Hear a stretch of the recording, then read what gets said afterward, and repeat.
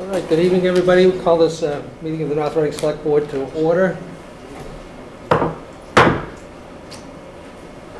accordance with the open meeting law, the board states for the record that this meeting is being recorded by NORCAM and may be recorded by other local media. If you're able, please rise for the pledge. Pledge allegiance to the flag of the United States of America and to the republic for which it stands, one nation, under God, indivisible, with liberty and justice for all. Thank you. Rich. Thank you, everybody, for joining us this evening. First order of business is to accept the gift of the Edith O'Leary Senior Center. What do we have here, Mr. Gilberto? Rich. Oh, Other than Mr. Moran or whoever? Mr. Chairman, through you, we have gifts, both in-kind and cash gifts totaling $1,100, $700 in cash, and I believe $400 in gift cards as part of a gift program that we have at the Senior Center. So we thank the Friends of the Council on Aging for that donation. We have an article, a motion prepared to accept the donation. All right, accept the motion I have, it says a lot more. Mr. Chairman, I move to accept funds from the Friends of the North Reading Council on Aging in the amount of $7,400 and miscellaneous supplies totaling $700 for the Edith O'Leary Senior Center support programming. Second. Motion made by Mrs. Moran, seconded by Mr. Massey. Any discussion? Mr. Chairman, I can give some more details. So, that, again, thank you for that correction. It's a $7,400 donation. We have a memorandum from the Senior Center that spells out the detail. I'm just scrolling to it right now.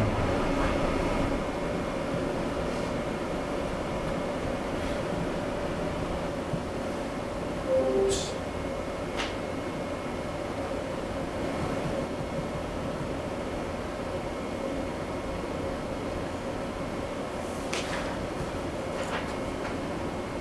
Page 29? The 102? Yes. So a total of $7,400, of which $700 is, no, that's not correct. $8,100 total. $7,400 in cash, $700 in in-kind gifts, mostly gift cards, to be used for their programming. So, thank you for that. So do we have the motion at 7,400 and 400? A total of 74? $7,400 and $700. So $8,100.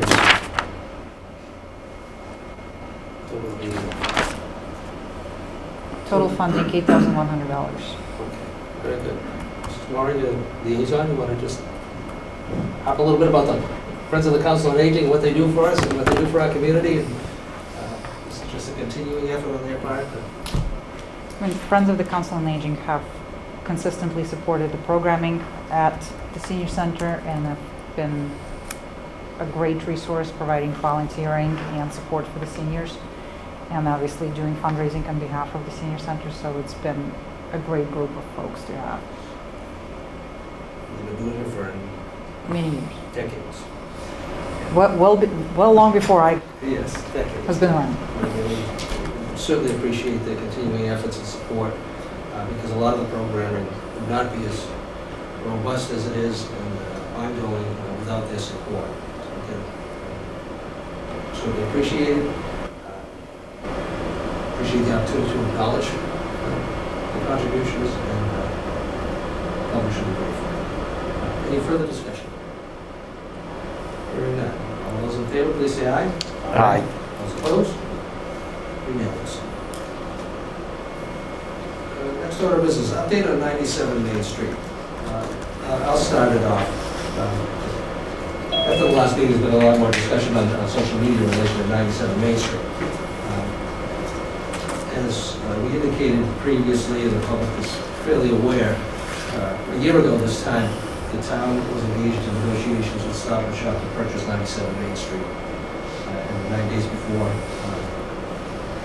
special town meeting that was called for June, within the regular town meeting, we were informed by Stop and Shop that we were not going to be successful bidders on the property. At the time, we believed that we were in the running, and up to that point, we believed that we were going to have an opportunity to bring it to the public for support. But we were not given that opportunity, and someone else had signed a purchase and sales agreement. Subsequent, after that, we found out that, it's a local individual here who was purchasing the property, and in my estimation, that's a good thing, because it's someone who cares about the community, and was willing to engage with us to potentially partner to meet some of the identified needs of the community. Just to remind people, the identified needs of this community, and this is not in total. First and foremost, at that particular time, and still today, is a location for a fire station on the west side of town.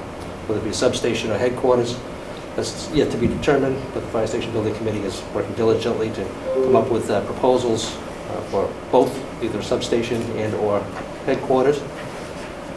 So the fire station was a need. Site for a senior center or intergenerational center was an identifiable need. At the time, again, the board was looking at this particular facility, Town Hall, down the road. We're spending hundreds of thousands of dollars a year on maintenance on a 70-year-old school building to house Town Hall. So the potential for a future Town Hall need is on our radar screen. In addition to that, we're also talking about some wastewater treatment. We're not talking sewerage up to Greater Lawn Sewer District. We're talking about wastewater treatment plants along Route 28 corridor to enhance our ability to attract new development, to promote new growth, to assist us in sharing the tax burden with new people in the community coming to join our community.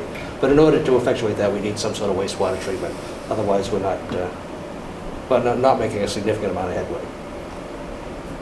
But again, the board was unanimous at the time to enter into negotiations with Stop and Shop and come to some sort of agreement. That didn't come to fruition. We've since been talking since November with the individual who was signed a purchase and sales agreement with Stop and Shop. 1 year later, it still has not closed, but is close to closing, and we've heard and seen some proposals as to what the proposed use would be, which is a couple hockey rinks and indoor recreational facility in the current structure.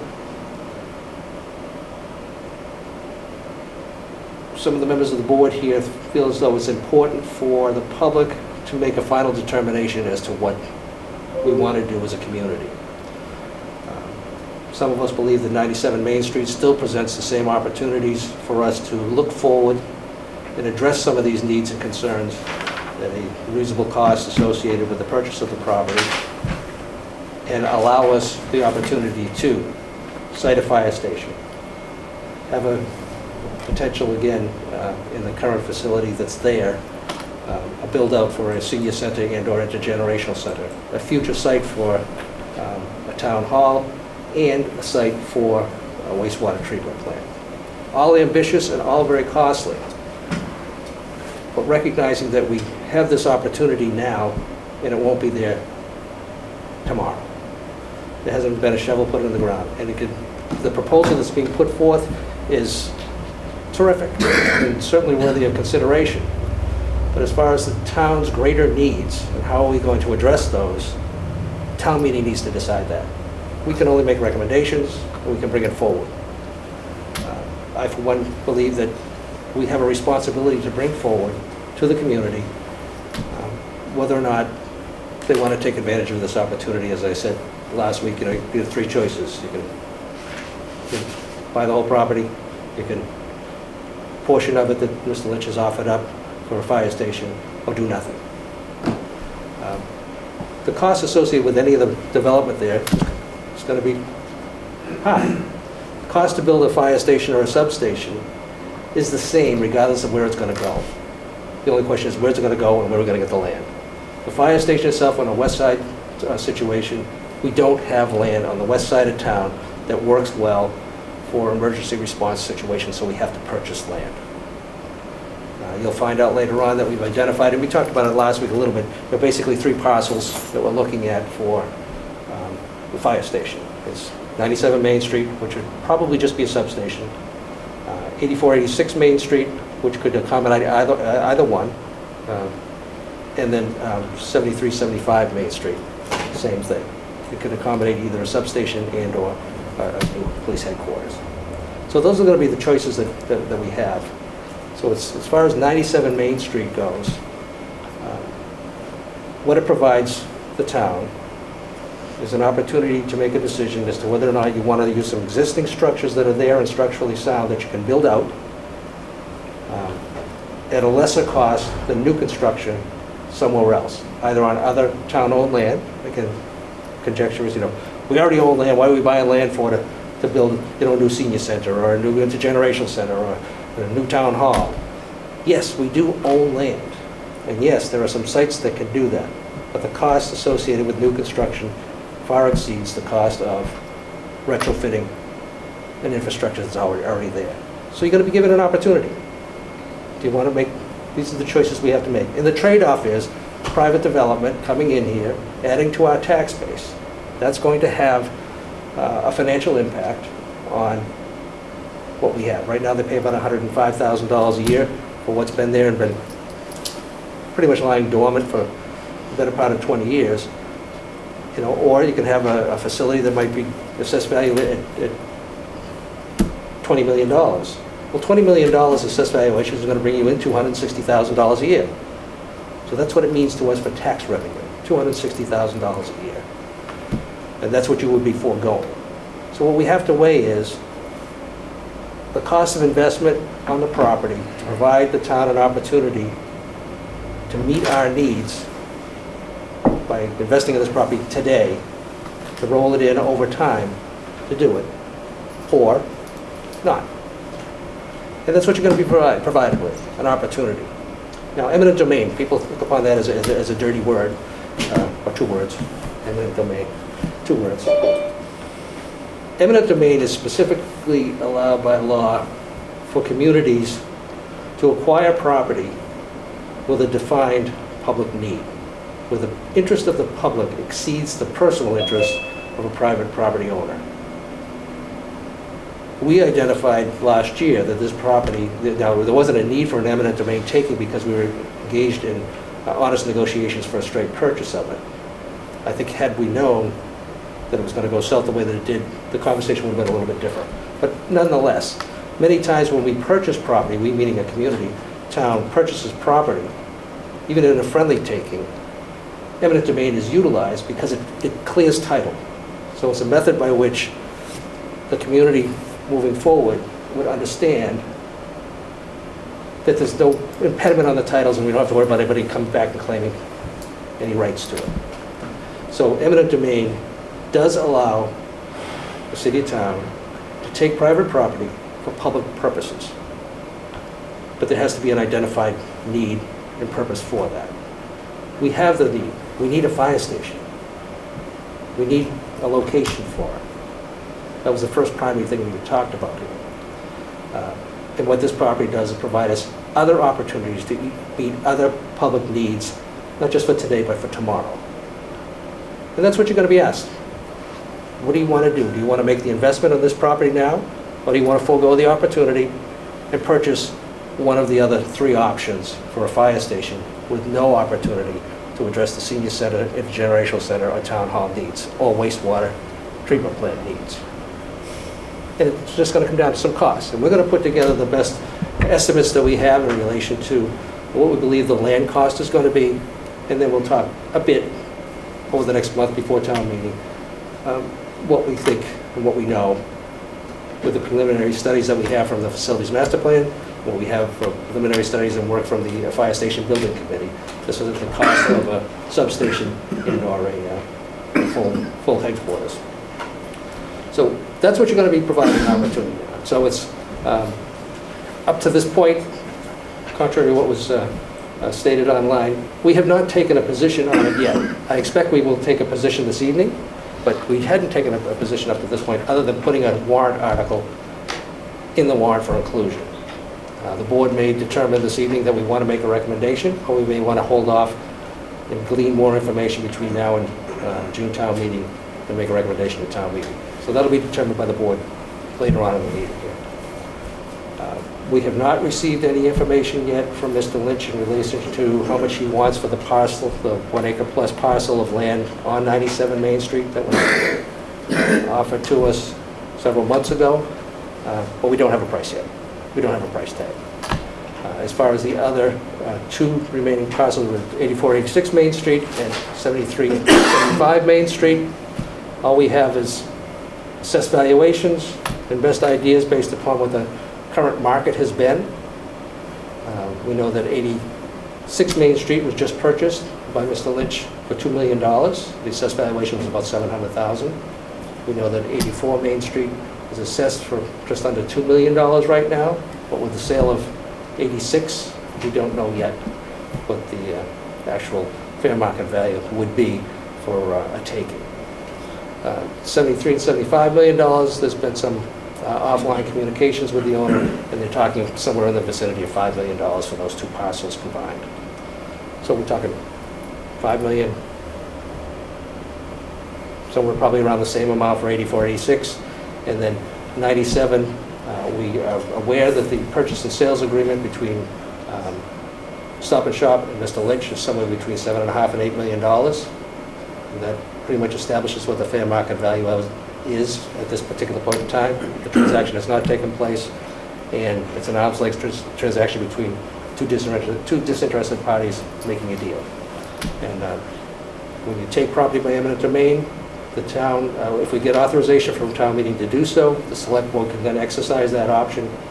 It's required the town to make a payment called a pro tanto award. And basically, it's the fair market value. When cities and towns take private property, they have a responsibility to take it at fair market value. So the appraisals would be done, and this is what we would have to put out to purchase the property. Once we give them the pro tanto award, the town owns it. The owners of those properties would then have an opportunity to accept it and say thank you very much and walk away. Or they would say, thank you very much, I'll take the money, but I don't think it's enough and I'm going to sue you. And that's what happens. So again, we'll do the due diligence. Regardless of the properties that are available to us for a fire station, it appears as though they're all going to be offered to town meeting for consideration, so we can move forward on something here.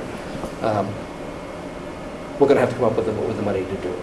So what we're going to do is, I believe, offer articles in the order or preference of having the public deal with an issue. The bigger issue is 97 Main Street as a whole, which is a little bit different than just fire station. So you're going to have the whole 97, you're going to have fire station 97, 86, 84, 84, 86 Main Street, and then 73, 75 Main Street. The Fire Station Building Committee this evening recommended to the board that we move forward with all of the parcels. Again, as I said earlier, to get this thing rolling and do something instead of just sitting around here and studying things. They recommended that from an operational standpoint, 84, 86 Main Street would be their primary choice. Functionality-wise, nothing to do with the cost of the property, but from a functionality standpoint, what will work best, 84, 86, 73, 75, second, 97. Again, 97, a little more challenging because it's just a substation and not much opportunity to expand upon that if we don't own it. If we own it, different story, we can take a look at it differently. But if we want to move forward on any of these projects, then I'm talking about the fire station, I'm talking about a senior center, intergenerational center, opportunities to address the wastewater treatment, to allow for more economic development and new growth, and future home for a new town hall. That's what 97 Main Street's all about. So you're going to be presented with these opportunities and expected to make some choices. And then that will guide what the board can do and what the Fire Station Building Committee can do, what the individuals who are advocating for a senior center, what we can do and where we're going to move forward with. We already know that the cost of renting space is limited as far as the space that's available, and the cost is pretty high. and there hasn't been a space available offered to us through an RFP process to meet the needs of the senior center. So we had to decide, do we want to build something retrofitted into a structure that we buy, or do we want to build new? And the cost is substantially more to build new. So that's where we're at. That's 97, along with a couple of other issues specific to the fire station. And that's it for the update. Then we'll get into the specifics of the warrant articles, which is next. So, June 1st, 2026, spring annual town meeting warrant articles. We're going to review the warrant articles, vote the warrant article recommendations, and vote to sign the warrant. And hopefully in quick, short order. But we'll see. And again, we only started, and I don't want to, I'm not looking for applause here because we only started about 15 minutes late, as opposed to an hour and a half like we did the other night. So Mr. Gilberto? Thank you, Mr. Chairman.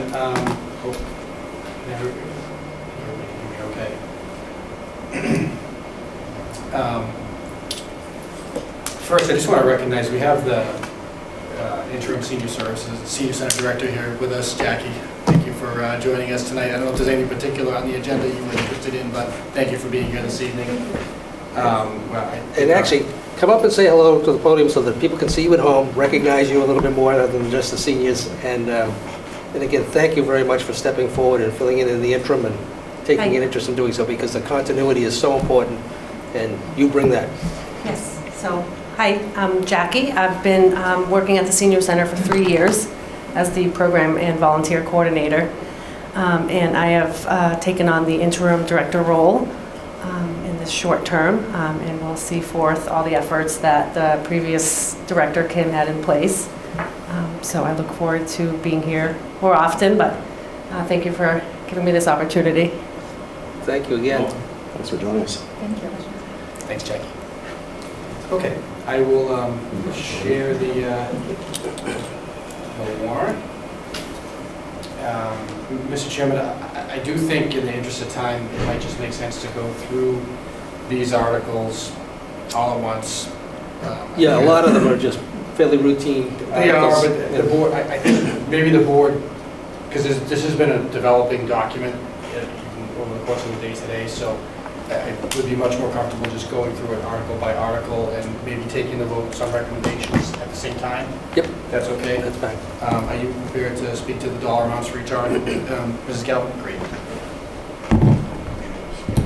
Just and to be clear for anybody who is unsure, this is what's known as the posting warrant. So we're joined by the constables in the back row over there. Thank you very much for being here tonight.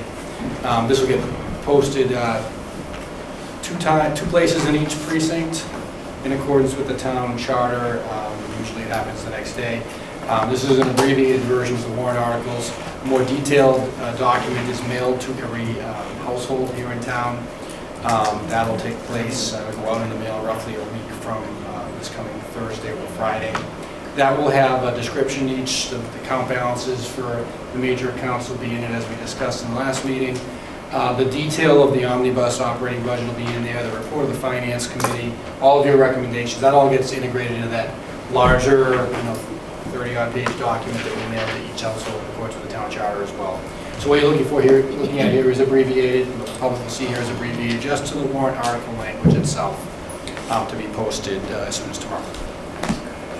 So that being said, just to be clear, June 1st is the town meeting at 7 o'clock p.m. in accordance with the hearing that we held earlier in the year over at North Reading Middle High School at 189 Park Street. And Article 1 is the fiscal year 2026 current year budget amendment. If I could ask you just to speak to the amounts. So the request will be to transfer $69,600 from line 33 pensions and benefits to line 100 vocational school. We had on the Essex Tech 3 more students than we anticipated for this year, and we didn't find out until after October town meeting. So it's a transfer from employee benefits to vocational schools, $69,600. Thank you. And I made a recommendation in the packet with a motion to recommend. Board members, any discussion? Quick question, Mr. Chairman. Yep. Understand why students would go from our regional school to Essex would be programmed as an offer or whatnot. Just wondering how school choice, I hear a lot about school choice. How is that impacted? I know sending students to other school districts is expensive, but wondering what school choice would do to the budget, either positive or negative. And I'm not sure if you know the answer or not, but. We'd have to defer to the school committee. on Okay, that. no worries. No. I can reach out. Thank you. But again, the Essex Tech offers some programs that Northeast Regional does not offer, and therefore our students have an opportunity to apply over there and Mhm. get the training in the area that they're looking for, and then we're required to pay the tuition. And it just varies from year to year. Thank you. So, we have a motion?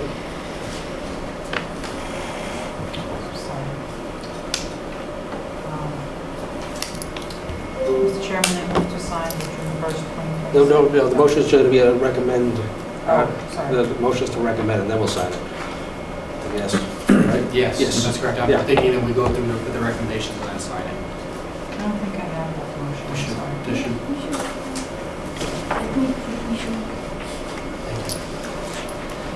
And again, the motion will include the options of recommending, not recommending, or making a recommendation at town meeting. Number 3. Here, Oh, sorry. Oh, there are the others. yes, so they will take this vote later. The Yeah. first one, I think one by one. Mr. Chairman, I move to recommend Article 1, fiscal year 2026 budget amendment. Second? Motion made by Mrs. Moran, seconded by Mr. Massey. Any further discussion? Hearing none. All those in favor, please say aye. Aye. Those opposed, unanimous. Thank you. Article 2. Article 2 is amendment to this current fiscal year's capital budget, and this is a proposed, it's a single project in accordance with the presentation that you heard at last week's meeting from the Capital and Planning Committee. The current amount is $765,000, and that would come from free cash. And the project is This is the snow and ice deficit. the snow and ice deficit. Yep. It'll be- Oh, I'm sorry, did I miss one? I missed one. I'm sorry. Article 2 is transfer $200,000 from free cash to fund electrical and HVAC work at Town Hall. There you go. And I prepared a motion to Nice. recommend the project. So again, as Town Administrator pointed out last week at the Capital Improvement Planning Committee that there was an emergency situation here at Town Hall in relation to the electrical system. It was originally going to be, I believe, included in the capital plan for next fiscal year, but the need to address it sooner rather than later, even though it's a month sooner, is here and upon us. And we have available funds to transfer to cover it. So the recommendation would be to recommend Article 2. Mr. Massey? Mr. Chairman, I'm sorry, where does this funding come from? Is it from is it from last year's capital improvement? No, this one would actually be free cash. From free cash, okay. Mhm. And it's so then we would take this out of fiscal year 2027? And move it back to 26. Right. And that's I guess already how do been you fill accounted that for in their $200 report. gap? That's already been accounted for in their recommendation to us. We're swapping Oh. it back. Okay. It'll be touched upon later. Nope, it'll be dealt with now, and it won't be in the What I'm capital getting plan. at was there was $200,000 allocated in the capital improvement committee's recommendation. That's now getting moved from fiscal year 2027 to fiscal year 2026. What's getting filled in that $200,000 gap over here? Nothing, because it's the same money. Free cash expires as of June 30th, so we would have funded it in 27. There's no surplus, it's just we just moved where it was located within town meeting to make it available faster. Okay. And again, you So wonder, that where's the extra total- $200,000 going to be, So it's going to cover? that total of fiscal year 2027, all in the whole package of 3 point whatever, would just be decreased by 200. Correct. Okay. I'm good. Thank you. Motion? Mr. Chairman, I move to recommend Article 2, fiscal year 2026 capital budget amendment. Second. Motion made and seconded. Any further discussion? Hearing none. All those in favor, please say aye. Aye. Those opposed? Unanimous. Article 3. Mr. Chairman, for the benefit of anybody who has entered the room or signed on to the meeting for purposes of the fiscal year 2027 budget hearing. We will take up that hearing after we conclude reviewing the warrant and voting to sign the warrant. Mr. Chairman, Article 3 is the fiscal year 2026 snow and ice deficit. Ms. Galvin? $765,000 from free cash. There was no shower. All right. So, fund the snow and ice deficit. We had a busy year this year, There was a lot of- expensive year. Mrs. Moore, Mr. Chairman, I move to recommend Article 3, fiscal year 2026 snow and ice deficit. seconded by Mr. Wallner. Any further discussion? What was the total value again? 765? Yep, 765. 765. From, From about 830, about 830,000. They closed out some purchase orders. okay. Great, thank you. The funding source is free cash. Free cash, Free cash, yes. Thank you. Any further discussion?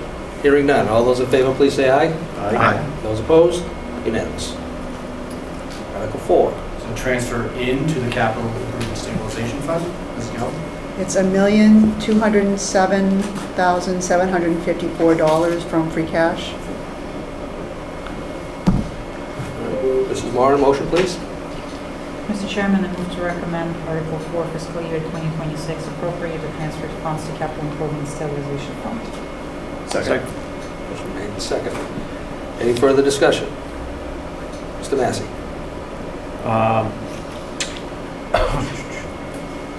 In the past, I think we've done about 250 grand a year. The reason from going up to what may be a standard times 4. In the fall, we usually do 250,000. In the spring, we usually take whatever's left from that we're not otherwise allocated from free cash and put it in. It's supposed to offset the debt service that we use part of the 27 operating budget. Okay. So we do it in 2 steps. Right. June That's why this is and then first. October. Right. Okay. The big Yeah. one's in June. Thank you.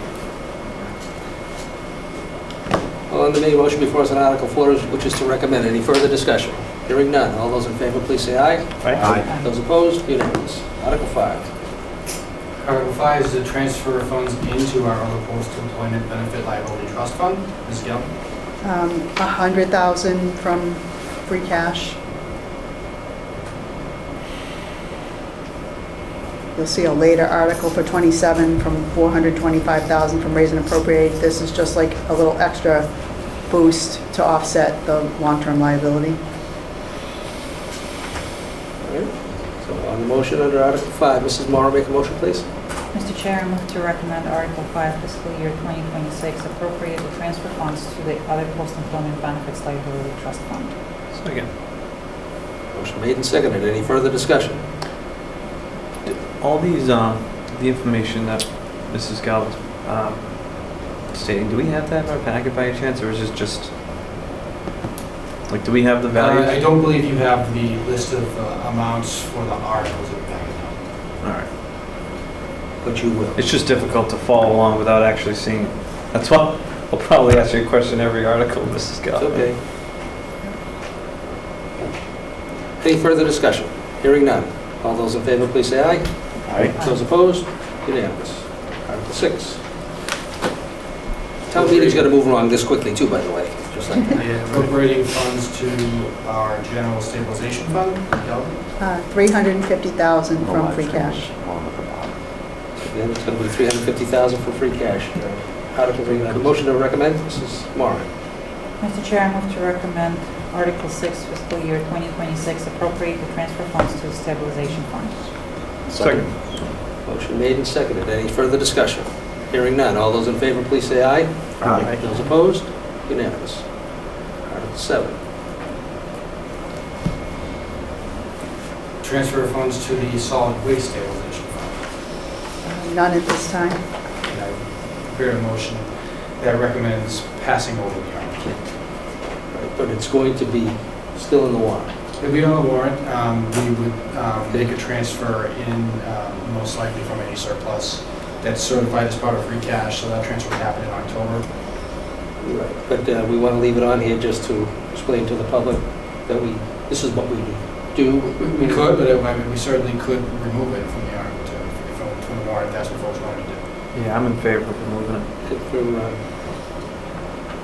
we don't have a need, unless we want to use it as a educational point. I can't think of. Do we have an opinion one way or the other, Mrs. Galvin? No?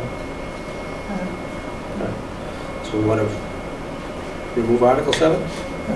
So the motion would be moved to remove Article 7, transfer funds to solid waste stabilization fund from the warrant. And Mrs. Moran has made that motion. Mr. Chairman, I move to remove Article 7, fiscal year 2026, appropriate or transfer funds to solid waste stabilization fund from the warrant. Second. Motion made and seconded to remove Article 7 from the warrant. Any further discussion? Hearing none, all those in favor, please say aye. Aye. Those opposed? Unanimous. I'm going to continue to call it by Article number 8 because that's what was printed here. Okay, so Article 8, fiscal year 2026. Appropriate and transfer funds to the Water Stabilization Fund. There will be two pieces, so $108,747 from water retained earnings to water infrastructure stabilization, and then $550,000 from Article 16 of the June 25 town meeting to the infrastructure stabilization. We had put in funds to pay off the ban for Mill Street, but we sold the property, so we would use that money to pay off the ban, and this can be returned to the stabilization. Thank you. So again, this is part of it as a result of the sale of Mill Street, and since it came out of Water Stabilization Fund originally, it's going to go back into Water Stabilization Fund for future use and needs. Motion? Mr. Chairman, I move to recommend Article 8, fiscal year 2026, appropriate or transfer funds to water stabilization fund. Second. Motion made and seconded. Any further discussion? Hearing none. All those in favor, please say aye. Aye. Those opposed? Unanimous. Article 9. So transfer of funds to the participating funding arrangement fund, or PFA. None at this time.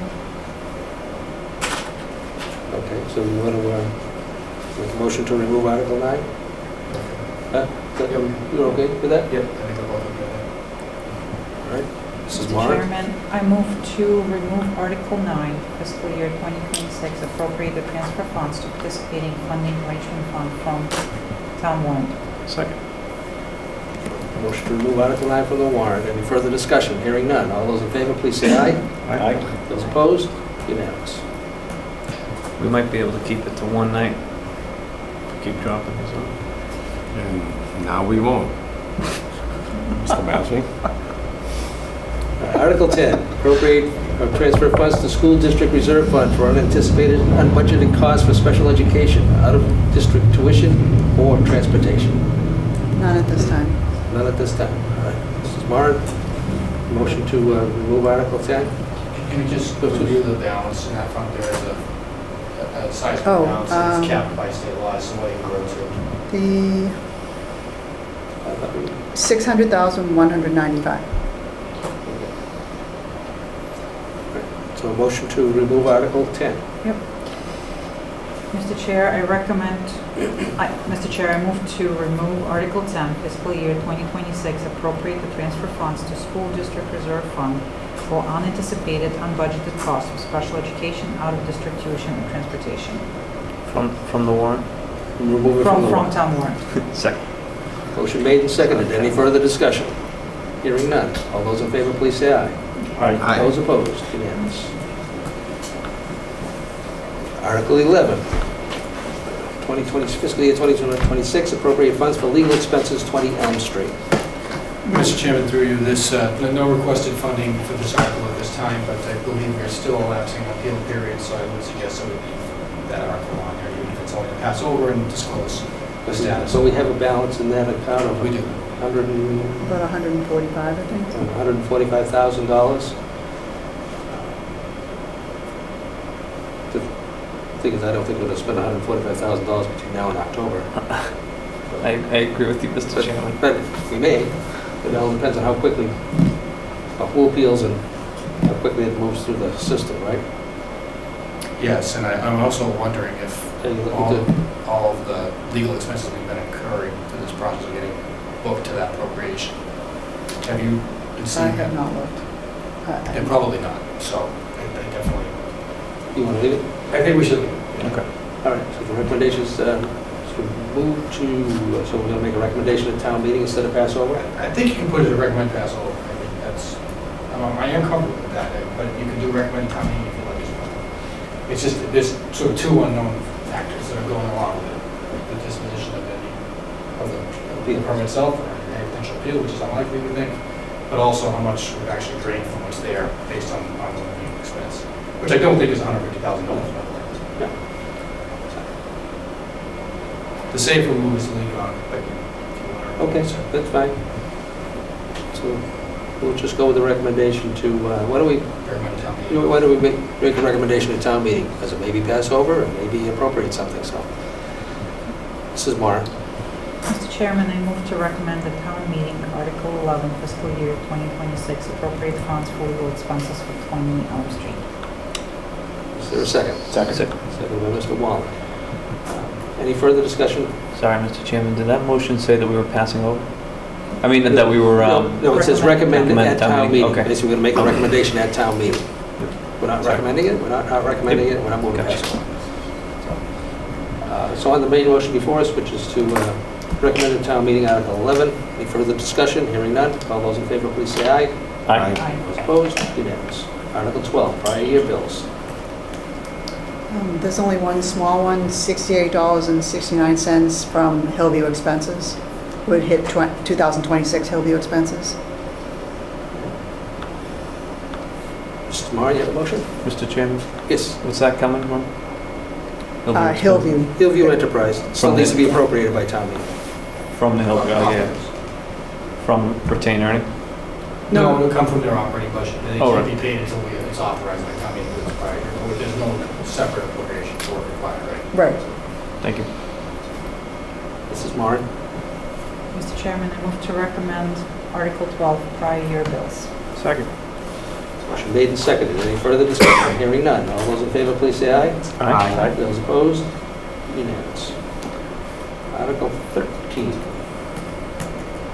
This is the selection of town officers. It is a standard article which authorizes the select board, when approved, to appoint any articles, any officials for which there's no other designated appointing authority. Mr. Chairman, can we remove this article? Wouldn't be recommended, because we never know what new committee might be formed. Oh, And we come need on. to authorization to appoint these committees as needed. If I have done an analysis to tell you for sure that there was no position that lied out in that status, I would recommend doing so, but I have not done that analysis. At some point, we'll be able to. I don't get it. So are we anticipating, what are we anticipating potentially appointing, or what are we, what's the potential that could happen here? Anything, right? Like, But things we don't even know about yet. Is that the point? We need authorization to appoint and select town officers. And are we required to have this on the warrant by like state? So in order to have an official, other than the elected select board members, there needs to be an appointing authority. There could be some sort of statutory position out there that I don't even know of that comes up because of a dispute or other issue you get dragged into, and someone needs to make the appointment. It's not clear that it's you already or clear that it's me already. This article would make Okay. clear that you could make that appointment. Okay. So, it's a what if. All right. Inspector of Poison Ivy. I mean, it's Okay. made up example. Something I can't even think of. Make it Japanese knotwood, knotweed, whatever that is. Yes, That yeah, stuff. a lot of that stuff. That pop stuff up. is terrible. Nasty stuff. Yeah. Mrs. Mara, Article 13. Mr. Chairman, I move to recommend Article 13 select town officers. Second. Motion made and seconded. Any further discussion? Hearing none. All those in favor, please say aye. Aye. Those opposed, unanimous. Article 14. This article, it calls for basically the town meeting to accept the annual report as assembled by my office and as contributed to by the various departments, boards, and committees of the town. Is there a motion? Article 14. Mr. Chairman, I move to recommend Article 14 hear and act on reports of town officers and committees. Second. Motion made and seconded. Any further discussion? Hearing none. All those in favor, please say aye. Aye. Those opposed, unanimous. Article 15, fiscal year 2027, appropriate or transfer of funds to other post-employment benefits liability trust fund. It's a mouthful. 425,000 from raise and appropriate. Mrs. Moore, you have a motion? Mr. Chairman, I move to recommend Article 15, fiscal year 2027, appropriate the transfer funds to other post-employment benefits liability trust fund. Second. Motion made and seconded. Any further discussion? Hearing none. All those in favor, please say aye. Aye. Those opposed, unanimous. Mr. Chairman, quick Yes. question.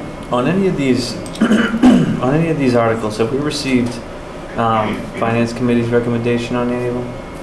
The Finance Committee has made recommendations on many of them, but we have not submitted them to you necessarily. They will be included in the warrant. I know there's a handful that they have left that they'll vote on Wednesday night, I think. We'll incorporate those recommendations. But they will be provided to add it into the mail version. Awesome. Would you just mind flagging if anything's not recommended?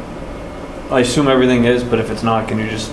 So I know of at least one that has not been recommended, Okay. so we'll get to it later on. Thank you. Article 16, 2027 operating budget. Mr. Chairman, this, and the board may wish to take up a vote on this one after the budget hearing, but this would be to memorialize your recommendation to town meeting on the operating budget, both for our fixed costs, for municipal budget, for school budget, and for enterprises. And what you will see in the hearing will be aligned with what we have been building towards over the course of multiple workshops, with those final changes that I reviewed in the meeting last Monday night. Something that I will just note is that your recommendation calls for the mid-year hiring of 4 firefighters.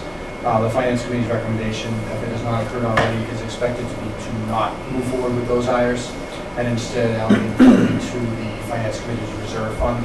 So that is one difference that I'm aware of. But my recommendation to the board is to vote to recommend, because the select board recommendation will be what you have been reviewing along the way here. Have a motion, Mrs. Moore? Mr. Chairman, I move to recommend Article 16, fiscal year 2027 operating budget. Second. Motion made and seconded. Any further discussion? The only thing that I would like to add, if there are differences of opinion between Select Board, School Committee, Finance Committee, between now and town meeting, we're going to have ample opportunity to have discussions, and that will then formulate in the form of a main motion to be made at town meeting. And if there's some agreement that we can all come to, that's fine. If not, then there'll be an amendment that will potentially be offered by, say, the Finance Committee at that particular time, which we would then offer our recommendation on the amendment. And as of right now, the motion before us is to recommend, as we've been discussing to date. But again, it's, what the main motion will be at town meeting is subject to change, obviously, right up until and including the night of town meeting. So, other... Mr. Chairman, I move to recommend Article 16. I think we're already... Oh, second. You seconded? Yeah. Yes. Motion made and seconded. Any further discussion on Article 16 recommendation? Hearing none. All those in favor, please say aye. Aye. Those opposed? Unanimous. Mr. Chairman, Yes. if I may just ask a quick question on Article 14, hear and act on reports to town officers and committees. To the best of my knowledge, that was a article that if a board or a committee wanted to come up and debrief the town on something, they would have to make the moderator aware before that. I think last year caught me by surprise to see someone get up. It might have been you, it might have been school. I always mix up Well, if I could up, June and I believe I October, so did. please forgive me. Yeah. But in an effort for clarity and transparency, is there, can the select board require any reports to be at least given to us before the meeting, just so we know something's gonna get up? Because I see where this is going, and I see someone getting up at this with their opinion, not the opinion of the board in the entirety, or a committee in the entirety. And I'd rather, if it's one person's opinion that wants to make it show like he's speaking for an entire board or committee, you know, then I don't want someone else to get up and say, well, you know, that was one opinion, this is someone else's. I'd rather just be aware that something's coming. Is that a reasonable request? I don't know that it's a reasonable request of other boards, committees, or commissions, but for this board, if there's going to be a presentation made, it would be done with the knowledge of the rest of the members of the board, Is there as it any, was last year.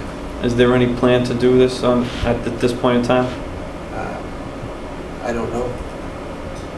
I don't know at this particular time. See, And I don't, Steve, and I know I where don't you're know who's going going to with be this. chairman. That's exactly why I said I don't want one person getting up and trying to, is the word extenuate? That, or show that you are speaking on behalf of 5 when you're speaking on behalf of 1, maybe 2. And again, if there's a Or the presentation to opinion be of made by 1, the maybe board, 2. as it was last year, with just an overview as to projects, finances, nothing controversial, this is the situation. Not a What's time, presented- not a time to campaign for one article or another, or, Nope. okay, all But right. anyway, so, anyway, as far as the other boards, committees, and commissions, they're at liberty to take advantage of the opportunity, and that's up to the moderator to recognize them or not, and they don't necessarily report to us. Mhm. But we can control only our own.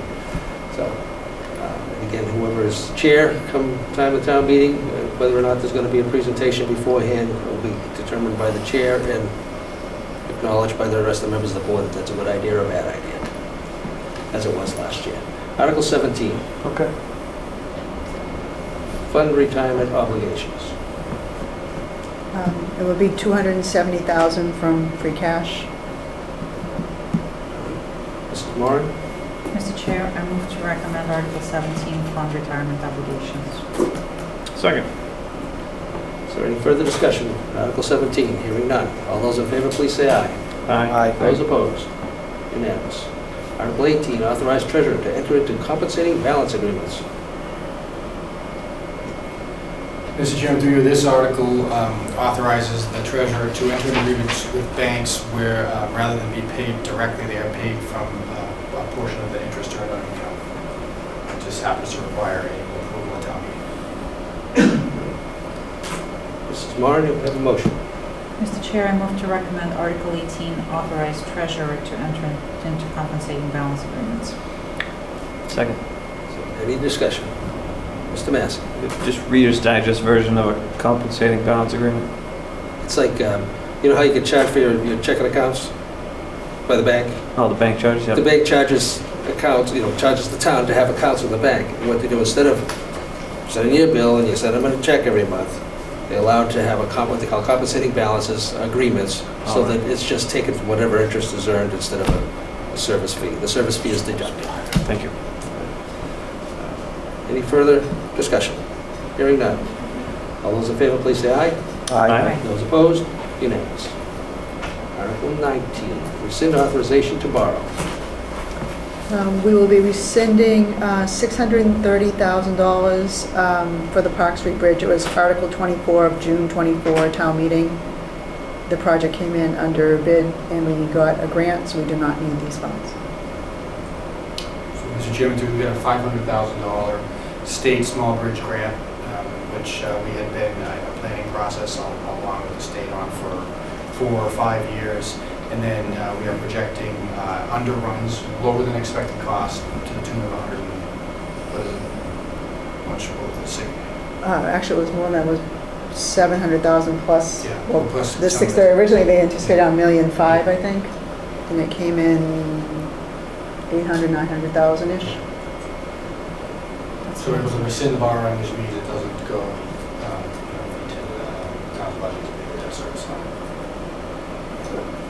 That's great Do you have a news. motion on Article 19? Mr. Chairman, I move to recommend Article 19, rescind authorization to borrow. Second. Motion made and seconded. Any further discussion? Hearing none. All those in favor, please say aye. Aye. Those opposed? Unanimous. Article 20, This is the 50 fiscal year 2027, capital expenditures. That's correct.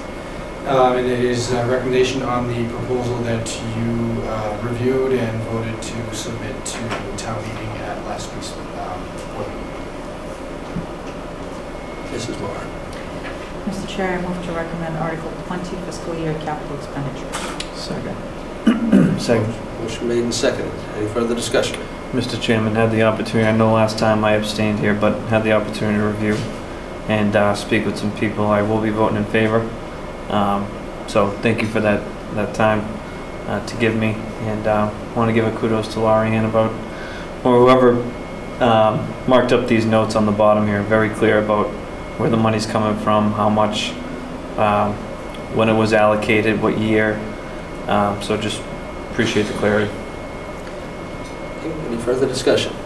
Article 20. Hearing none. All those in favor, please say aye. Aye. Those opposed? Unanimous. Article 21.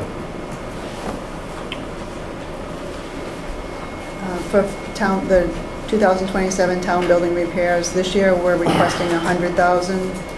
We've had a series of unexpected issues with all of the town buildings, so in order to be able to meet the needs, they needed about 100,000, we anticipate, especially issues with the septic here and a few other buildings in the meantime. Mrs. Moore, we have a motion? Mr. Chair, I move to recommend Article 21, fiscal year 2027 fund town building repairs. Second. Any further discussion? Or any discussion? Hearing none. Hearing none. All those in favor, please say aye. Aye. Those opposed? Unanimous. Article 22, Fund Economic Development Committee Marketing Website. The request from the Economic Development Committee was $25,000, and our funding source would be free cash. Mrs. Moore? Mr. Chairman, I move to recommend Article 22, Fund Economic Development Committee Marketing website. Second. And there's a second. Mr. Chairman, through you, I do believe the Finance Committee submitted an adverse recommendation for this article. For the Thank information board. Yeah, Mr. Chairman, I was going to question this. 20,000 for free cash. It's not much in the grand scheme, but for a website, I just feel like economic development is where we should be out there with the people, or out there at fairs, or with a table and brochures or whatnot. But I just don't know how you drive people to a website. Businesses, as far as businesses simply saying, well, the price for that parcel is expensive and I'm just not going to move to North Reading because of that reason. So this is a different article than usually on, but one that I'm not sure I would want to spend that money on that. We had it previously and then didn't fund it last year. Yeah. Mr. Chairman, through you, so this is an item that was submitted as part of the Community Planning Commission's operating budget. We, as part of our initial recommendations, recommended that it be reduced or eliminated from the operating budget as an effort to try to balance the municipal budget. We suggested that it could come back in the form of an article for consideration, with the understanding that it would carry over multiple fiscal years, but the decision to recommend it or not obviously falls to the board and the finance committee. That was cut from the operating budget. Mr. Massey? Mr. Chairman, before I even should have said anything, do you mind if I ask the Finance Committee Chair to advise maybe why the committee voted no? If she wishes to address it, sure. I think the Finance Committee felt that this committee should be, not the Finance Committee, but the committee that had this warrant article, should be focused on bringing industry and other businesses to North Reading. And as we understood it, the website was functionally designed to be local. And we weren't quite clear that that was as good an idea as perhaps something else. We also had some concern, unless they wanted to spend a ton of money on it, how anybody was ever going to find the website. Just saying. So we did not feel that this was useful. This was a useful use of free cash, nor, for that matter, the time and efforts of that committee. I would agree with that. This is not being used to go out and see if there's anybody in Haverhill that wants to start a shoe factory in North Reading. This is, you know, this is a local thing, not a, as we understand it. So it's not an externally facing website, it's for the local businesses, is that correct? Well, actually, one of the recommendations from the finance committee was maybe they should start their own Facebook page. Yeah, there you go. Okay. Does it make sense to you that not having one externally? Like what would? This is a public facing site. I'm not sure how it could be anything but that. It's fair. It's valid. I mean, I don't know where they intend to advertise it, but the Yeah. site would be public. I just feel like the Economic Development Committee hasn't really reached its peak, or it is climbing at. Maybe that they can get a little running room as a committee, because sometimes they don't have quorums, and I mean they need a committee that shows up, and then they need to get some momentum on what they want to do before just throwing a website. That's just my personal opinion, but I'm only one of 16,000. And again, the, Sorry. Microphone. as far as, I believe the planner and members of the Community Planning Commission were before us to talk about it. You know, they recommended, as they took it out of the budget to assist in balancing the budget, but recommended this because it could be carried over from year to year. I know there was some questions even then from members of the board as to really what is it doing, and they did produce a video, and they gave us a number of how many hits were on the video, which I was surprised by the number of hits. But again, I'm still personally unclear as to what it is. And again, they can work over the summer and come back, and we can revisit in October. I don't want to. I'm not inclined to say yes right at this moment, but I'm not a hard no either. So it's, I think maybe if they could give us more information, more coherent form as to definitively what they're looking to do here, we can entertain it again for October town meeting. But right now, I'm unsure. And I know it's only $25,000 that can be carried over for several fiscal years, but I think I'd like a clear indication. And I think there's going to be some reconstitution of the members of the Economic Development Committee as Mr. Studo retires, and Mr. Griffin, who's the representative from the Planning Commission, will be the representative from the Planning Commission. So there'll be some other new members coming on too. So Did we accept his resignation yet? it's coterminous. He's got another day. That's right. I do. We have to put him to work So in the next 24 hours. Shut off my phone. do you have a? You should have your phone. Yeah. We know Do you it. have a recommendation though, Mr. Studo, on this? Do I have a Yes, what? a Yeah, recommendation? recommendation. Yes, no? Wait. As Mr. Gilmore stated, kudos to bringing it back as a warrant argument, Article. article, but Argument. I thought it was, off the menu, 86th. Mm-hmm. So, I do, I do think there's a lot of good work there done. I just don't know specific to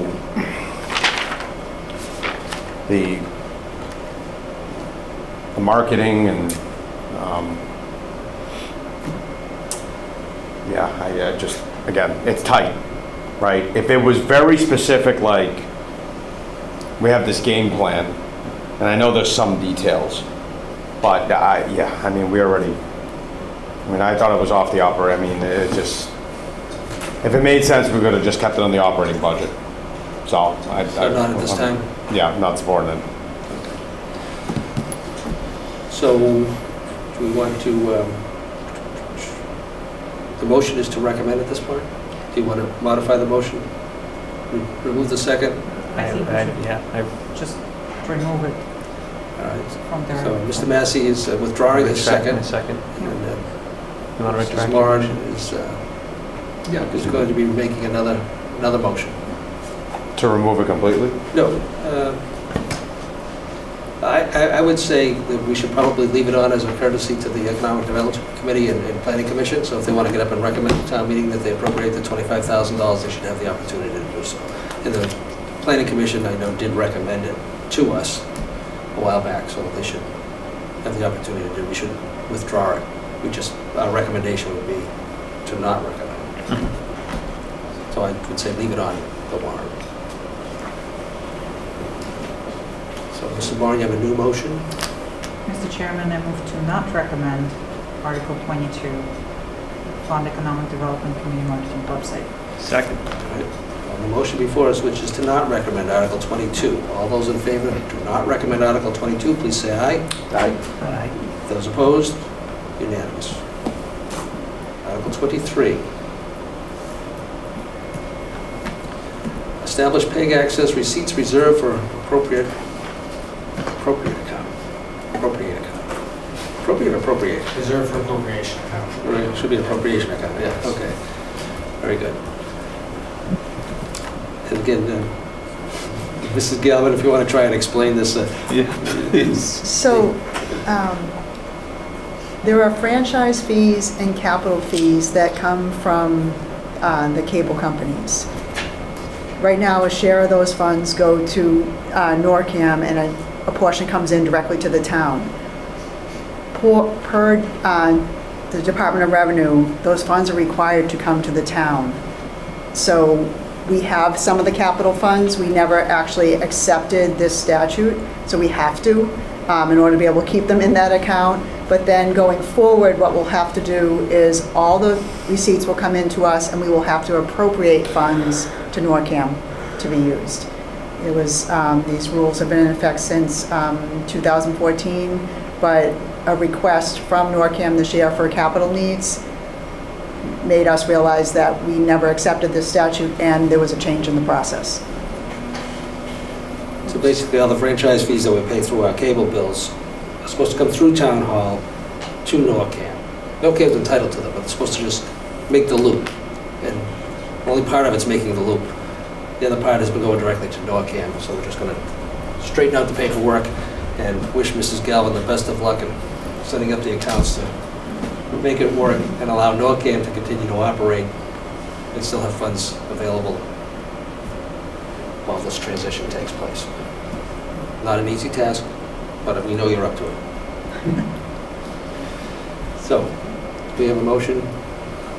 Mr. Chair, I move to recommend Article 23, establish PEG access receipts reserved for appropriate account. Second. Motion made and seconded. Any further discussion? Hearing none. All those in favor, please say aye. Aye. Those opposed? Unanimous. Article 24, J. Turner Hood Building Project Feasibility Study. This is another one that's going to be passed over.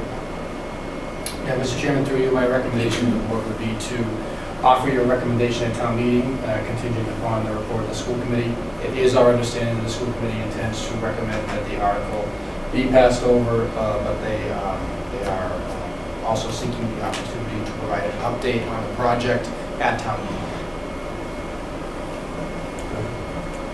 So the recommendation to the board is to make a recommendation at town meeting. Mr. Chair, I move to recommend the town meeting Article 24, J. Turner Hood School Building Project Feasibility Study. Second. So the motion before us is to make a recommendation at town meeting on Article 24. Any further discussion? Hearing none. All those in favor, No, please. oh, that was quick. Okay. Mr. Chairman, all for getting into the program here, the actual article itself, but school committee's already stated that this won't be a thing and that it is a more informational article. I'm all for not having informational articles and having articles on our town meeting warrants that we're actually going to vote on. So I'd rather not North Reading get in the habit of just continuing to put articles on just to talk to people instead of having hearings or open public comment or specific meetings subjected specifically to this item where they'll take public comment. I think there's other ways of doing it than continuing to put articles on town meeting that we have no intention, this town, the school committee, has no intention of actually voting on. And I actually did think we did this last year, or maybe in October, so. We did what? Gave a debrief on the subject. This is going to be 2 two within 9 months of just talking. Okay, and I respectfully disagree as far as opportunities to bring the public up to speed on major projects that were in different stages of the state right now, and determinations by the school committee have to be made, and recommendations and information to town meeting. Town meeting provides an audience of several hundred people as opposed to maybe a half a dozen that might be here or sitting here.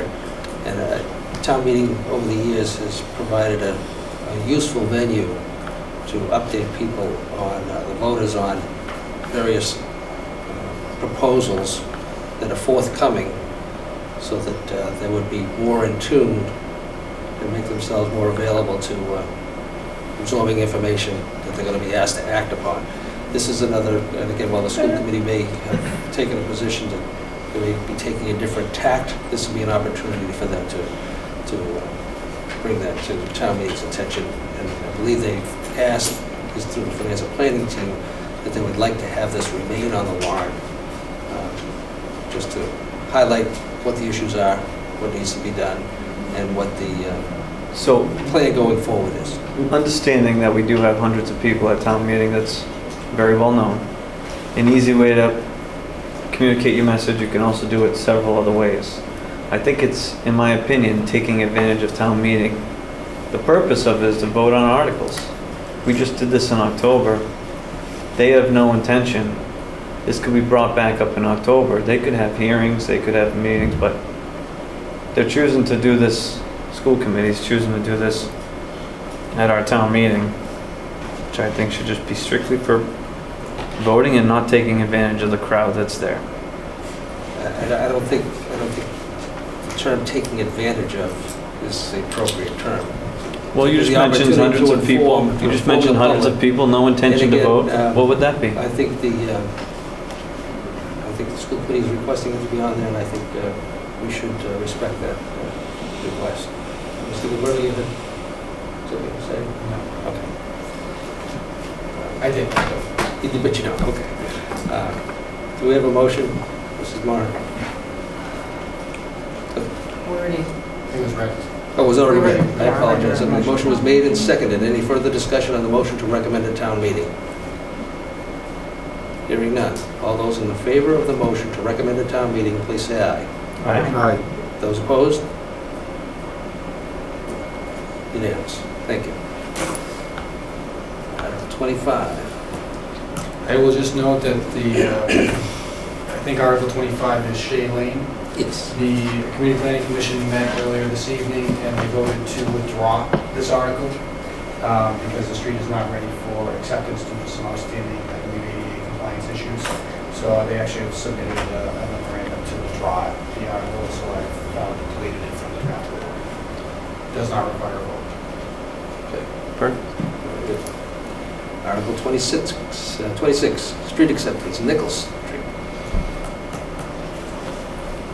This says Nicholas, but I believe it's Nichols. Yes, to be clear, it's a street acceptance for Nichols Street. It might technically be referred to as Nichols Street Extension, but what we are accepting is additional linear footage that will be added to Nichols Street. Not Nicholas. Nichols. It's Not saying misspelled. Nicholas Street. It's misspelled in the motion. Okay, but it will be corrected on the warrant. It's been corrected in the That's warrant. been It's just corrected. the Okay, motion. that is correct. Okay. Okay, so do we have a motion? Mr. Chair, I move to recommend Article 26, street acceptance, Nichols Street. Second. Motion made and seconded. Any further discussion? Mr. Chairman, just general interest in maybe some of my colleagues may have a better idea. Is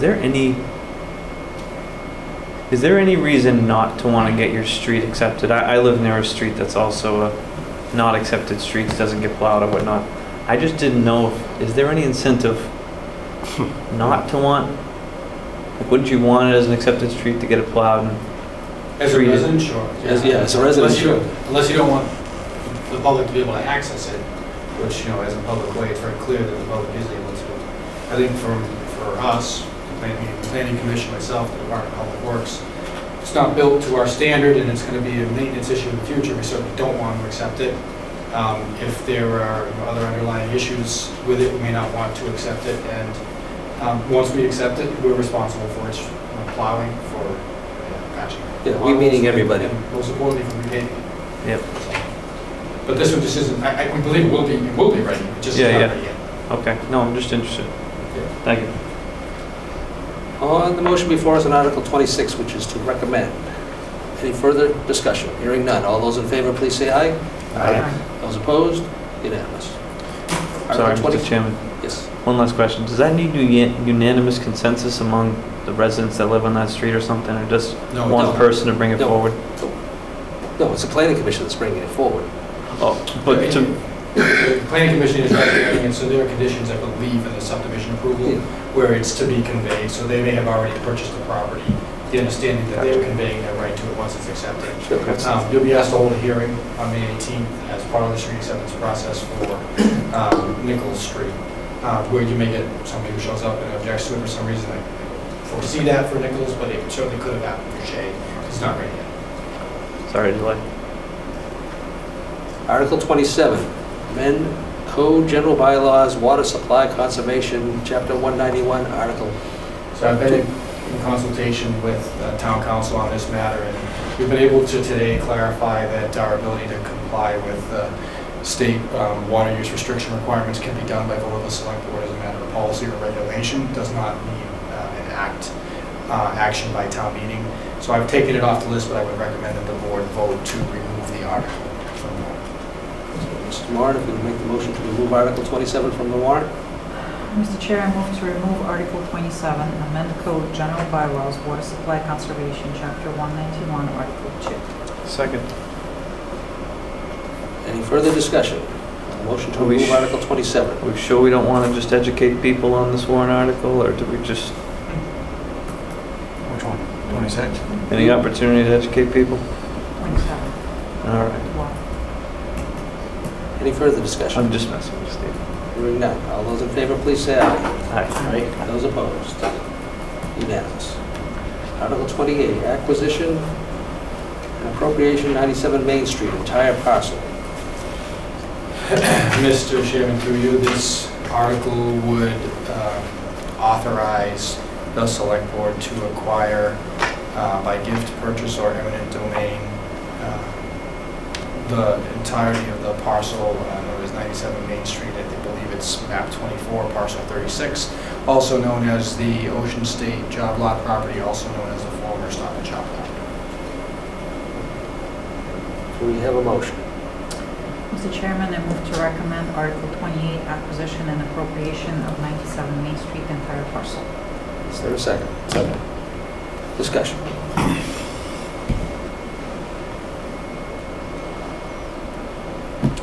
I thought maybe we just updated the community on it. I think, we're gonna have a hearing on it a couple weeks from now, where we can say the same thing we've been saying for 6 months or whatnot. But in the best interest of time, I think knowing each other's opinions and updating the community today, maybe not needed to hash this out again right now. There'll be other opportunities for doing. Speak for yourself. I will not have, Would you like to You speak? went? unless I'm on the other side. Yeah. So, Mr. Studo. first I want to clarify that this will be the first time that the select board is voting on this. We have not voted on this yet. I know that, Facebook wants that to be true, but it's not. So I just want to clarify that you will see it here, and, and when something live literally contradicts what you typed, it kind of sucks. So, that being said, since we started talking about this in late last year, I've always said that my biggest thing about having it was that I supported the community voting on it. I think it's too important. And I think, Sorry, I'm just gonna go to bed. and I think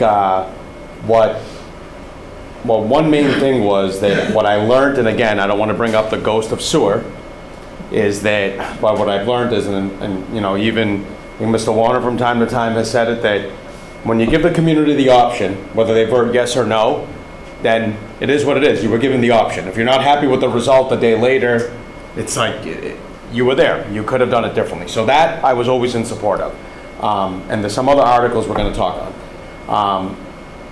But from two standpoints, and why I'll be not supporting this article in particular, is twofold. One, I think everyone has noticed I'm pretty pragmatic, and I don't believe in symbolism, something that's bad. I don't. You know, backing something just to say I backed it, even though I think it's got no shot, is just my own opinion. It's just not me. I don't fight losing battles, so I try not to, even though sometimes I've been pulled into them. So, but also I do think that there's something coming up later that is going to be a little bit more appropriate for my thinking. I just think at the time,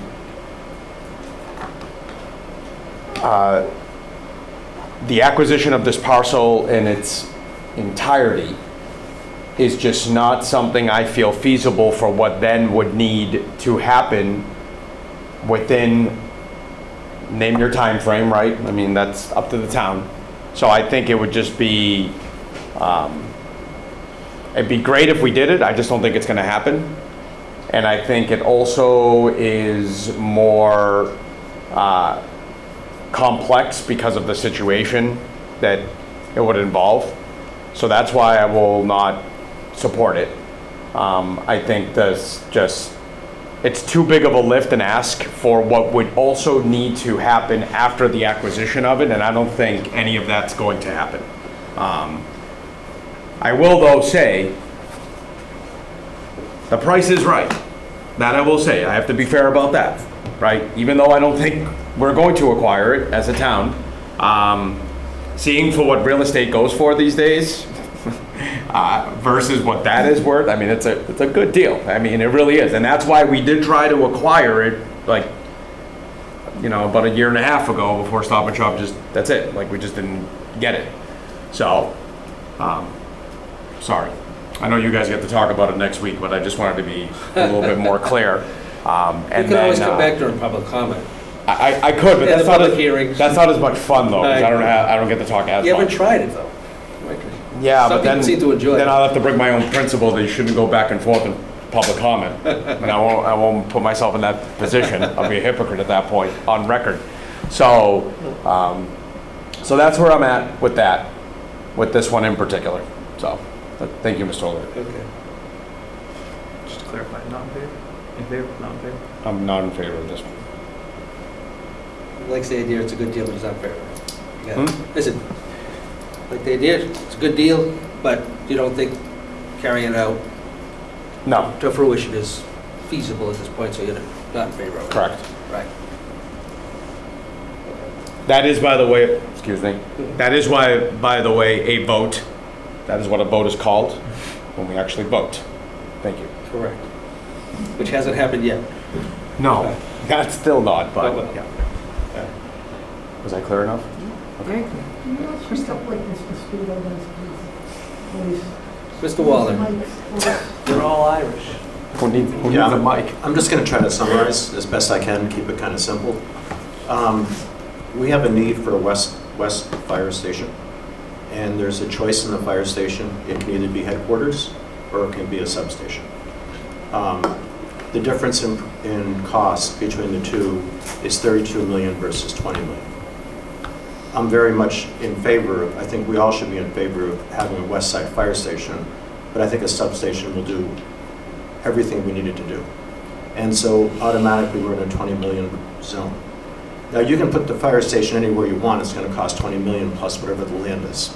So why are we saying 97 Main Street? Because the second thing we need, which is very critical to our senior citizens, is we need a senior center. And we don't have one. We went looking for some space. We had three requests for proposals come to us. A committee that was formed within our own area came back with all three were unacceptable. So we're still without a senior center that can go forward and handle the people that we have going forward. If you build out, let's just take the senior center itself. If you build out the senior center, it's $15 million new.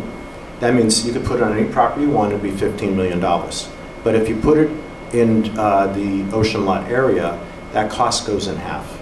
So now your 15 million becomes 7.5 million. The reason why is because you're using an infrastructure that's already there. so you don't have to spend extra money to do things that are already there. Then you start looking at what else is going on with that property. You already have a tenant there who's paying $260,000 a year. That's Ocean Lot. They would be, if we took that over, that property, we would become landlords, if you will. And so we have that income coming in. We also have, we learned this way back with CPC about 5-6 years ago, is that we looked at this property, because there's always been interest in this property for a very, very long time, going back to many committees that I've been on, is that the package treatment plant could be there, a substantial package treatment plant that would serve more than just 97 Main Street. It could serve towards Kelly's, across the street, even though we have new pavement, and up the street. So it would cover a large area. That would be our closest way of developing commercial, new commercial business in our town that doesn't exist right now. And then also, you'd be able to, you have enough room to add the intergenerational community center, so add it on for youth services, vet services, parks and rec, for another $7.5 million, because again, we're going into a space. And then finally, we have the opportunity to do something about this building, because this building is falling apart. And it has, you know, we just had a burnout of the electrical thing. This building is served at 400 amps, that's it. My house just got graded at 400 amps. No. So, I mean, that's how out of date this is right here. So we have a number of reasons why 97 Main Street makes sense. It's a whole package deal. Seniors will get, if they approve, just like the fire station, they will get an opportunity to have a real senior center, and the fire station will provide the safety we need in the western side, plus the extras that I'm talking about. That's why I'm in favor of acquiring all of 97 Main Street.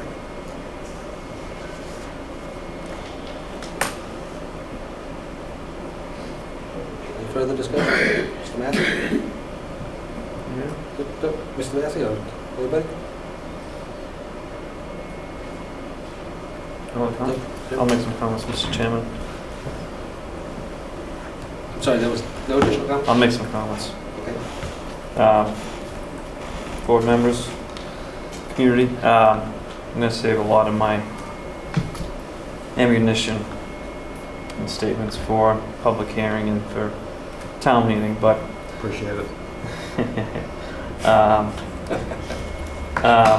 Quick question. I know, Mr. Wallner mentioned something about a package treatment plant and Main Street just got paved. To the best of my knowledge, maybe Mr. Gilberto might know, when's the timeline of when a street can be opened up after it's paved? For utility purposes, customarily 5 years, and depending upon the circumstance, you may be able to do it with a requirement to pave curb to curb or something like that. But customary 5 years for the state. 5 years. That was my thinking as well. So at least that idea is at least 5 years out. The Fire Station Building Committee today voted in consensus to prioritize. The chairman asked the Fire Station Building Committee to have an emergency meeting. We met on his request to prioritize, and the Fire Station Building Committee prioritizes 8486 Main Street for the purposes of a fire station. And earlier, Mr. O'Leary mentioned that it was strictly operational taken into that vote.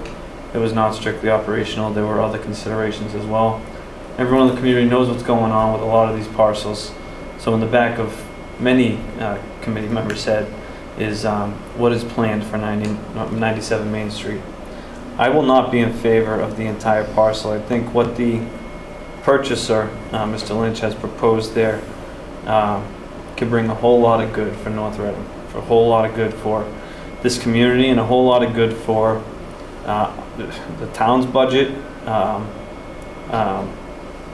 and our finances for the future. We make about $105,000, $110,000 a year off this property. Let's say Mr. Lynch finishes what he proposes on this property, and it comes to, I think Mr. O'Leary mentioned $260,000 or $265,000.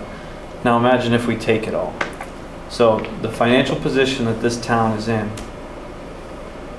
now we're going to lose we're gonna lose $105,000, so add that to the deficit.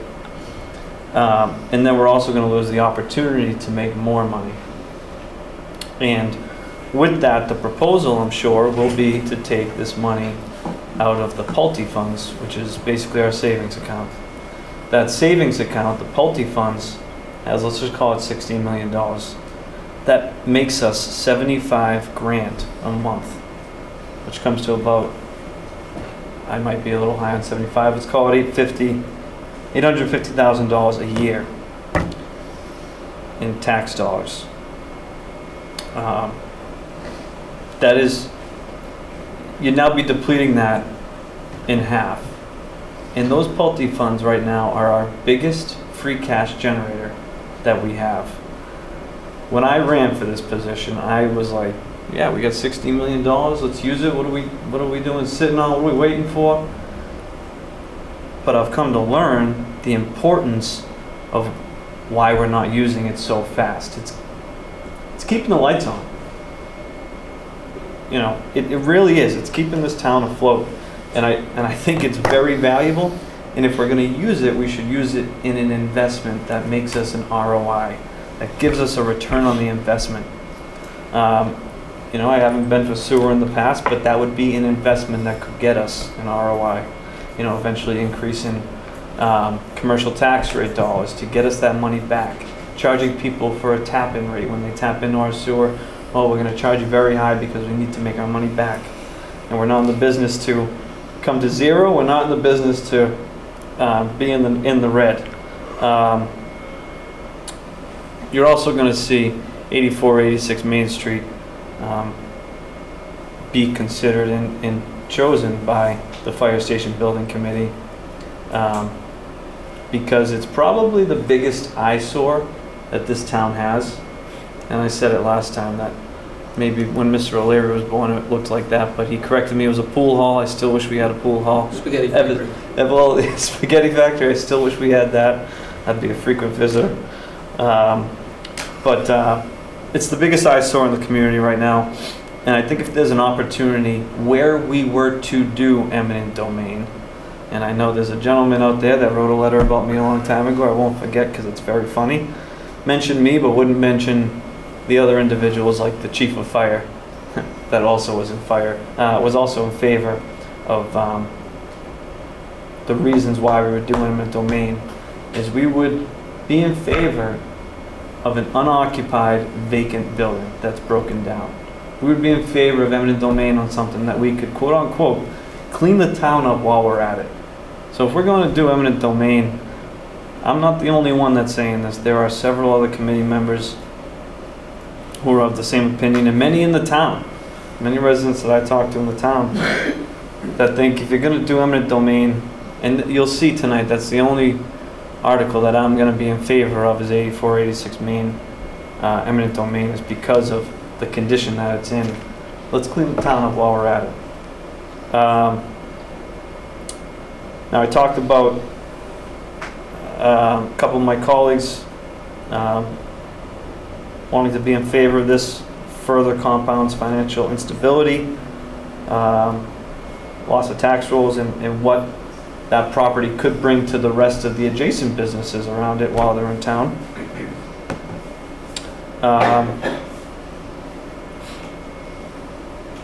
Now, we don't want to be narrow-sighted in this decision. We want to look for long-term solutions. I think the inactivity of the inadequate facilities and resources for several boards before me is why everything's coming on us right now. And when I ran, I said that too. I said we have a lot of capital improvement needs, and that's a result of the inactivity of maintenance, over the last couple decades. Here it is all coming to us at once. Things are falling apart. Mr. Wallen earlier spoke about $28 million, $7.5 million. These are Rich's numbers. These are not estimates. There is no document. These are, I'm not going to call them made up, but they are analyzed facts. Fire Station Building Committee consulting. Sorry, go ahead. Okay. Just round numbers. please be factual, that the numbers that he was quoting were from a consultant, and you're on the fire station building committee, presented to you, and to members of the board. So they're not made up. So, Mr. O'Leary, tell me how the fire, no, No, you No. just said that the 28 million. Mr. O'Leary, I'm going to respond to you, and I didn't interrupt you. Tell me how the fire station building committee's consultant came up with an estimate for a senior center. Nobody said they did. Oh, okay, so the $7.5 million I was talking about earlier, again, is not on paper. And again, I give Mr. Wallner all the credit, he does this for a living, and I think his number's probably pretty accurate, but as far as anything on paper, there is nothing. Last but not least, I want to talk about intergenerational center. I know a couple individuals here say we need to have land, we have plenty of land, okay? We have plenty of land, not for a fire station. Fire station doesn't go here, fire station doesn't go at Rita Mullen Field, and a fire station wouldn't go at the Wheeler Barn property next to IRP. But I tell you what can go next to IRP and at the Wheeler Barn, and what can go here, and what can go potentially at Rita Mullen Park. Sorry, Rita, throwing you under the bus, but we can negotiate a deal there. Is an intergenerational center or a community center. We sit on 10.5 acres right here. We sit on 4.5 acres over there, ballpark. We sit at about 4.5 acres at the Wheeler Barn property, right? That's where our initial initial test fits of the intergenerational center, the community center, were at the Wheeler Barn property. All it takes is, we have a great warrior and a resident who's out there looking into Article 97 land swap, which this board has discussed before. This board has discussed the opportunity to land swap Article 97 from, which is open space for those that may not know, from the Wheeler Barn property to, let's just say, we threw out Swan Pond. It takes bold moves and it takes testing the waters to get these kind of things done. So unless we try it, we're never going to know if we have 4 acres at IRP. But it's free. It's free. Going with the state and getting the land swap, free. This property, free. Rita Mullen, free. Now, also mentioned a town hall. Well, I can tell you that, and as we heard earlier, Park Street Bridge came in under. I experienced that as well. That construction right now is at a good point. It's very competitive. People are fighting for work. So the price is good. And if you got an issue with town hall, which I can certainly agree that it is aging, you just need to figure out how you want to, as a selectman, you want to think about how you prioritize issues. And fire stations first and the others come a little bit right after. Again, I've advocated for simultaneous, but that requires the residents to support tens of millions of dollars at one time. However, while I'm saying that, I'm also saying that there's an opportunity or a proposal that could say, we have 10.5 acres here. This parcel right now on Town Hall, the Murphy School, served us for a really long time. And it really got its useful life out of this location. Could you do a combined Town Hall and Senior Center? I think it's an option. I think you get a lot of economy to scale. Your economy to scale would be better at that time. You wouldn't require spring space. We still have land out here you can build as you go.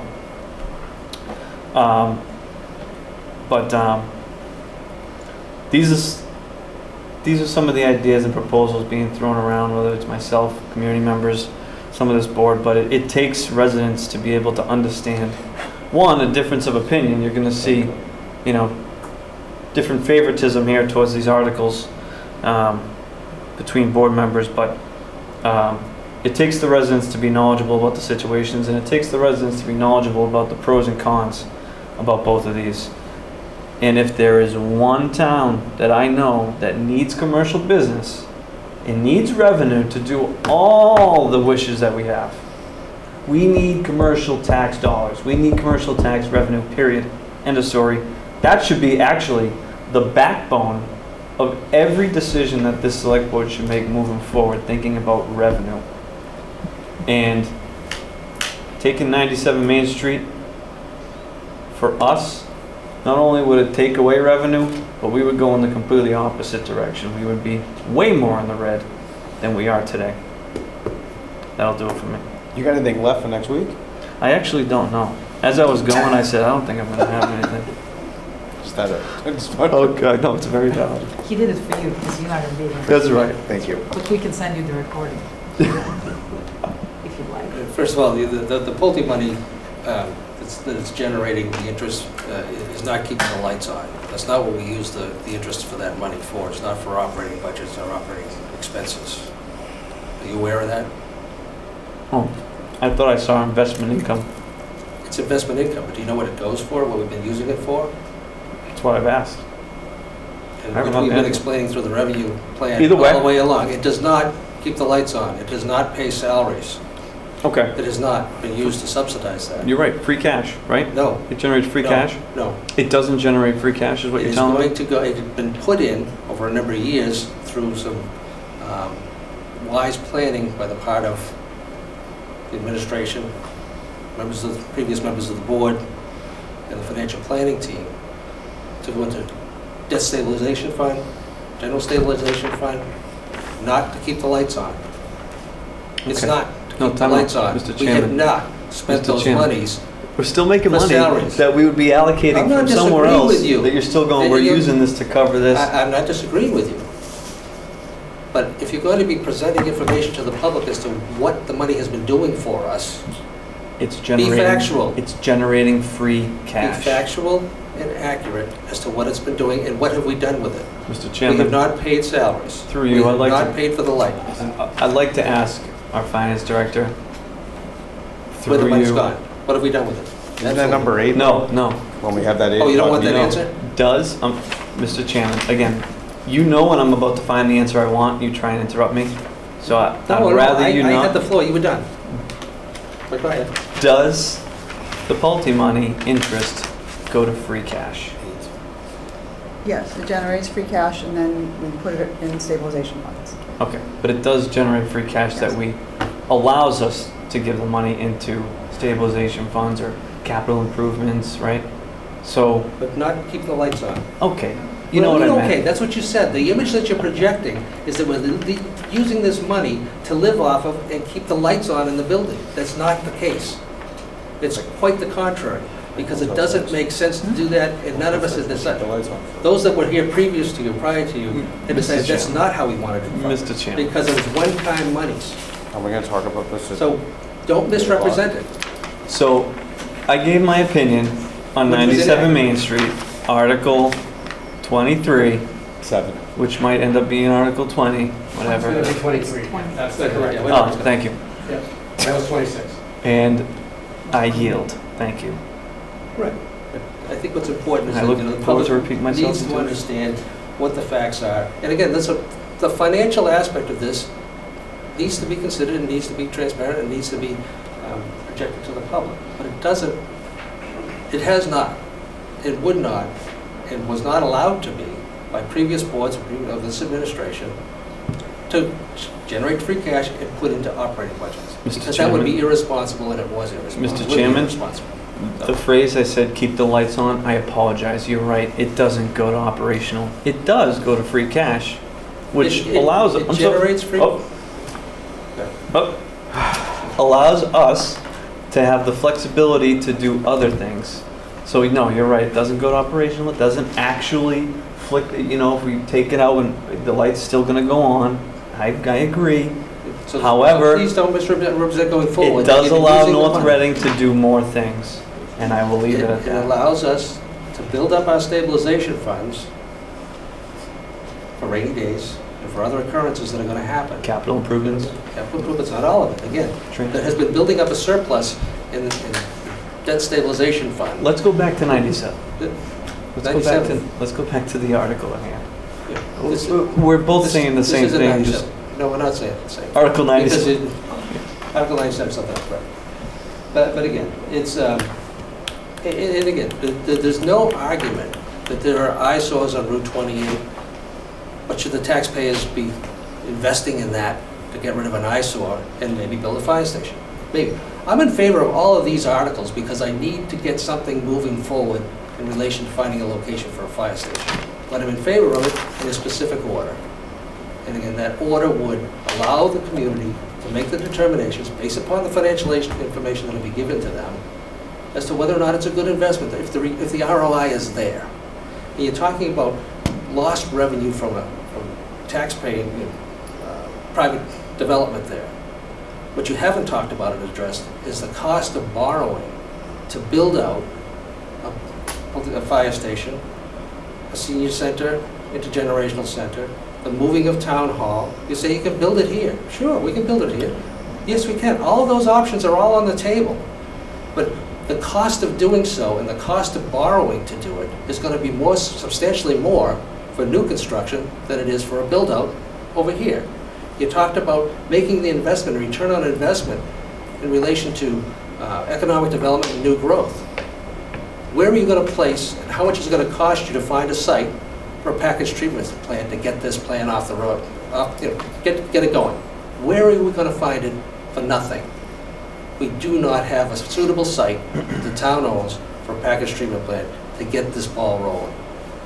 What 97 Main Street does, give you a return on investment, and that's what it is. It's The community not. is going to be given It's an a opportunity. complete money pit. It would be a Excuse complete me, money let me pit. finish. And again, and the public will make that, they'll make their determination based upon what's presented to them. And what's interesting is, believe it or not, we're all on the same page here. It's just a question of process and what comes first and where should we put it. Everybody here, sitting here, is in favor of economic development and building and having new growth. Everybody sitting here agrees that there should be a West Side fire station, whether it be a substation or a full station, different discussion, but we need a West Side fire station. Everybody sitting here agrees that there needs to be an adequate senior center to address the programming needs that don't meet the needs right now. Everybody agrees that this building is aging and probably isn't worth investing in, and we need to do something to move it. I'm not talking tomorrow, I'm talking 10 years from now, 15 years from now. But all of that's going to take space and time and money, right? So we're all in agreement that these issues, we're facing these issues. It's just a question of what order are we going to do it in, and what can the public afford on a timeline basis as other debt falls off.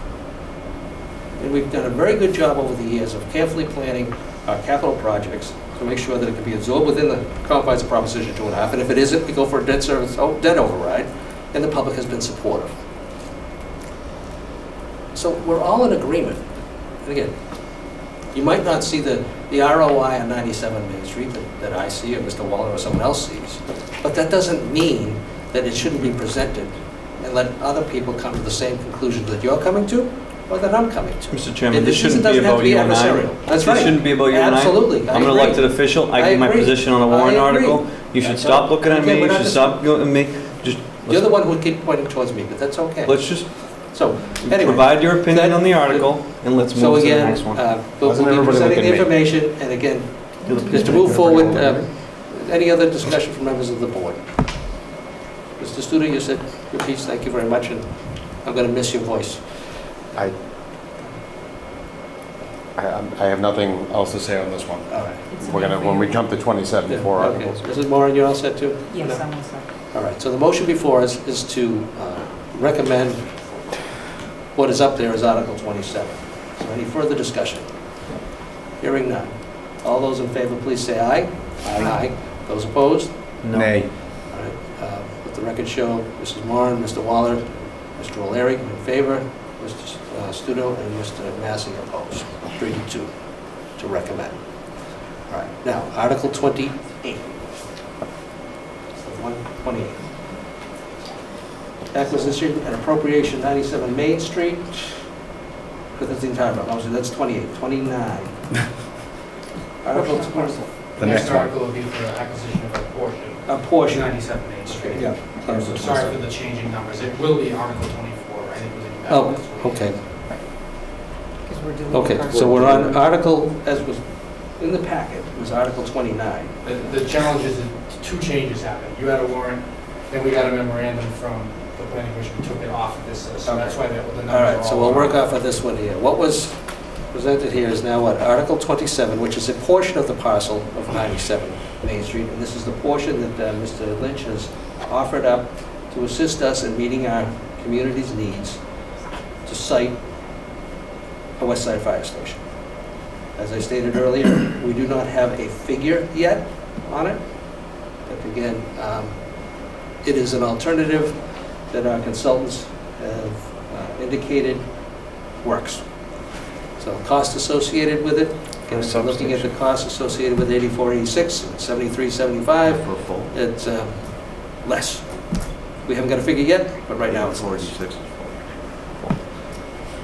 Mr. Chair, I move to recommend Article 27, It's probably acquisition gonna and go appropriation of substation, 97 which is Main what it Street should be. portion of parcel. The motion before us is to recommend acquisition and appropriation of 97 Main Street.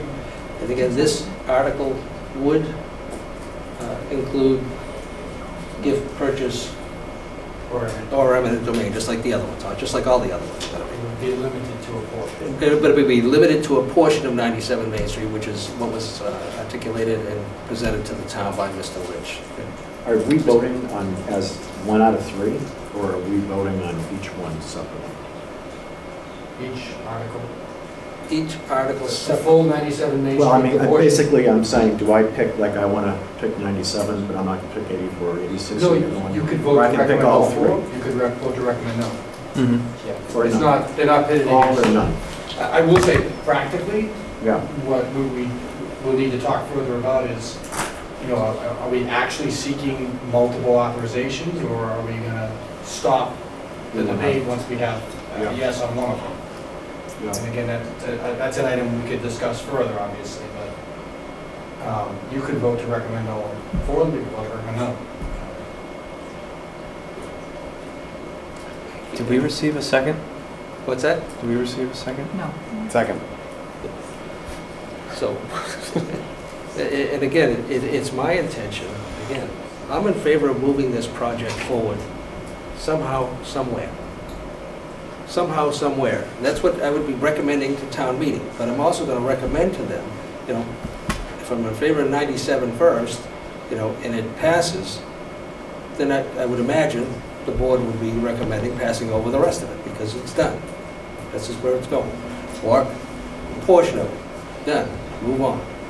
Or if it's 84, 86 Main Street, the other first two fail, I want Article 28 to prevail.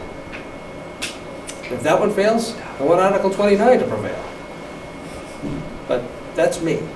I mean, and I have no problem articulating to the public that, you know, I'm in favor of all of these articles because it moves forward, addressing the needs of a fire station on the west side of town. And again, what will be determined later is whether it's going to be a full-scale satellite or whether it's going to be a full-scale headquarters. But that'll be determined at another time at another cost. Right now, we have to find a spot, just like we need to find a spot for the senior center. So I'm in favor of all of these articles. And as we go through them at town meeting, my recommendation would change. If we approve something first, the other ones go away. But that's just me. But I think we need to convey a message to the public that this isn't an all or nothing proposition. This is a proposition that we feel it's important enough to move it forward and find a location. Mr. Massey. Mr. Chairman, I'd like to make a motion to amend Article 27. 20. The current one is 27. 4. Which one? Is it the portion? The motion Well, I before us think- is I think- 97 Main Street, portion of a parcel. I think Mrs. Marin's motion might have said Article 29, but Mr. Chairman, I'd like to make a motion to amend Article 29 to remove eminent domain. Is there a second? For purposes of discussion, second. Okay. Motion before us is to remove the terminology eminent domain from the proposed article to buy a portion or acquire a portion of 97 Main Street for a fire station. or something else, or a senior center, depending upon what Mr. Lynch provides to us, that he hasn't yet, but promised to do. Mr. Gilbert. Thank you, Mr. Chairman. So I have not consulted with town council about the impact of taking the words eminent domain out of the warrant article in terms of what it might look like to close out even a friendly transaction. But we certainly can do so between now and town meeting, and I think if the desire is to remove that as an alternative, it can probably be offered into the main motion for consideration. I understand the intent. I don't want to say, yeah, go ahead and do that, and then we have some other unforeseen issue that I have not consulted with town council on. But I think I can understand what you're trying to achieve, and there's probably a way to do it. But for professionally, I can't say, yeah, that'll be fine, go ahead. I do understand the intent and don't necessarily disagree with it either, though. I don't understand why town council needs to get involved with two words, eminent domain. Right? I mean, we all know what eminent domain means. What is town council going to tell us? That he's going to say, no, you need to keep eminent domain? Well, I would say, well, we should fire that guy. Why can't we take eminent domain out? I think the decisions, through you, Mr. Chairman, the decisions are ultimately yours. I'm just telling you the people to advise you best on this are not here right now to do so. That's all. Well, You can't phone a friend? I mean, I think we're all educated enough to understand what it means. I think we're all understanding where my motion's going at. I made the motion, it's on the floor, it was seconded, I'll let us vote. Any further discussion on the motion to amend, which is before us, which is to remove the term eminent domain on the 97 Main Street portion of the parcel? Are all three, because I can't see the third one, does that also say the word eminent domain? They all do. Yes. They all do. Then we can't take it out. Why can't we? You got to treat them all the same. You can't say you're going to do one with one and not the others. I think you can, you just say it. I think it has to be an option for us. And again, it appears as though, doesn't again, make when it sense. comes to the 73, 75, it appears as though we have an opportunity to engage in friendly discussion for an acquisition, maybe without eminent domain. Just as I believed that we had the same opportunity with Mr. Lynch. Again, Mr. Lynch has not been cooperative in the last month or so, giving us the information that he committed to providing to us in relation to the costs associated with those costs going to be to the town. So you can't take it off the table if you want to use that as an option. Well, no, I'm just thinking, I mean, if let's just say the owner or the to-be owner, which I find all this very weird, that negotiating on a parcel that no one owns. We have authorization from the owner of the property to negotiate with them. Go ahead. That I could still say I feel weird about it.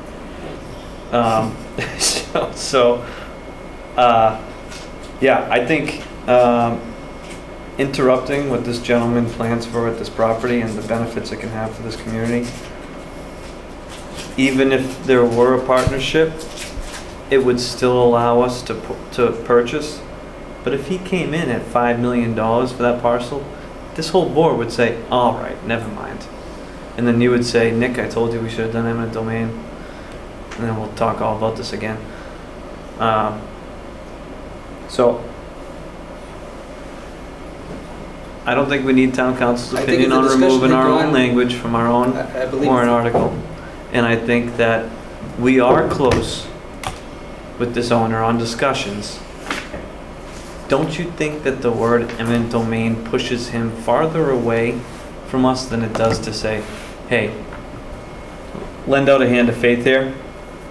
What's it called? Oh, I love this phrase. In the spirit of cooperation. In the spirit of cooperation, we have removed eminent domain and we'd like to negotiate with you. At least at that point, he doesn't feel like there's a big brother over his shoulder that could take his property. Mrs. Moran, dear Jana. Well, we can't do that for 84 and 86 because we can't reach the owner of Separate articles. 84. No, I know, but all of these articles have the same language.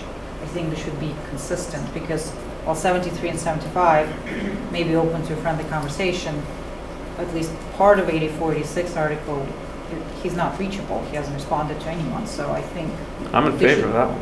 No, I understand, but like, we can't reach the guy. So if we want to vote for that property, if the town votes for that property, it's going to be an eminent domain taken. I agree. So we're talking about 97 portion. I'm not the landlord. Nope, you're on the select board though. We make these decisions. No, I know. I'd like to hear town council's opinion on the language, and if they say fine, I mean, how quickly can we get that decision from town council? I do feel like every time that I feel like I've brought something up, not every time, but many times I've brought something up that is a pivot on the fly type of thing. You two have always said, we gotta check with town council. I don't know the legal. Guys, the select board here has a lot of power. We know what eminent domain means, okay? I don't appreciate trying to be explained to like I'm in elementary school. And I think this board needs to consider the powers that we have, and we can remove a term. Eminent domain. It's not like we're changing parcels or... doesn't- So I'm not, It doesn't mean, Dick, that if Mr. Lynch comes to us with a proposal that's a reasonable price for this property, that we're going to take it by eminent domain. This article allows us to, and again, if we determine after further investigation and negotiations with the other two properties, that, $5, $6 million is too much to spend for it, and we still have an opportunity to acquire property within 97 Main Street to accomplish our end of a satellite station in the west side of town, we should retain that opportunity to do so. Our goal since last November has been to come to a friendly agreement so this wouldn't be necessary, and we haven't been able to do so. Well, maybe Yeah. we should send in So- different negotiators. So again, But that doesn't mean that if Mr. Lynch comes to us with a proposal that the majority of this board likes, that we wouldn't agree to that, and in the main motion, not include eminent domain. well, let me And pass over the other articles. Let me propose you this. Let me So- propose you this scenario. We take eminent domain out. The town votes yes on both portion of 97 Main, no eminent domain, and 84, 86, eminent domain. Does that now give the board the ability? But what it does To is weigh it gives Mr. Lynch more leverage for sure. And if that's what you're looking to accomplish, which you are, because you want to see his development go in there, so you are. Rather Yeah. than the public's interest, if the public decides that the interest is different, It's not your that I interest choose is one your over the interest is in public's Mr. interest. Lynch's interest No. more than it is in the public interest, my Okay, estimation. now My you're getting opinion. personal. No, my So we're just opinion. gonna My move opinion off based that a little upon your bit. proposal is that's what it does. In this proposal, to remove any opportunity for the town to acquire, again, I don't know how the negotiations with 84, 86, and 50, 75, and 73 Main Street are gonna go. And they might go But all I better at know is, 97. what the only owner of property, or would-be owner of property, that we've had any meaningful discussion with, to date, is Mr. Lynch. And the only thing we're missing Well, that's from not him... No, that is true. Well, The only 73, meaningful... 73, 75 Main? What, have you had a discussion? Didn't we just say, didn't you just say earlier that they talked to us about a price they're open to talk about? No, there was informal discussions to find out if there was an interest. It was expressed through third parties that there was an interest, and the price would be approximately $5 million. That's what I said. All right. And that's So what it they is. weren't necessarily, But the town has not engaged in Oh. any discussion with 73, 75. that sounds Main Street. engaging. That sounds like an So- engaging conversation to me.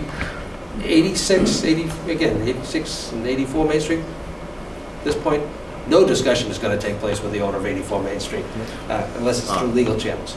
But 97 Main Street, we've been engaging with them, and again, if we could come to a conclusion before town meeting, the motion before town meeting may be something totally different, and it's not going to necessarily be all-inclusive. It's going to be specific. And I would Even if- urge Mr. Lynch to give us a price so that we can bring that to town meeting for consideration. Even if you were in So if favor, he would have come in favor of, Even if- come in favor of that, if you- I would support.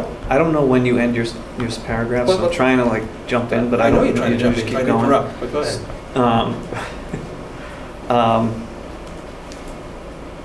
Even if you were in favor of this article right here, like yourself, don't you think you have more leverage to back off the hostility rather than to press hard?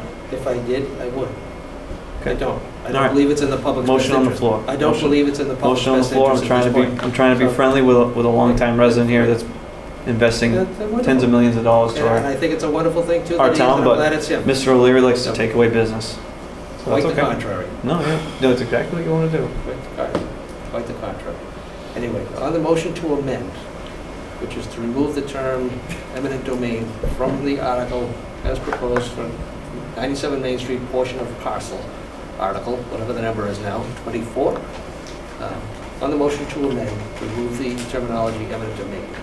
Any further discussion? Mr. Studo. I don't support it only because it's a moot point, because I'm not supporting the article. And when we get back to that, I'll tell you why. So, See, Very good.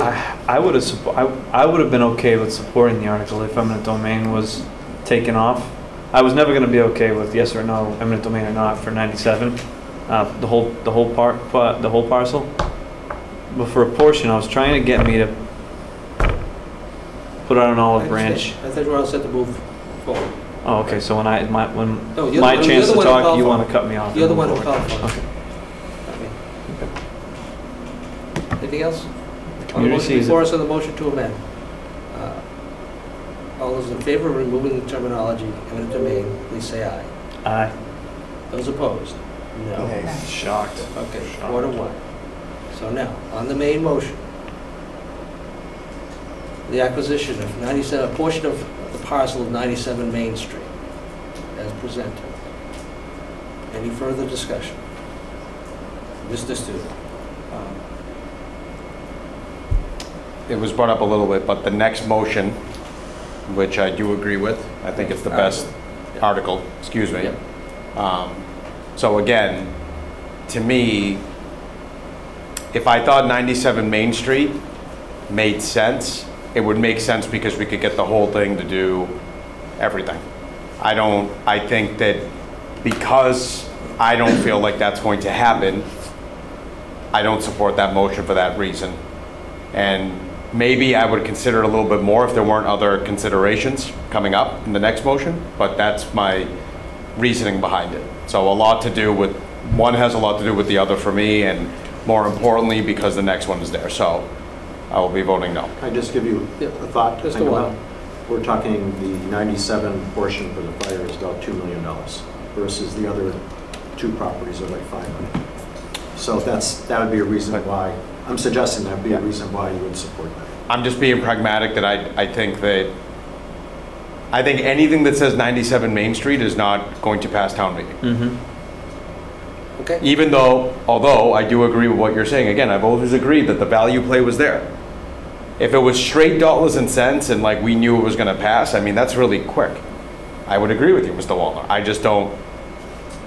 So I just think that just like, and I don't wanna keep mentioning it, just like sewer, and just like more importantly within sewer, the word betterment, that became like, you could say, nuclear war and get a better, more favorable, opinion than sewer, or betterment. That's where I think we're at with 97 Main Street. So, because of that, and yes, knowing that it is more predictable on price, but again, that doesn't supersede, I feel like, the fact that it's just not going to go anywhere.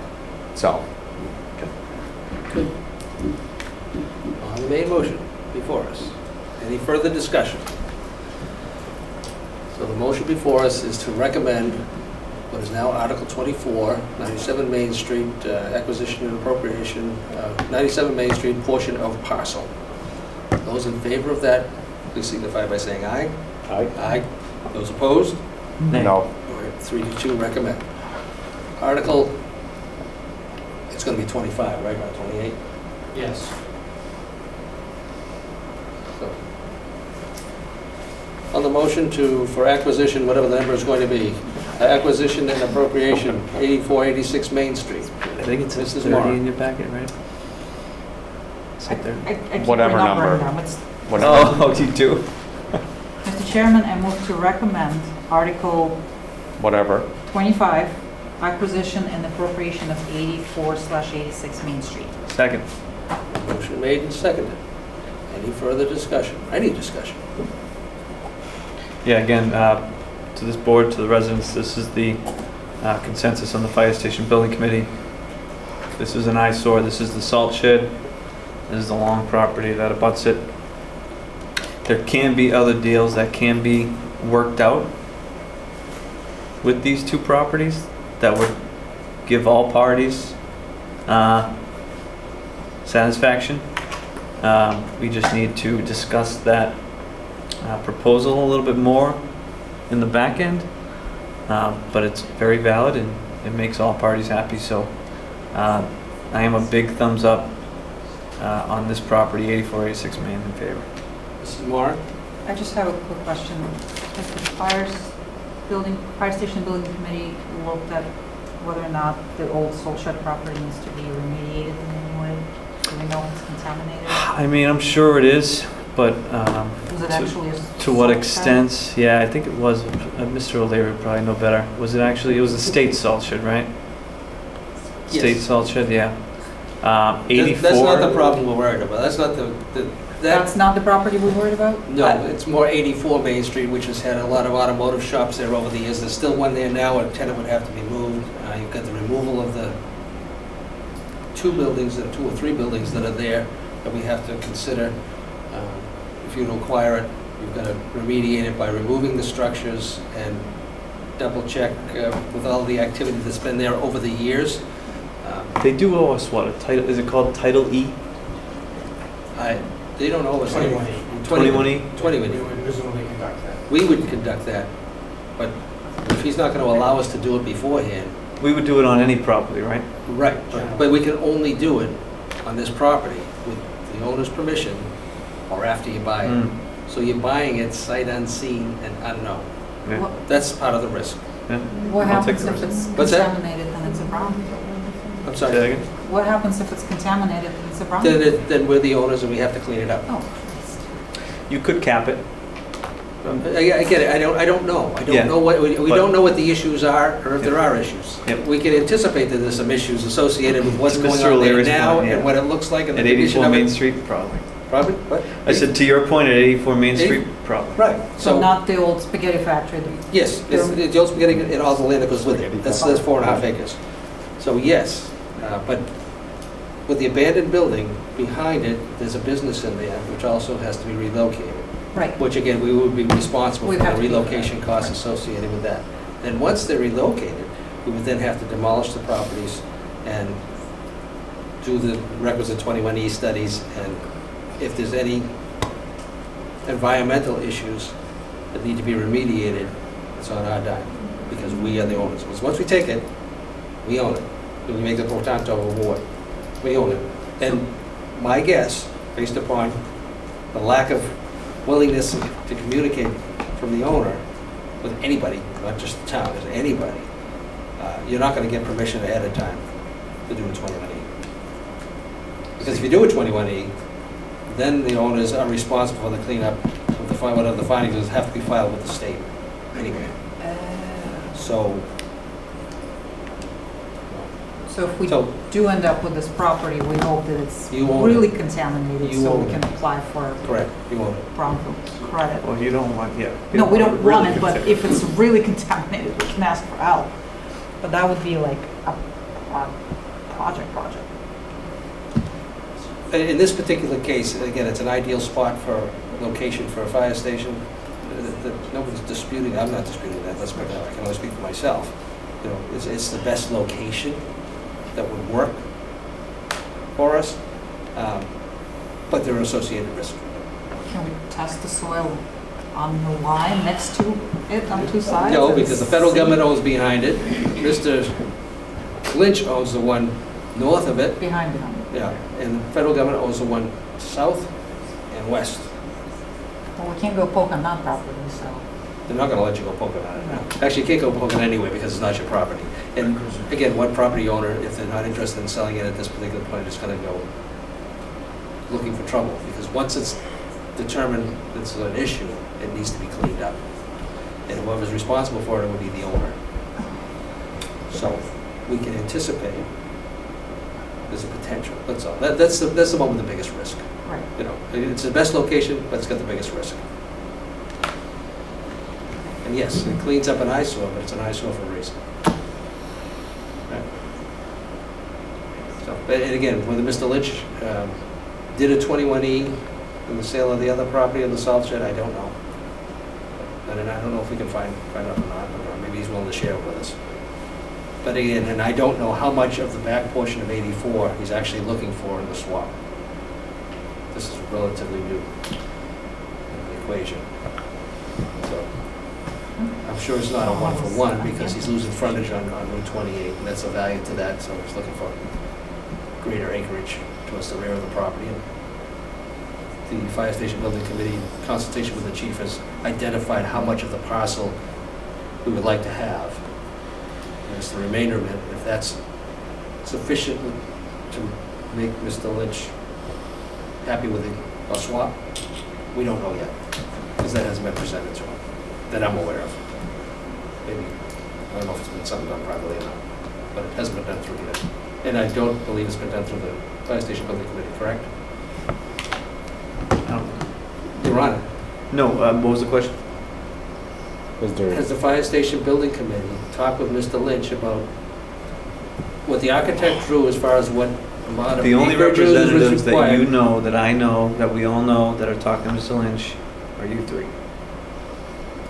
I'm asking, has the Fire Station Building Committee, or anybody on the Fire Station Building Committee, found out from Mr. Lynch how much of 84 Main Street he would want or require for the swap? And again, we just had the plans drawn as to what the fire department, fire chief said they would like to have to make it work. I don't know if I that's think- sufficient land or not. I think any what-if scenarios, Mr. Chairman, we should talk about offline. Because this is, right, that's all at this point.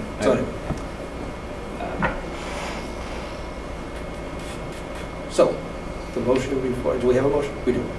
Motion before us is 8486 Main Street. Any further discussion? Again, my only comment is I'm going to be voting in favor of acquisition for it, but I may change my mind based upon more information or lack of information that we glean between now and June town meeting. Because first of all, we need to know exactly how much land Mr. Lynch is willing to swap with us. And secondarily, I think even if we could do some sort of an eyesight assessment, have some professionalized committee and take a look and see what our exposure may be. Costs associated with demolishing the buildings, taking them down, potential cost of moving the current tenants in there, so that we can have a better idea. So we're going to need that information in order to put a number on this anyway. Do you want to do that same exercise for all the properties? Or? We're going to have to do it for 73, 75 also, because there are tenants there. And again, unless the... Not 97? What's that? Not 97? 97, no, because there's no intention on our part necessarily to move a tenant. If the tenant chooses to move, that's one thing, but I think it would be the intention of the I thought town. you mentioned an intergenerational center, so I'm wondering how you could fit that intergenerational center without getting rid of Ocean State. Because there's 70,000 square feet in that building. 40,000 is being utilized by Ocean State Job Lot. 30,000 is unutilized, no tenant. I thought you were familiar with the property. Familiar with the property? Pardon me? I'm not too familiar with the property. No. Okay, that's obvious, but yeah. So 40,000 square feet is being used by Ocean State Job Lot. 30,000 has been vacant for years and is still vacant. So there's no tenant there. If Ocean State Job Lot wishes to stay, I am confident, even though we haven't taken a poll yet, that the board would be more than willing to become a landlord and let them pay $250,000 to $300,000 a year in rent to help us offset the costs associated with the acquisition of the property. But I could be wrong. No, So, and again, they will be offered the opportunity to stay, and if they choose not to, that's up their doing, it's not ours. So we wouldn't be responsible for that. Understood. Thank you. So again, I'm going to be voting in favor right now for recommendation purposes to alert the public that I'm in favor of getting something done here, but my recommendation may change based upon more information or a lack of information being provided between now and June town meeting. Mr. Chairman, how can we change our vote? We can't change it for print. For printing, I mean, if that's the case, then we should just recommend a town meeting. But again, I want to send the message to the public that I want to get something done. I want to get a location. I know that, I agree, but you just mentioned I might change my vote later. Right, because there are a lot of questions with 86, more with 84 Main Street than any other properties. The other ones I'm less concerned about, because I think it's going to be more of a friendly discussion. 84 Main Street, we're going to have no discussion with the owner. And we have most exposure for, I totally agree. first of all, costs I totally associated agree with with saying. cleaning up What the I'm property, asking clearing is, it off. what is the and then- process of how you change your vote once it's in writing? We are before revote. We do it at a time, just the board takes a revote. That's all. Really? We've changed that, we have changed our positions on town meeting floor, and as things come up on town meeting, if someone offers a motion on town meeting, we change our recommendations. But again, if you vote to, if you were to make a motion at town meeting to remove eminent domain, we would take another position. If the tenor of the meeting was, okay, do that, and we'll vote for it, so be it, maybe we'll change our mind. Oh, okay. In But as of case, right in now, case no. information comes in more about, But 84, we need a lot more information. And again, the first basic information is based upon the drawings by our architect as to what we need for square footage. Is Mr. Lynch okay with the swap of what's left? Yes or no? That should be easy. It should be easy, but again, based upon the level of cooperation at this point, we need an answer to that question too. thank you. So again, on the motion before us, which is now Article 25, 84, 86 Main Street, the motion before us is to recommend a town meeting. Any further discussion? Hearing none. All those in favor, please say aye. Aye. Those opposed? Unanimous. Thank you. Article 26, or right now 29, but they say article involving acquisition and appropriation for 7375 Main Street. Is there a motion? Mr. Chairman, I move to recommend Article 26, acquisition and appropriation of 7375 Main Street. Second? Can I ask, didn't you just, the previous one, did you do recommend at town meeting? No, that was recommend. Do you want to change your position? I'll say no on that one.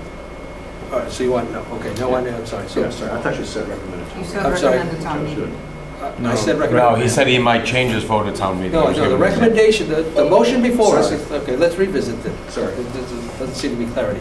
The motion before us is to recommend 84, 86 Main Street acquisition Okay. and appropriation. I'm saying no to that, I'm sorry. I heard it. Okay, let's revote the The motion is to recommend. motion That's is the to motion they recommend. read in. Second. You seconded, Right. you're voting no for the 46. So I'll call for another vote. So those in favor of recommending the acquisition, for whatever means, including eminent domain, 84 and 86 Main Street, please signify by saying aye. Aye. Those opposed? No. Mrs. Moore, who were you? I was an aye. I'm You were in concerned favor. about the brownfield potential, but Right. until we get more information. Until we get more information, as I said, we can revisit it and change our mind. 4-1 vote. 4 to 1 in favor of recommend. Mr. Chairman, if I may, we're going to find out no information from now till June meeting about anything about asbestos, anything with the soil. I'm just saying, It's just, not asbestos, it's like, oh no, there'll be asbestos in that oh, building. asbestos is the least of Oh our no, problems. there'll definitely be asbestos in that building. But even the Spaghetti. soils, even Somerville had a brownfield for decades, and it took an act of Congress to get it remediated, and it was a zoo. is that at the to do high it. school? No, it was the, what is now Assembly Square. They made out great on that, but it's a huge parcel, significantly bigger than what we're talking about, but it was a blight and an eyesore, and it took millions of dollars to remediate it. It was awful. Great. Great now. So again, my own personal recommendation right now is yes. Tough about it. I'm looking to gather more information from Mr. Lynch, first and foremost, because that's easy.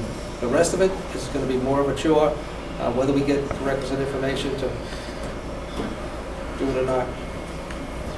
I reserve the right to change my mind if I get more concerned. But as of right now, I'm in favor. I want to move forward. Article 26.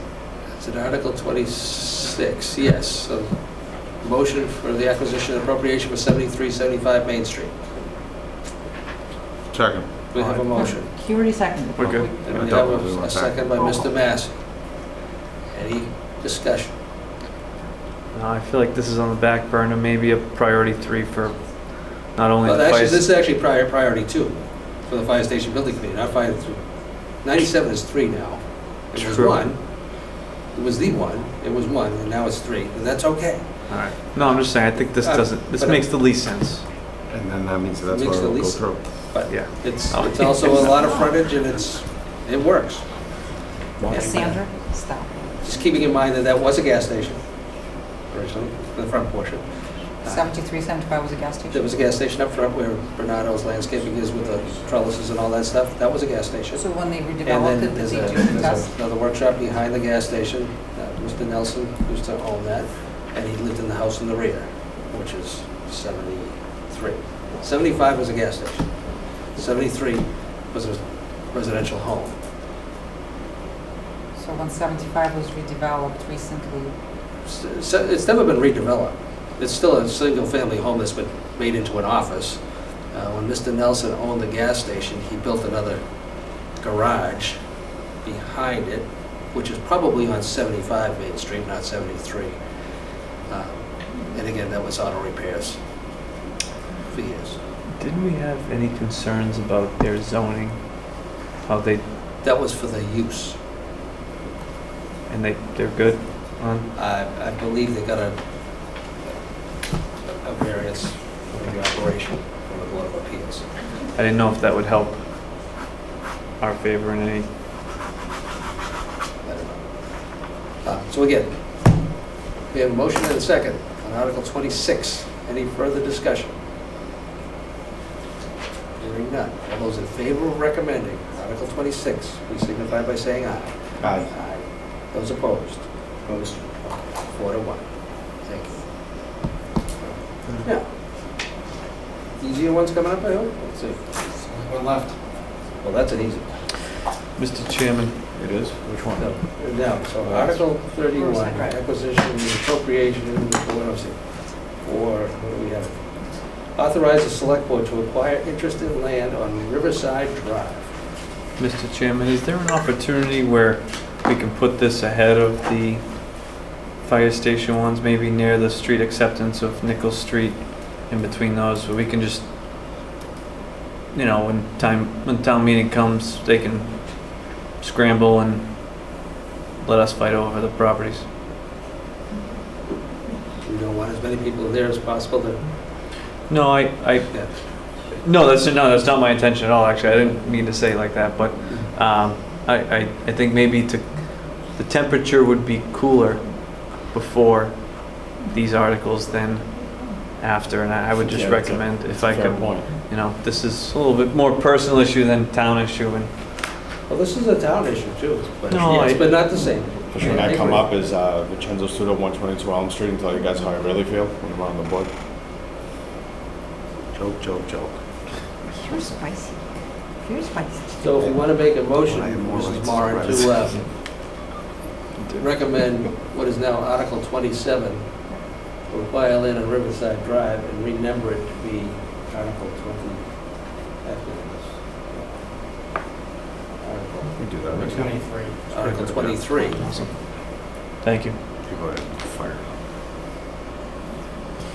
Mr. Chair, I move to recommend Article 23, to authorize the select board to acquire interest in land on Riverside Drive. Second. I have a motion and a second. I think the board members are very much aware as to what's been transpiring down in the Riverside Drive neighborhood.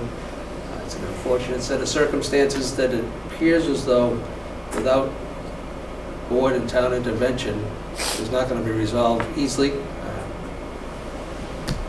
think a point was made that private parties can try and settle it themselves.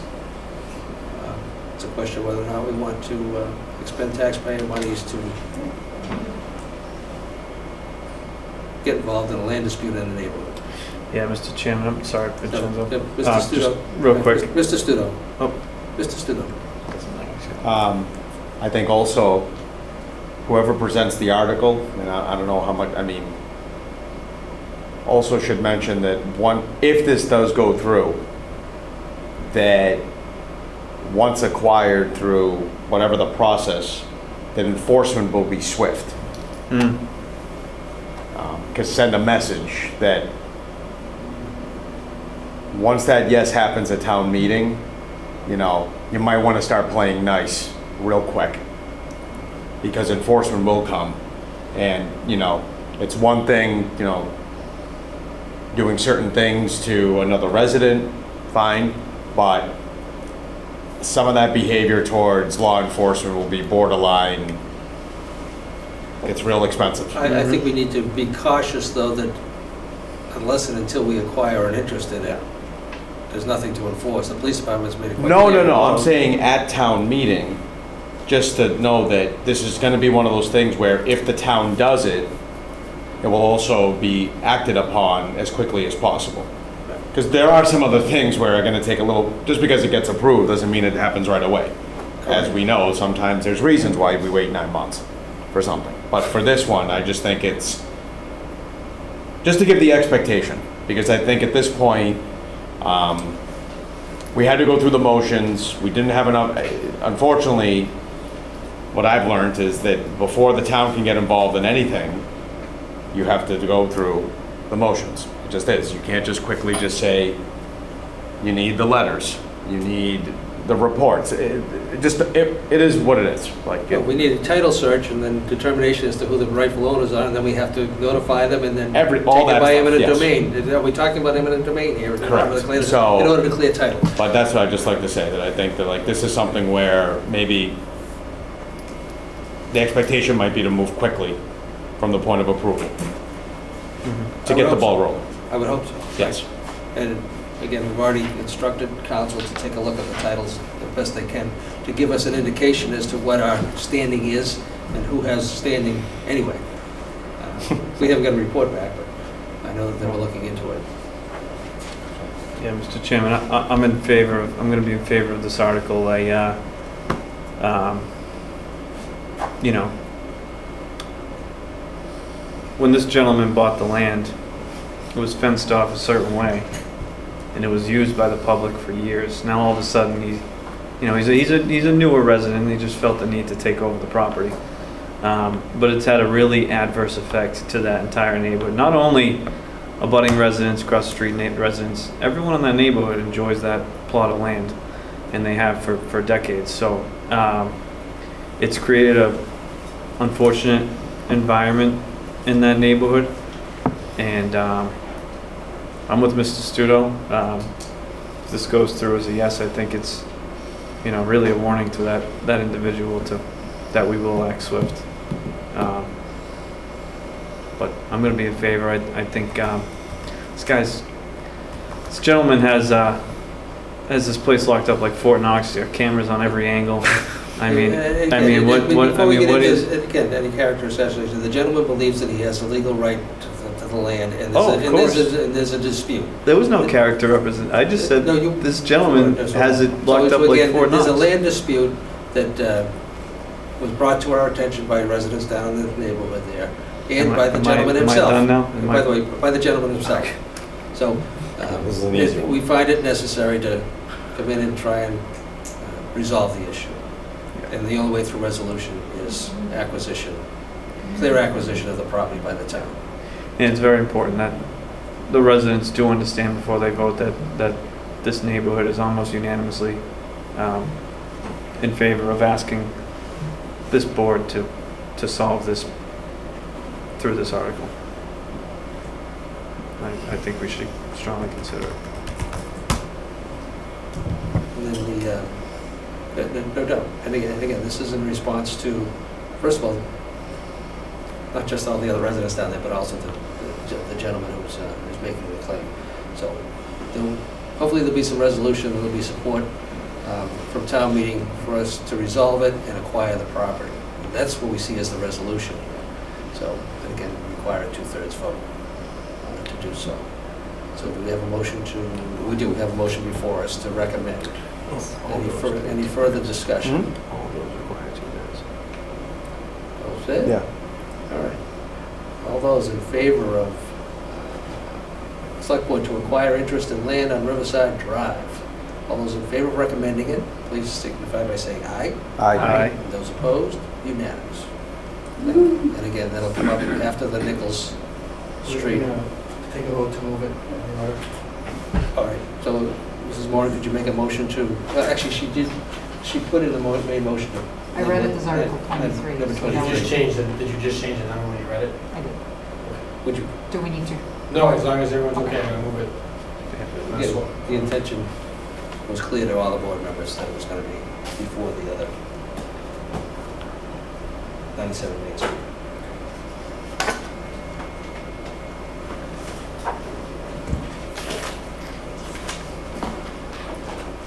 Thank you, Mike. Now, we need a vote to sign the warrant that you made about 2.5 hours ago. I didn't actually finish reading it, so I know you have to didn't mark finish it reading it. again. Mr. Chair, I move to sign the June 1st, 2026 spring annual town meeting warrant. Second. Motion made and seconded. Is there any further discussion? Or any discussion? Hearing none. All those in favor, please say aye. Those opposed? Unanimous. Mr. Lab, thank you for hanging around.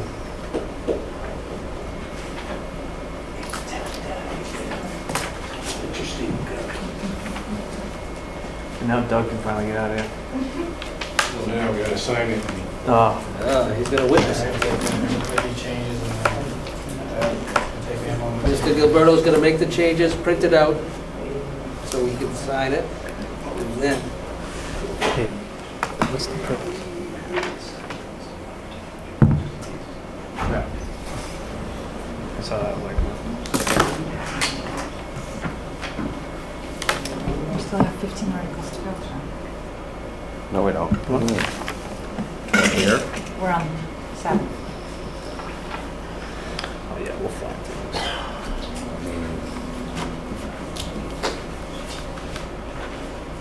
Budget hearing's kind of late. Oh, great, thank you. Holy shit.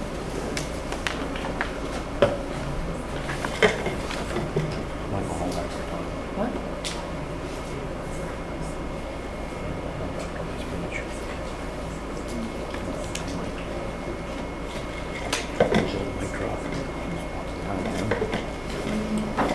No, they were supposed to be 8, 9, but it was only 8. They one minute late. Watch. You guys want to vote to keep my bridge closed? I like having a private little dead end. Oh, you're over there? That's I'm on the edge, but I still like Yeah, quiet. there's a lot. Oh, man. Sorry. One or few of us that are sad to see me. I know. Read 'em. all right, so the board will be in brief recess. What's that? Go to the town yard, I don't mind not competing against her. What is it?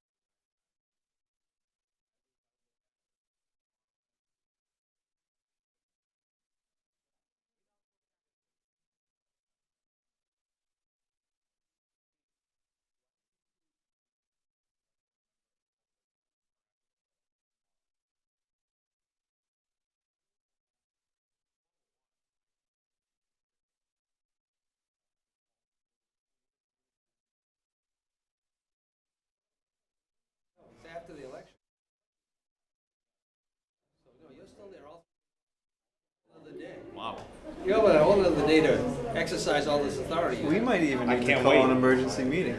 I might just. That's right, we call an emergency meeting tomorrow. You're Do you in. want to defer until Email tomorrow? all my liaison, just to break everybody, just like, No. If you leave before. I'll figure something out to get involved in. I just don't know what yet. I don't know what. I have too much information to be passive. And that's my.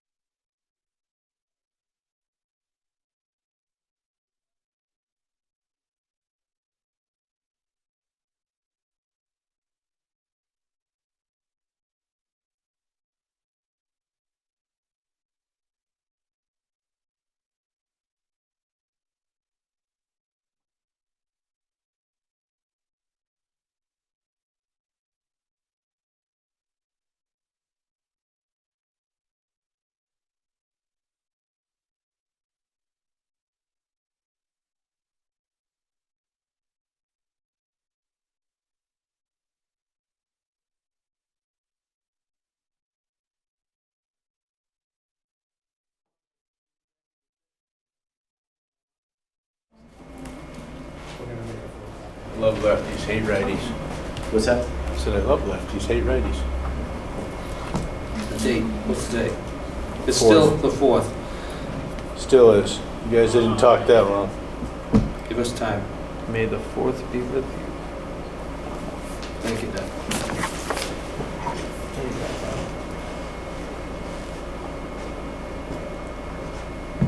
Steve really calls up this space.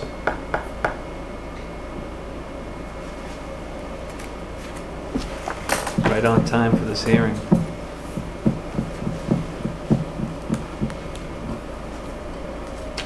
When are they gonna pay? I think this week, although the weather is not cooperating after tomorrow, so if they don't get it done Tuesday, then it's going to be a further delay. So I was hearing Friday, and that got delayed, and this past Friday, and that got delayed. So I think the hope is to try to do it this week.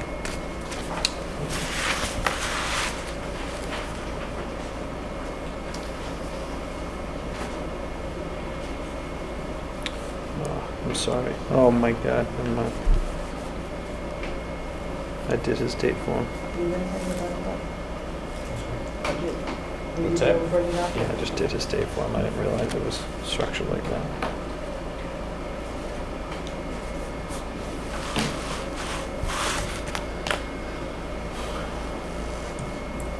Is that gonna show up now, blue? What's that? My blue pen? No, you're fine. It's all black and white, right?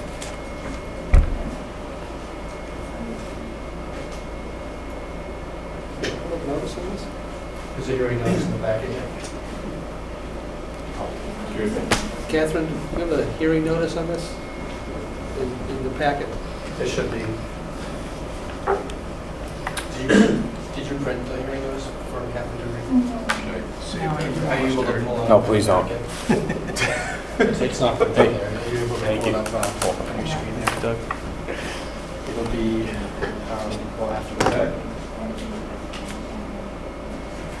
I do have it. Is anyone else still awake for hearing? There's people on there. I just looking at this with me to make sure I didn't miss anything because there's been a lot of changes going through this. I always try to look back to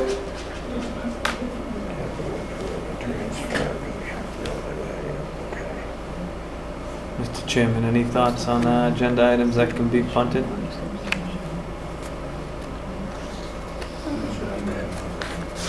If you have the hearing notice, feel free to proceed.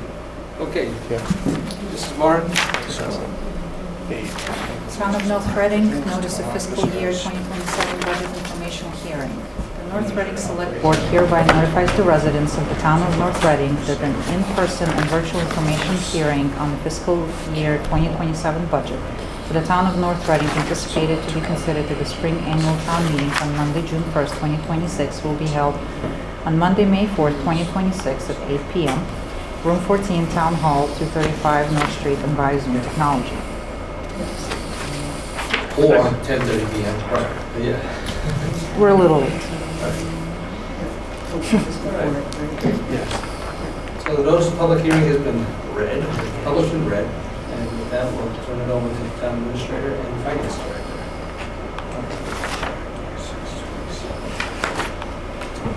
I just moved this one and then removed it, so it should be less.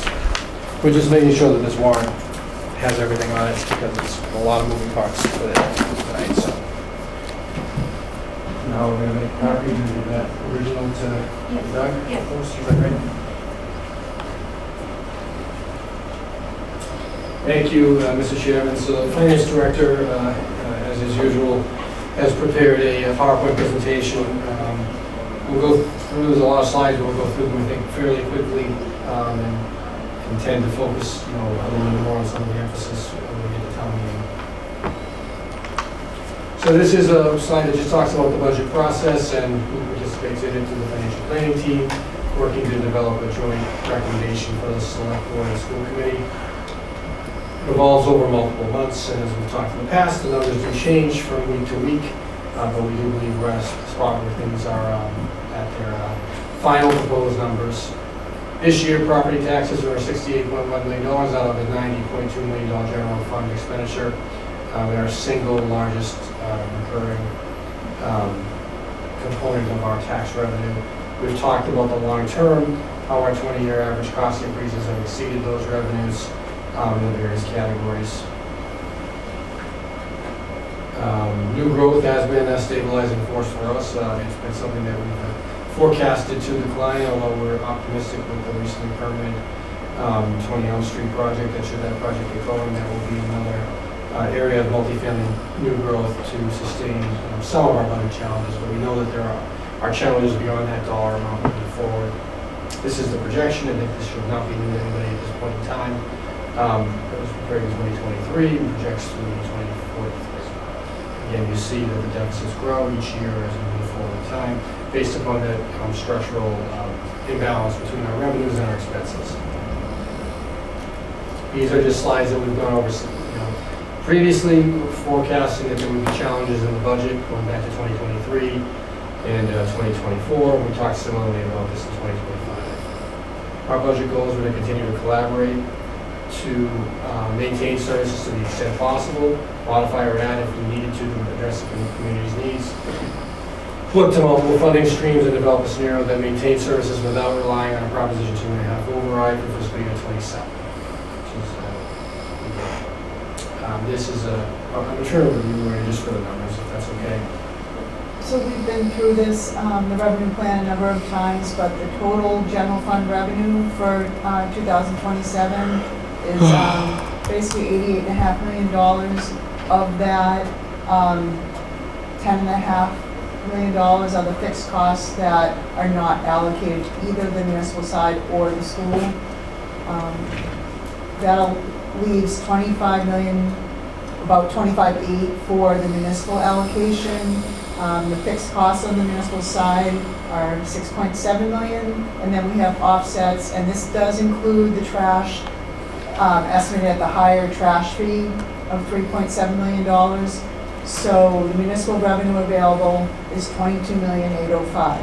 Then we have the allocation adjustment that the school had a surplus of $21,909 and agreed to share it with the municipal side. We have miscellaneous capital, a few cruisers, some radios, some small town building repairs that are being funded from free cash. So that's another $214,000, which allowed us to have an expenditure budget, including hiring 4 firefighters for half the year, for a total of $23,042,000. The school allocation is $52 million. Their fixed costs are 9.5, and then their revenue available was the $42,559,000, of which gave them a surplus of $21,909. So their budget request is $42,537,423. Any questions on them? This is the allocation. As we did that. So this is the allocation of total revenue. Fixed costs take 26.8 million, municipal 22.7, and the school 42.5.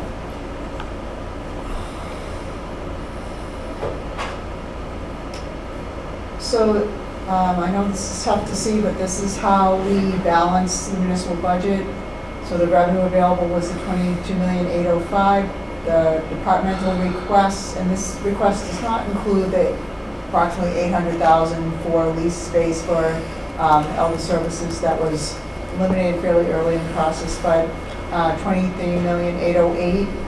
The top section there, so it left us with $1 million deficit. The top section there are the requests above level services.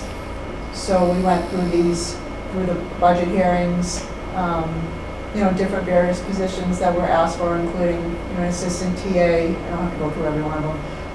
The elder services position that was currently grant funded that they would like to have funded from the operating budget. Another full-time police officer, a library, the teen library technician, additional person for parks,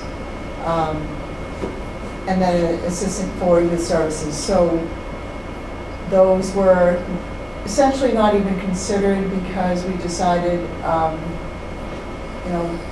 that the 4 firefighters were the priority. Then we had to make other adjustments to reduce the budget. A few of the items we were able to fund from other sources. I'm trying to see here. So in the middle section there are the additional reductions where we reduced the full request of the firefighters for a full year to a half. Information technology, there was a $23,000 request for basically a system that's being phased out. Once we go to the cloud, we won't need that system.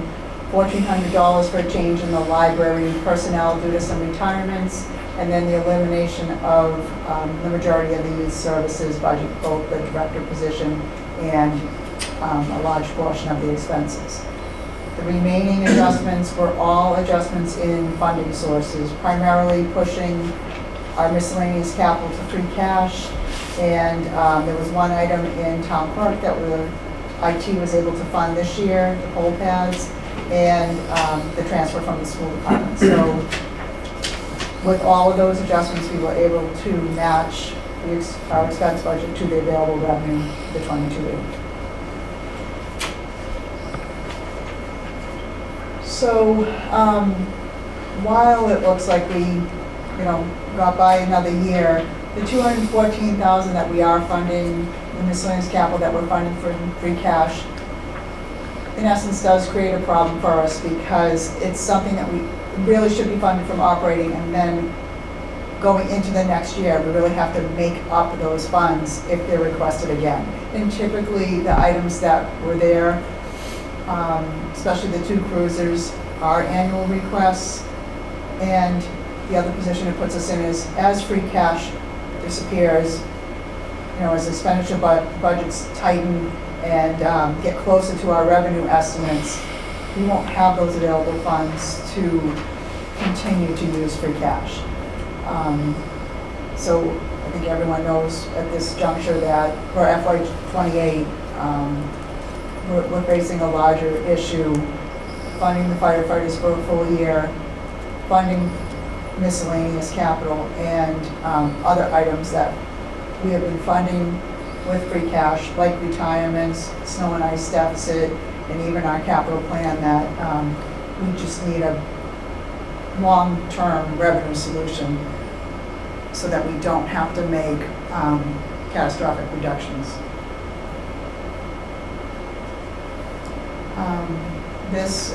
These are our current cash reserves. These are as of the end of March. We don't have the April interest yet, but we use some of these. We will be using some of these to support the 2027 budget. And then others are there just to help our financial standing. Are there any questions on any particular one? Is this exactly what I asked for last meeting? Yes, we typically do show this slide. No, thank you. Yeah. Thank you very much. I think the change this year we're talking about is putting in the warrant. Right. Oh, yeah. On the warrant. This is just good too.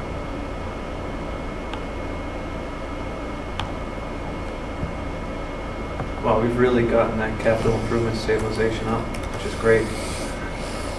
Yeah, about 2.7 is the regular capital improvement stabilization, and about 3.6 is that 2025 portion that we set aside.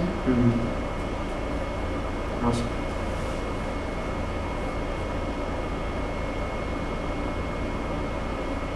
All set.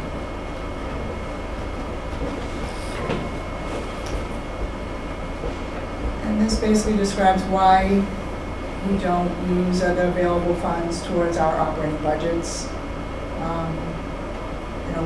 We have the 16 million. We're talking about using a portion for building projects or land acquisitions. Even the other stabilization funds, most of them are for specific purposes, but the general stabilization, it's recommended that it be 5 to 7% of our budget, and it's something that our bond rating agencies really look at, to determine our rating, and it's in our best interest to keep those as high as we can.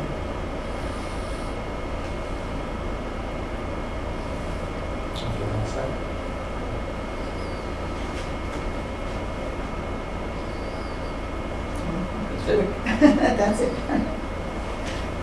Unless anyone has any specific questions. We have prepared a motion, once the board is ready, that just sort of summarizes this all up.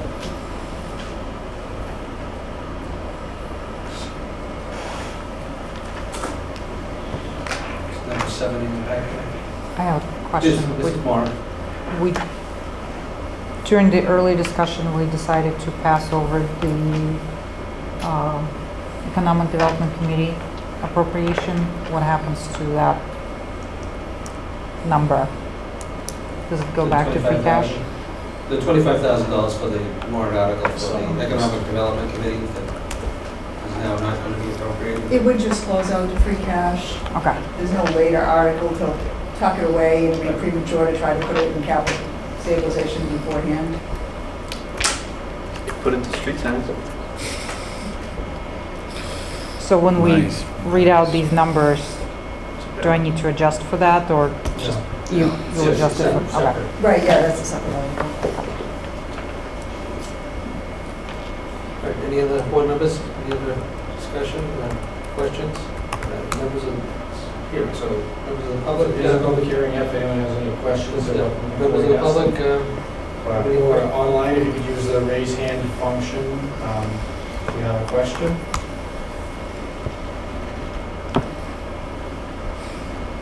If that's not working, you can send me a chat message.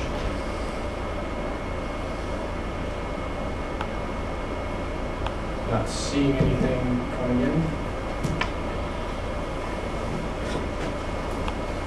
no questions or comments from the public, we'll close the public portion of the informational hearing and open up to members of the board. Any other questions or comments from members of the board? I'll just say thank you very much. I know it takes a long time to get through this process, and it's amazing you know every number that shows up. I don't know how to sleep at night, frankly. But anyways, great job. Thank you very much. She doesn't have to count sheep. No. And again, this is a truly a cooperative effort. School committee, school department, finance committee, through the capital, for the, what do we call ourselves? Oh, financial planning team. Through the financial planning team. Lots of hours, but again, it's primarily Laurie Ann and her team, and Michael and his team, that keep tracking and readjusting and trying to glean information from the state, from our regional school systems, from everybody else, and the school department, again, trying to chase down members and get us to this point. An ever-moving target. And pretty much down to the dollar. So it's important to notice that through this process, we have culled through every line item in the budget. We looked at, what can be cut, what efficiencies can be realized, and it's a process we go through every year. But again, as revenues get tighter and the pressures come to bear, both the school department and the municipal side of government, we have our work cut out for us. And as you saw, the fixed cost portion of our budget is larger than the municipal budget. If you look at the pie that was just presented to us, that should be telling you that those fixed costs are not going down. Those fixed costs are escalating in cost, as are everywhere across the board. But those in particular put additional stresses on both the municipal and school side in relation to what revenues are available to spend to deliver programming and services that people currently enjoy. So, commitment has always been to present town meeting with a balanced budget. This is what we're doing, and what we'll continue to do. And next year, as the pressures even escalate even more, we will continue to do that. But you'll also be informed as to what services are at risk and what cuts will have to be made without any increases in revenue to help support the current level of services that we enjoy. Our hope is moving forward, starting in the summer months and moving forward, is that there'll be even more collaboration and discussions in relation to our expected revenue sources and what we anticipate our cuts are going to have to be moving forward, so that this time next year we will have a significant amount more of information for the public as to what's going to happen. We can anticipate probably an offering of an override, operational override for consideration. But as I stated just a minute ago, there will be a balanced budget presented for the public and the town meeting to operate on. So it's going to be a challenge moving forward, even more of a challenge. And we have a good team here and through the school department, finance committee, and our professional staff to tackle the issues and hopefully inform the public as to what we see from a prioritization standpoint and what we can actually afford to fund. So, stay tuned. But again, the effort that was put in is greatly appreciated, Lorianne, Michael, and your staff. Thank you very much for all the effort that you put into this and got us to a balanced budget. Much appreciated. Any other comments or questions? Mr. Massey? Mr. Chairman, through you, for debt service, is there any document that shows, it's actually really cool, I find this cool, to look through all the different debt service we have. Maybe I need a better hobby.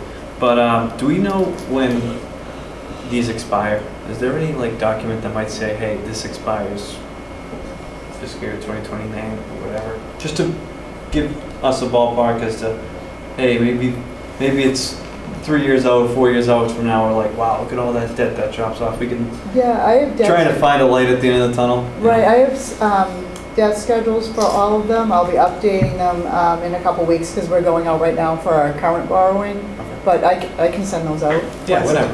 Probably worth me Not a just rush. waiting until I update them, but yeah, I can send those out. Appreciate it. Thank you. But yeah, the debt schedule, this is when everything falls off. Yeah, exactly. Thank you. And again, the Capital Improvement Planning Committee and administration on an annual basis, as we look towards taking on more projects, obviously keep that in mind in order to minimize the impact on the tax rate. If we're going to do things within the budget, it's outside of, rather than outside of through an exclusion vote. So, we have an excellent handle as to what debt service is falling off when, and then what we can absorb within the budget, which is why we work with a specific number pretty much every year to keep that stable and static. And then as it falls off, we have more room. But again, some of the projects that we're facing right now are significantly more than some of the ones that are falling off. So therein lies the challenge, part of the challenge. Any other questions, comments? So we have a motion, Mrs. Barr. Mr. Chairman, I move to recommend the fiscal year 2027 operating budget with the following amounts presented by the town administrator. Second. Who's going to read the amounts? I have to read the amounts, right? Sorry. Municipal, $23,042,522. School, $42,537,423. Fixed costs, $25,614,884. Enterprises, $7,539,454, for a total of $98,734,283. Second. I have a motion and a second. Any other discussion? I just want to comment again that, while we have some keyboard warriors out here and, our share of critics, we have, this budget has been scrutinized, and I think as you see it presented in the warrant, and if you look into the details of it, police, fire, and on the municipal side, you've got police, fire, and DPW level services we have and the personnel we have. The rest of these departments around here, 1, 2, and 3 people, 1.5 people here, 2 people there, 3 people there. And again, that represents the largest portion of the budget is salaries. So it's, I don't know where the waste and the fat is. I haven't seen it. I've been looking at it for years. And we've been working on it, scrutinizing it on an annual basis. And I have yet to hear a suggestion from people. Where should municipal government pare it back or pare it down? So, but I think we're all to be congratulated for putting forth our best effort here, and being transparent as far as what's in the budget. And we hope the town meeting supports the recommendations as we put it forward. Any further discussion? Hearing none, on the main motion, all those in favor, please say aye. Aye. Those opposed? Unanimous.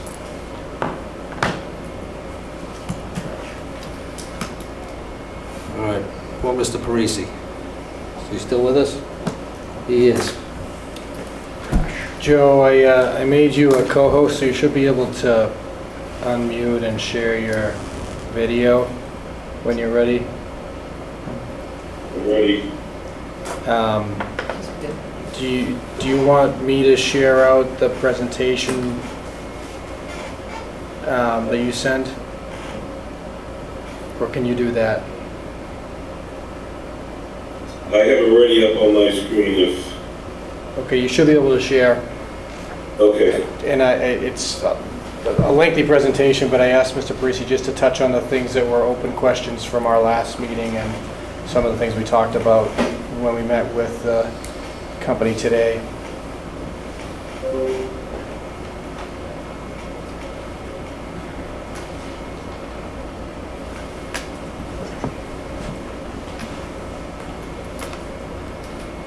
I guess so, thank you for the opportunity to come back and show some corrections to the slide. I was away last week on vacation, but I did see some of the presentation online, and there was some clarification and some correction, I guess, to a couple of slides. I just want to go quickly to those and just talk a little bit about that, so you have a clear understanding as to the difference in price between weekly recycling collections and bi-weekly. So option one, that slide was correct.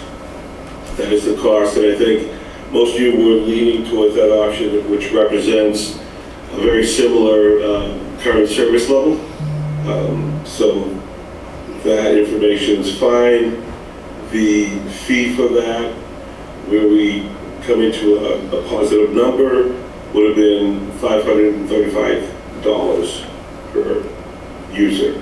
So I'm going to go to option 4, and that option wasn't clearly stated or correctly stated.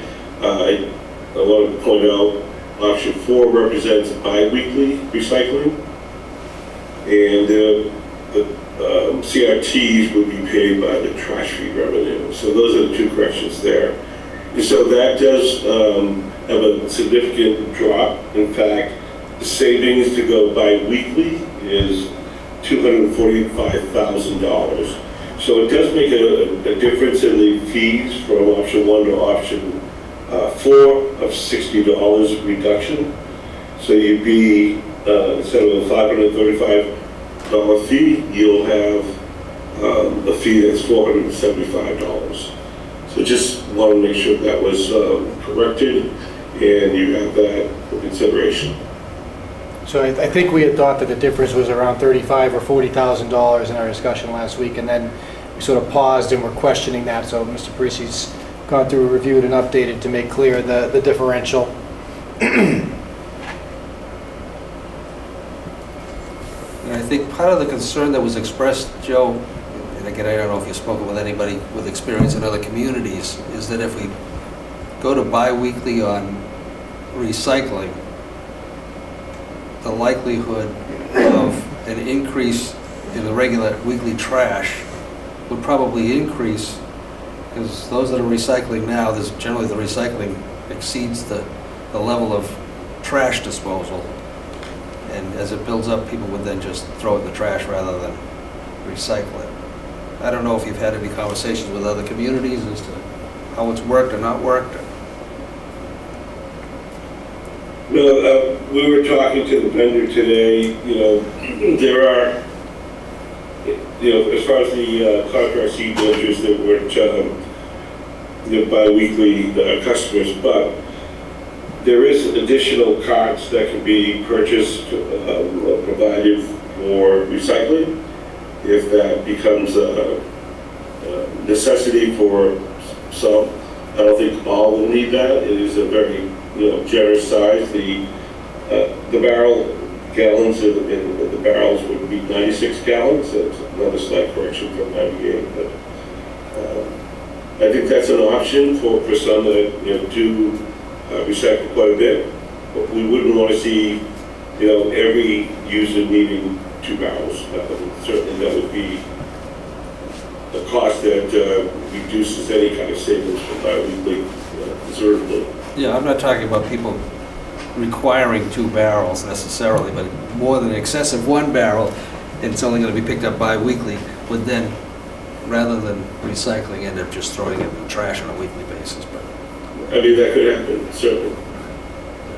We did hear from the vendor that it's rare that a community will go from weekly to bi-weekly in this day and age. Not that it doesn't ever happen, but I think that, Joe, that they had indicated they had not seen that amongst their municipal customers, so.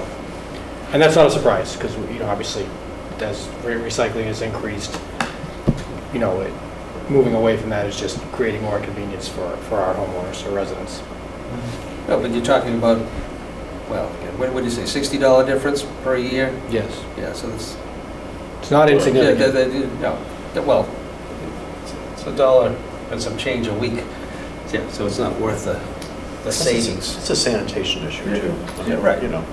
Especially if you're recycling, people don't necessarily clean their things out very well, so you have food in there, potentially 2 weeks, Yeah.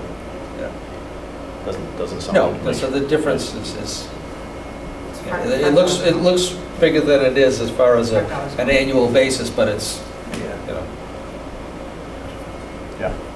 $1.10 a week or something. So,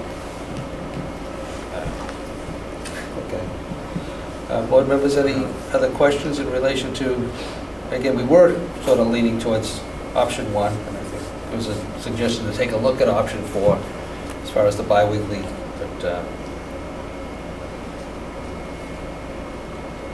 Joe, did you have, do you want to go over the other kind of quick updates that we got from our meeting, or do you want me to, or?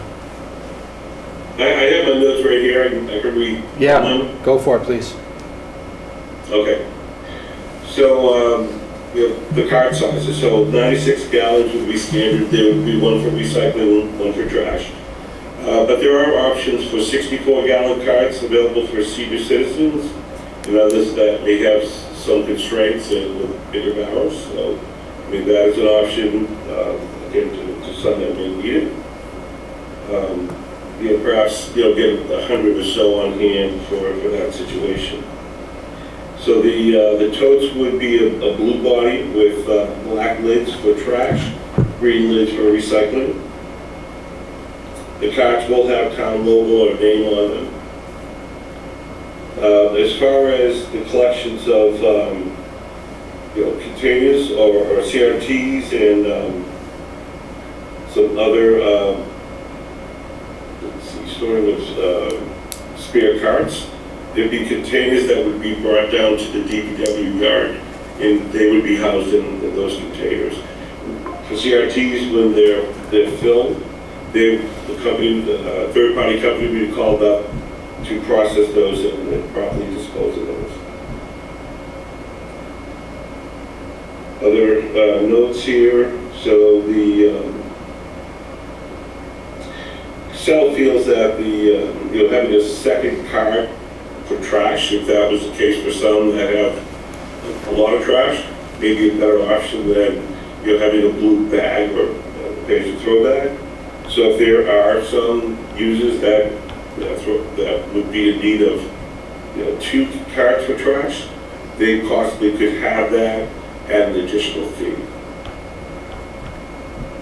and then the additional fee for the additional cart would be about how much? I'm just curious if we know that. So what they had said in their quote was the cart itself is $75. But then, when you're adding additional capacity, then there would be, the trash fee would be assessed as well, I would imagine. So it'd be the initial fee for the cart, and then the fee for the tonnage and the collection as well, above and beyond that. But is it double if it's 1 per week and say you only have 1, so a third more? I'm not sure it would be double the No, fee. but I a think third we do more. I think we would do a calculation to figure out what the number would be, and we would ask the board to adopt that fee based on what we recommend. I mean, I think we're going to set that, Okay. in terms of what the fee is, just like, you know, we'll have a hearing and to set the fee as well. We're giving you a projection right now. And again, the major difference for the community is large items have to be scheduled, correct?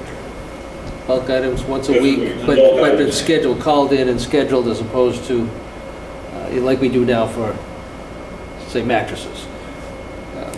But, and again, that's going to be included in the fee? One item per week? Yes, option one, bulk items would be included in the fee, and the CRT collections would be as well. The bulk items would go to Covanta for disposal as they do now. The CRTs would be collected and brought to the DPW yard for storage until the container is full, and then that be processed. In the white goods, that would be scheduled and paid by the user directly, and that would be taken off-site directly. And right now, the white goods, I think they're what, $25 or something? But this is going to be substantially more. Not that everybody gets rid of their washing machine and dryers or refrigerators on a regular basis, but what was the? Yeah, the white goods. The fee is negotiable, so we had that discussion, and they're looking into what they can do for that. Okay. As far as the need to dispose of the current barrels that any resident may have, what seems to have worked nicely for other communities was a 30-yard dumpster brought into the DPW yard, and people could dispose of their barrels there.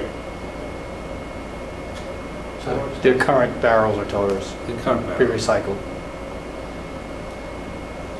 So soon enough, you might not have to move yours, Which one? your trash barrels, your current trash barrels, when you move. I'm definitely gonna buy a second. Yeah. Yeah. I got trash. Yeah. Although he does have a dumpster on site there for a while. All right, so are you looking for us right now to give you an inclination as to which option we're leaning towards? Yes. Most certainly, I think that we do have to have continuous meetings to finalize the program and the cost. Again, this is just the same, pretty much the same presentation we had, board members, a couple weeks ago, just with the minor modifications and corrections that were made on options 1 and option 4. Oh no, option 1 was okay, just option 4 I think was the corrected one. General consensus, Mr. Studo? So I think, and did we get a final figure on what the annual cost would be, or the quarterly cost would go? Was it? It's not final until you have a hearing to approve it, but I think it was around $535, Joe, is that right? Annual? Annual. Yeah. Option 1, yes, correct. Option 1 was 535. So 135. it may seem, right, like this substantial increase, right? $235 a year, roughly. But again, this is one of those things where the first time someone doesn't have a service that they've had forever in North Reading, it will all become like, I would have paid that, even though, you said you wouldn't. So I think that we're still, I think, getting a pretty good deal. Mm-hmm. We've been way behind for a while. Like, this is one thing where there are very few things I've seen people go crazy about. This was one of them. Now I'm talking like people that I didn't even know lived in town coming out of the woodwork. They were hosting massive barn fight. You would have thought that there hadn't been it looked like straight out of the Johnny Mnemonic, a Newark airport scene. There was just fire everywhere trying to burn it. So I think it's worth the money to just do option 1 and call it a day. Because I feel like the first time, for example, that somebody puts that one big item that they have once a year and it's there, that's it. Whatever board is in session, we'll hear about at the next meeting, about how I had a couch, they didn't take it, what do you people do? You don't do anything, what's going on? So that will definitely happen, unless they call. Which will definitely happen. Like, They will need to call and schedule it. You can't just drop it curbside. It has to be called and scheduled. Not paid, but called and scheduled. So it will definitely happen. Mr. Massey has a pickup truck, he'll come get it. It happens now. They're probably all my favorite too. Joe, do you mind just quickly showing option 2 just for the summary page for a second? I just want to see how the, yeah, okay. So that, I mean, you're really going from like, what was it, 133 to like 129 with that. There's not enough teeth to grab to change services. I'm good with option 1. Great. Option 1? Option 1. I wish there was more savings to shift the delivery of bulk items and CRTs to the dumpster to the DPW yard, and if there was, maybe that would be worth looking at, but it doesn't look like there's a significant enough difference, and I don't think going to biweekly recycling is the answer. No. And that gives us the biggest savings, so option 1. Very good. Great. Thank you, Carl. We'll work through the contracting process, and I think our projection is for a fee hearing at the same time we do the water rate hearing in June. I think that's June. Yes. That's what I think will make sense. And those bills are also issued concurrently, August 1st, I believe. Mrs. Moran? I do want to ask a question again, if there's an option for creating a composting program in the school system. I know townwide that's probably not started, you have to bring it somewhere, but is there an opportunity for us to create that? I think it's going to be on us to do it. They do not do a composting Okay. collection. It's going to have to be something that's created separate from this. We asked them again today. They provide composting with multiple drop-off locations, but you need to transport and drop off. We mentioned Black Earth to them, and they're totally fine with that program continuing. So I think it's something we could talk to the recycling committee about. They can work with the schools on it if they want. Sustainability. Sustainability. I would be committee. curious if the sustainability committee could get some feedback from communities who do use that in the schools, and if that would reduce our overall tonnage for trash. I think any tonnage that's diverted is a reduction, absolutely. How do we ask the sustainability committee to do We have a that? liaison that can talk with them. Who's the liaison to sustainability? Do that. Rich, that's you? Yeah. So what do you want me to ask? I'm curious if we could institute composting in the schools to So reduce the overall tonnage From that's the coming. lunch, from lunch, yeah. that's a sustainability question, but it's also a school department question Right. too. Yeah. And just, Rich, if you want to build off Catherine's point, there's a school district, I think it was the first in the state to do it, where they 100% compostable. It's the school runs it themselves. I want to say it's Hamilton Wenham Regional School District, Oh. and they have their own composting program for the schools. It works out really well. It's really popular. Black Earth does do composting for schools. Who does? Black Earth compost. Black Earth, that's the one that we contract with now. Yeah. Right. Might have a template on. They may have a template on how to implement Oh, it. yeah. and And again, costs. I know the city of Medford, because I have a son that lives in the city of Medford, has a contract with Black Earth for composting on a weekly basis, I believe. I don't know if they have the school system involved or not, but, so if the sustainability committee has any contacts with the city of Medford, or maybe a source of information, because I know that they pick it up at my son's house. It seems like it would be, But that's at the home. And- So, and easier. again, what's being offered here is a drop-off down at the DPW Right. or the different locations around the community. I don't Which think again, that's I a don't start. think most people are gonna participate in No. taking their garbage, putting it in their car and driving it somewhere.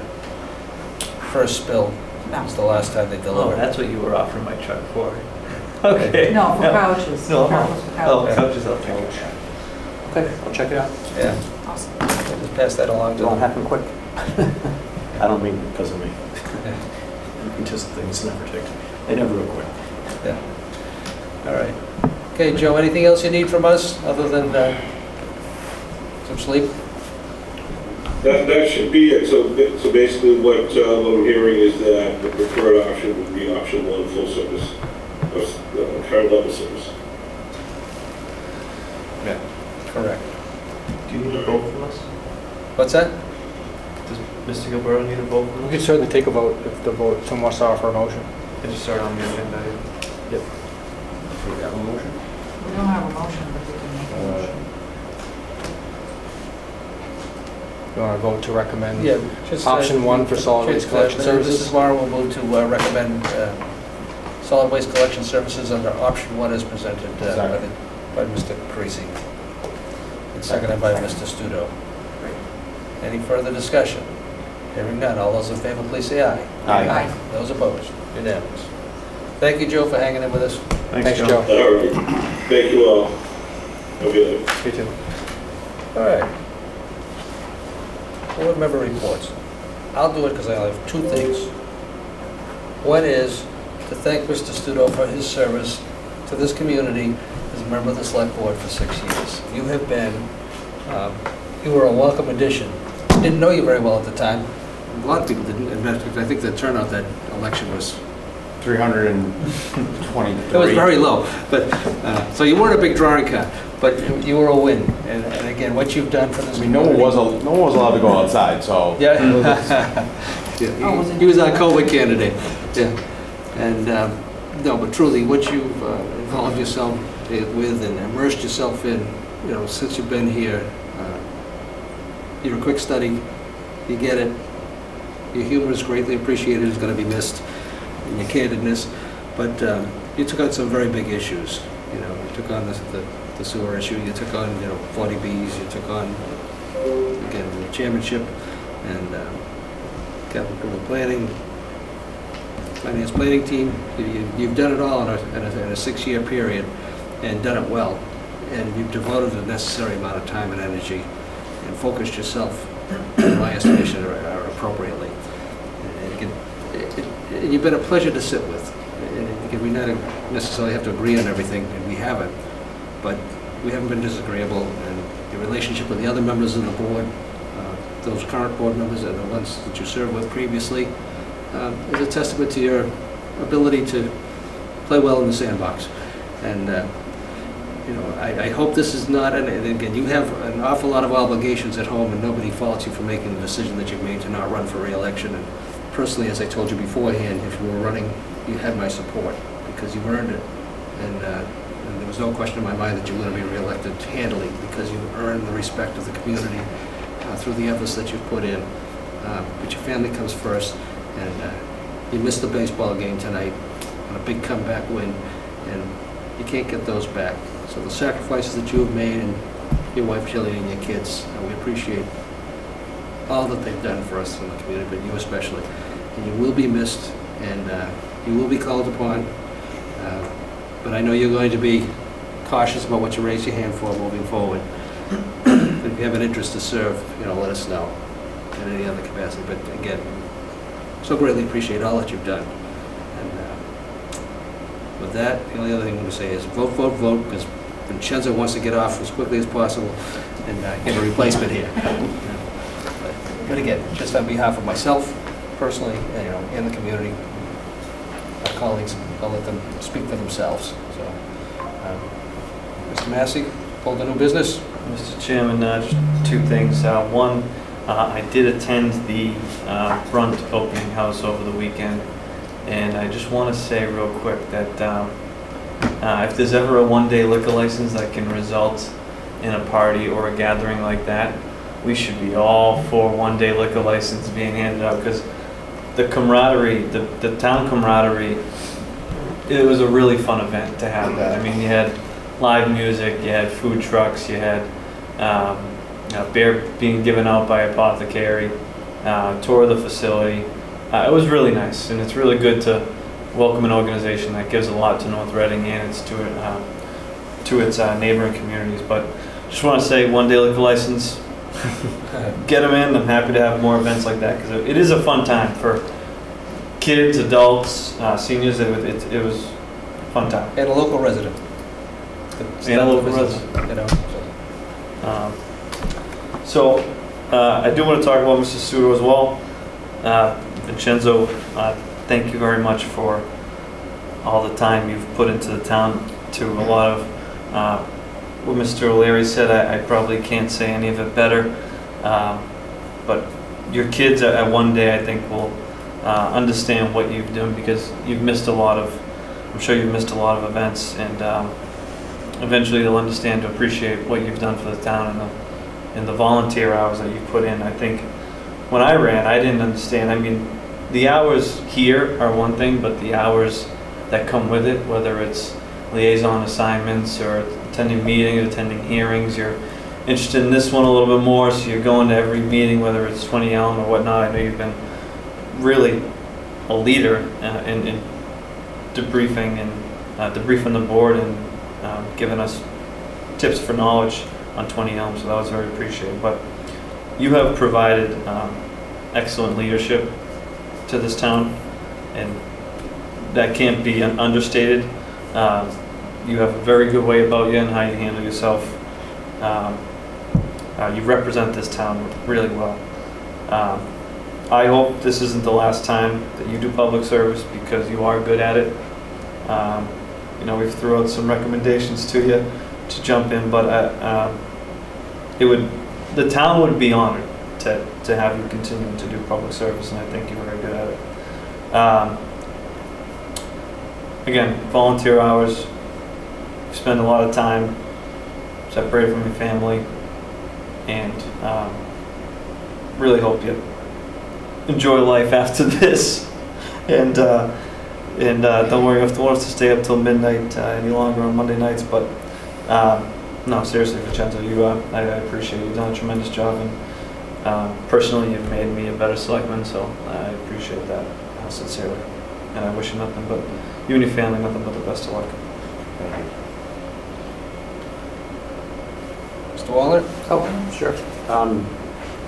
Vincenzo and I both share similar professions. We're both financial advisors and planners. And so your pragmatic approach to issues is very much in line with how I try to approach people's life as well. And so it resonates. And it resonates not only in your own profession, but it resonates with the community. To just have someone just come out and just say, here's the bottom line, more often than not. People just need to hear that on occasion, and you do that on a routine basis. So I really appreciated your approach. You speak loud enough so everybody can hear you. You did a good job as chair. You move things along. So it's been a pleasure to be with you for 6 years, and I've enjoyed it very much. I do hope that, you know, when you get through all the kids and everything else like that, you find your way back into town government. Again, you know, your kind of experience doesn't just come, you know, it's not routine that your kind of experience comes in all the time. It's unusual. And so, you know, maybe in 10 years, when things free up a little bit, you can come back on and join the world of trying to get things done through town, which is very difficult. Takes a lot of patience, but you have both of those qualities to get through it. So I thank you very much for what you've done for the town. I appreciate it. Appreciate your family for putting up with you, but maybe they're happy you're gone up one night, so you're not sure. Could be. Depends on the night, I guess. Fair. Thank you. Mrs. Moran? I just want to second what everyone had said. I think you've been a terrific colleague. I think you've done a tremendous job for the town. I think you'll be very much missed. I think your directness and the no-nonsense approach and the sense of humor is wonderful. I do hope you'll consider coming back at some point. And thank you for everything you've done. Mr. Gilberto, you have any comments about that you could share? You know, Mr. Chairman, and to all the board members, you know, the job you all sign up for, it's hard work and it's a lot of time. And I think people watching on the outside don't necessarily understand that. And I think even when folks choose to throw their hat in the ring, they may not fully understand it until they're seated on the board. Or in Mr. Sudo's case, because it was COVID, he was seated in his basement on the computer. And I don't think I met you in person for like 6 or 8 weeks because of the time of year we were at. It was on the field at I think over the summer, or maybe it was in the gym, I don't remember, but from the very beginning, you were all in serving, even as a new board member, but the time that you put into the meetings, to preparing for the meetings, you were assigned to be on a collective bargaining team, you put all that time to prepare and understand, you didn't hesitate to ask a question, and for me, most importantly, you were very grounding, because I would say things and it would sound right to me, and you'd say, Mike, that doesn't make sense, and you sort of would interject either the layman sort of approach to it, the business approach to it, the private sector approach, let's look at this a little bit differently. And I found it to be very helpful during your time on the board. But that commitment that you have shown to really doing this and being all in, and then as your tenure as chairperson, every day we spoke on the phone multiple times a day. You always took my call despite what your crazy schedule might have been, and I want to say thank you on behalf of myself in my position as town administrator, but for the town, which has been so well served by you. So thank you. Well, Mrs. Galvin, you don't have to jump in if you don't want to. Because then again, people like Mrs. Galvin have to deal with the chairs a lot. And so, again, another experience for us all. But, Mr. Studo. So, to NORCAM, if you see a spike on views, it didn't get more interesting. I just rewatched this 100 times, because I've never gotten this much good without, it's always been 2 steps forward compliment and a, backswing, because I grew up with an Italian grandmother. So, I appreciate everybody's words. Let me start by also thanking past board members and current. With the exception of Ms. Miranda, because you just got here, but eventually we would have gotten into some kind of argument. I sparred with everyone, and I did it because I approached each issue with how I felt about it, not how I felt about you. So if I agreed with you on that certain topic, I was going to back you, and then, vice versa. And I think that I also didn't realize, for me personally, I got a lot of this. I met a lot of people. One of the things I can say was the most eye-opening is that I'm part of a community of my demographic with young kids' school. But I got to meet a lot of people who were way past that, a lot of people, and you understand though, because that's the issue. I talk to a lot of people where if they're in my age group, yes, we have parents that are older, but we don't get what maybe is important to that age group. Just be honest. And vice versa though. I'll talk to people and they have a sense of what maybe is important to people with kids, but I have to remind them it's not the 80s. So I was able to learn that and meet a lot of people. And yes, I was elected during COVID where, I don't know if somebody didn't run against because I had a good resume or just because I didn't want to leave the house. So either way, we'll just call it because I had a good resume. Just can't prove otherwise. That's right. But I want to thank everyone who's helped me, everyone here. I learned a lot about CPC, where Mr. Wallner was also on it, and kind of because I disagreed with a lot of things at that point, it forced me to look you have to do your research, because if you're going to go up in an argument, you got to be prepared. Same thing with when Mr. O'Leary, when we talked about SOAR. I mean, even Mr. Massey, I got to tell you, one thing I got to give him.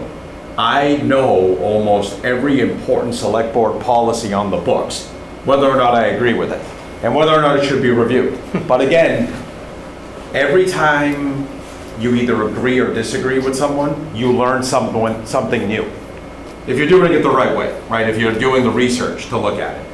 And, Ms. Galvin, when you came in was right around the same time I started getting into financial planning, and I'm pretty good with private market, spreadsheets, but those actually make a lot of sense where municipal ones don't. So you were able to help me kind of just guide, between you and then Mike to be you're doing 1 + 1 is 2. But in government, 1 + 1 sometimes maybe will equal 2, but maybe not. It all depends on the day. and whether or not we had a lot of snow. And I'm like, all right, that makes absolutely no sense, but why don't we just talk about it for a little while? And Mr. Gilberto also, I mean, I may have given him another opinion, but I can tell you that, especially when I was chair, me not coming in here like a flying red dragon a lot of the time was because Mr. Gilberto was like, so you do have the option of canceling the entire meeting, just yelling at everyone for an hour, except public hearings, which you can open and then continue. But why don't you try this approach instead? So I have to thank him for that because it happened across every issue. Because again, in my world, once you see a solution and you see a path, you just do it. Here, I need to ask permission for 15,750 people. It's the truth, right? It's just not even if it makes sense, sometimes it won't. So, you know, I thank Mr. Gilberto for that. And very early on, like he said, I wanted to get involved. With 20 of them to get up to speed, I asked for every single executive session minute. And when Jane at the time was like, are you serious? I'm like, I'm not kidding. And I felt like we were doing like, you know, an illegal deal because I had to meet her in the middle of a park in the wide open because she couldn't be in the building. She just hands me the stack and she's like, you're asking for it. And I read through all of it, which is not fun, as everyone knows. So I appreciate that. I will say though that my sole like leaving suggestion to the board and anyone who serves in the future is that I think if we keep just being honest to everyone in North Reading, because just because if we agree with an idea, like I said, I mean, it sounds cynical, but I've heard people support a good idea, and then when they get to town meeting, I know for a fact they voted against it, and it's very frustrating. It is very frustrating. But I think if we keep just being honest that we can cry all we want, we can go home, come back, it's not gonna solve the problem. The problem's still gonna be there, right? And that's the thing, yeah. And by nature, I'm very direct. That's just me, just because I can't help myself, but you know, that's what I would say. And everyone here is gonna continue doing it. I know how much time it is. It takes a lot of time. It even takes a lot of time if you're just getting ready to rebut another member. That actually takes even more time. It's true though, because you try to think of all the what ifs, but you're not in that person's head. And like I went up against a lot of people, and it's like I thought of everything and I didn't. And now you gotta like restart. So, and then for the serving later on, I am sure there is going to be some committee, elected or appointed, that's going to say something that's going to infuriate me to the point that I'm going to run out of my house and wait for town hall to open to sign up for something. And I just know the way I am. Because I feel like once you know the inner workings of something, it's harder to get away from anything. Because now someone will say something and you're like, that's language I can't use right now. And like now you just start thinking about like, I have to say something, right? But I appreciate the kind words. They weren't necessary. It's really nice because I didn't expect it. And usually, as much as you like me, it's really hard to give too many kind words to somebody that can be so sarcastic and cynical, because I might use even kind word. No good deed goes unpunished. You know, you might say something nice about me and I'll be like, I don't believe you. You know, here I believe everyone. So thank you. I've taken more time than I wanted to because I know it's late, and I am usually I'd say one of my lasting legacy will people remember that like Studo didn't see a meeting he didn't want to get out of, or fast forward, as I like to say, okay? But no, thank you everyone, and I will from time to time come. I may not stay for the whole meeting, but I'll come. I'm sure there'll be something that, and I don't know who's gonna win, and by the way, everyone do please go vote because it's important. It is a rarity that something, won't come up. And forewarned, if during the discussions of these warrant article hearing, Vincenzo said comes up, Vincenzo will then come. Like genie in the bottle. If somebody says Vincenzo says and it does not match what Vincenzo said, I will then be forced to step back into the ring for just that one moment. So just, again, just Just want to say that, so. Good to but, know. Don't take your name in vain. But yes, please. But thank you, everyone. No, I really, it was really nice. You know, it was really nice. I'm, you know, there was no need for it, but I do appreciate it.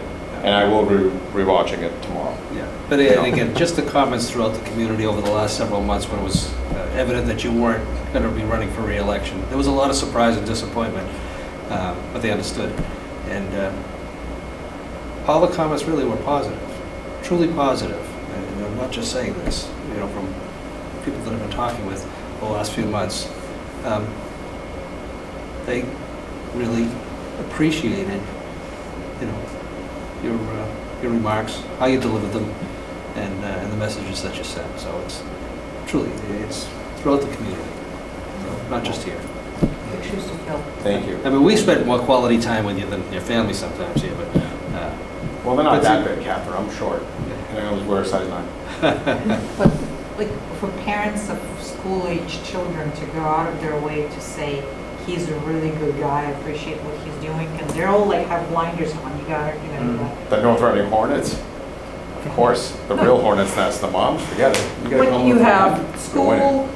grocery, laundry, sports, and like, well, other is repeat, but for people who are living in that nonstop nonsense to come out and go, yeah, he's a really good guy, like I appreciate having him on board. They must be only saying that because they like Jillian. Well, everybody thinks she's a saint. Yeah, but we they know think she's a saint. She's a saint. We don't think she's a saint. I'm not going to remark because it's being recorded. That's too much ammo for one night. So, but thank you. All right. Public comment. Ms. Mullen. Good morning, Good morning. Oh, You want to go through our list? Ms. Mullen. Thank you for letting me talk. I can hear you. I can hear you. Do you mind moving your microphone closer? Over there? So which one are you? I like it though. Trying to make a point. I like that. I also have like crazy hair. Okay. Vincenzo, thank you very, Mr. Sturdle, sorry. Please. Thank you very, very much. And when you run for selectman again, you will be able to put on your ads, transparent, honest, common sense, thoughtful, great selectman, great chairman. And you'd do it again if you could. So thank you very much, as I told you before. Appreciate everything you've done. Thank you. Thank you. Also, for those of you that need to know, I did go to an ear doctor recently who said my hearing is perfect.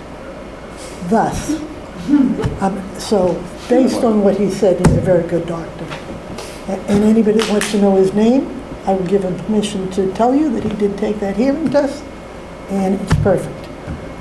Saying that, you don't need to trust me. I'm asking you again to speak in a loud voice into the micro here, and you have to talk straight into it, because when you look at something else, the hearing is terrible.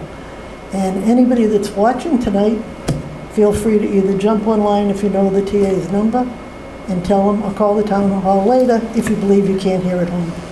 Because every time I leave a meeting and I see people the next day or that week, they tell me they can't hear what went on. And there's such important things coming up, it's kind of not fair to the public if you don't all speak loud on that. I don't know if you could answer it because this is public comment, so you don't have to. But on the 97 Main Street one, well, there's only 3 weeks for people to even make a decision and think about what's right or not right. I don't know if you've had a public hearing on it or not yet. Okay. If you haven't, it's hard to go before everybody, ask for the money that we're going to be asking for. It's just a suggestion, because I've been a chair for probably 40 of my 50 years that I've been volunteering, that you do have to give the what-ifs here at the meeting.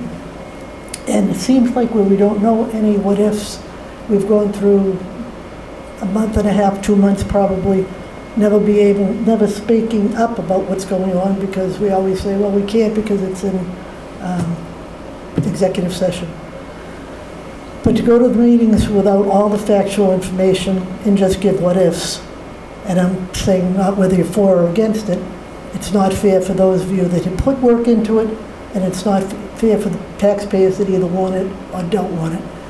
I think if you don't know, I can tell you, and this is my opinion, not factual, but in this town, there are only 200 or 300 people that really know what's going on. And it's not from reading the transcript, it's from coming to meetings or being on a committee. And when you think of there are 5 of you that have an opinion, if you see other people, you give them your opinion. So your opinions are not always factual from all of you. It's the way you understood it and the way you explain it to other people.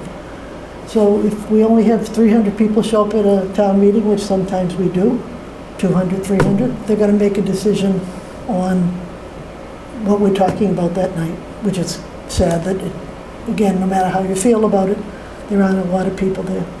So I have an issue with only 3 weeks before, everybody finding out what the numbers are if we even do, and expecting it to pass or fail based on how you do it. So it's just a suggestion. Next time we have something this big, this much money, and the things that people really want or don't want, whichever way it is, they need more than just 3 weeks to decide. And by the time this meeting ends, there's only 2 weeks left before town meeting. So one of the things you had said, Mr. Wallner, is, which is true, there are a lot of other numbers that you need to plus and minus, that you know why this one's good, why that one's not good. And I think we had 3 different, if it's the 84s and the 97s and the other numbers you go by, every one of those should have the line items to say, if you do this, taxes you're going to collect on this, and what it's going to cost you for infrastructure, and what's going in there. And if you really can't tell what's going in there, it's hard for people to vote, again, one way or the other. So this is not a negative to you. It's just I've been to a lot of town meetings that all the information's been put up there, and if it's not, if you don't answer the who, what, why, where, how, and when, you're going to have so many more questions that you'll never get to that last item. I'm going to be here another time. So I'm just asking you and suggesting, and I think they're good suggestions. Make sure everything's up there. If you're going to go and just say, I think it's good for you to do it, I really, we want it, we don't want it, unless you have all the facts. It's a shame that you've put everybody through this. Well, not you, but the presentation is going to put people on one side or the other, and all of you have wasted a lot of time getting there. So thank you very much. It's suggestions. It's critiquing, maybe not criticizing, however you want to look at it. And notice, if you talk in it, people can hear you. And if it's right here,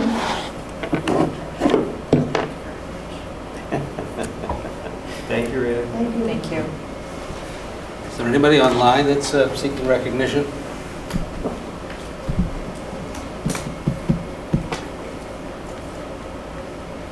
Doesn't look like it.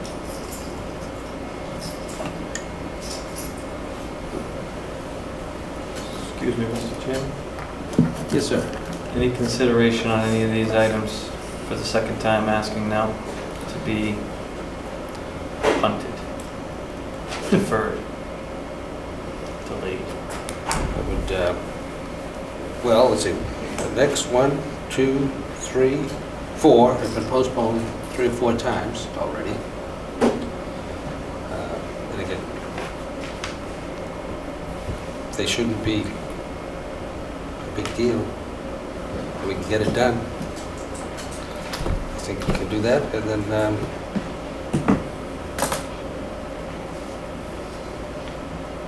personally, I think it should be pretty quick. Unless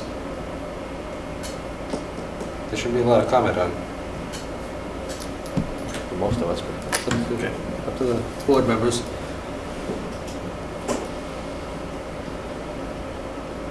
Move forward. move forward. I mean, number 12 will, should not take very long, right? All right, so move forward. Next one, Facilities Master Plan Committee. Vote to disband. So in this particular case, Facilities Master Plan delivered their report to the board, to the community last fall. And they've accomplished their job, and no particular need moving forward to continue meeting. So it's time to thank them for their service since 2018. And again, most of them are involved in other boards and committees also. Anyway, so we still see the individuals around. But again, as far as the mission that they were given, they've accomplished it. And time to thank them for their service and disband the committee. Mrs. Moore, do you have a motion? Mr. Chair, I move to thank the members of the Facilities Master Plan Committee established in 2018 for their service to the town and this committee, and to disband the committee. Second. Motion made and seconded.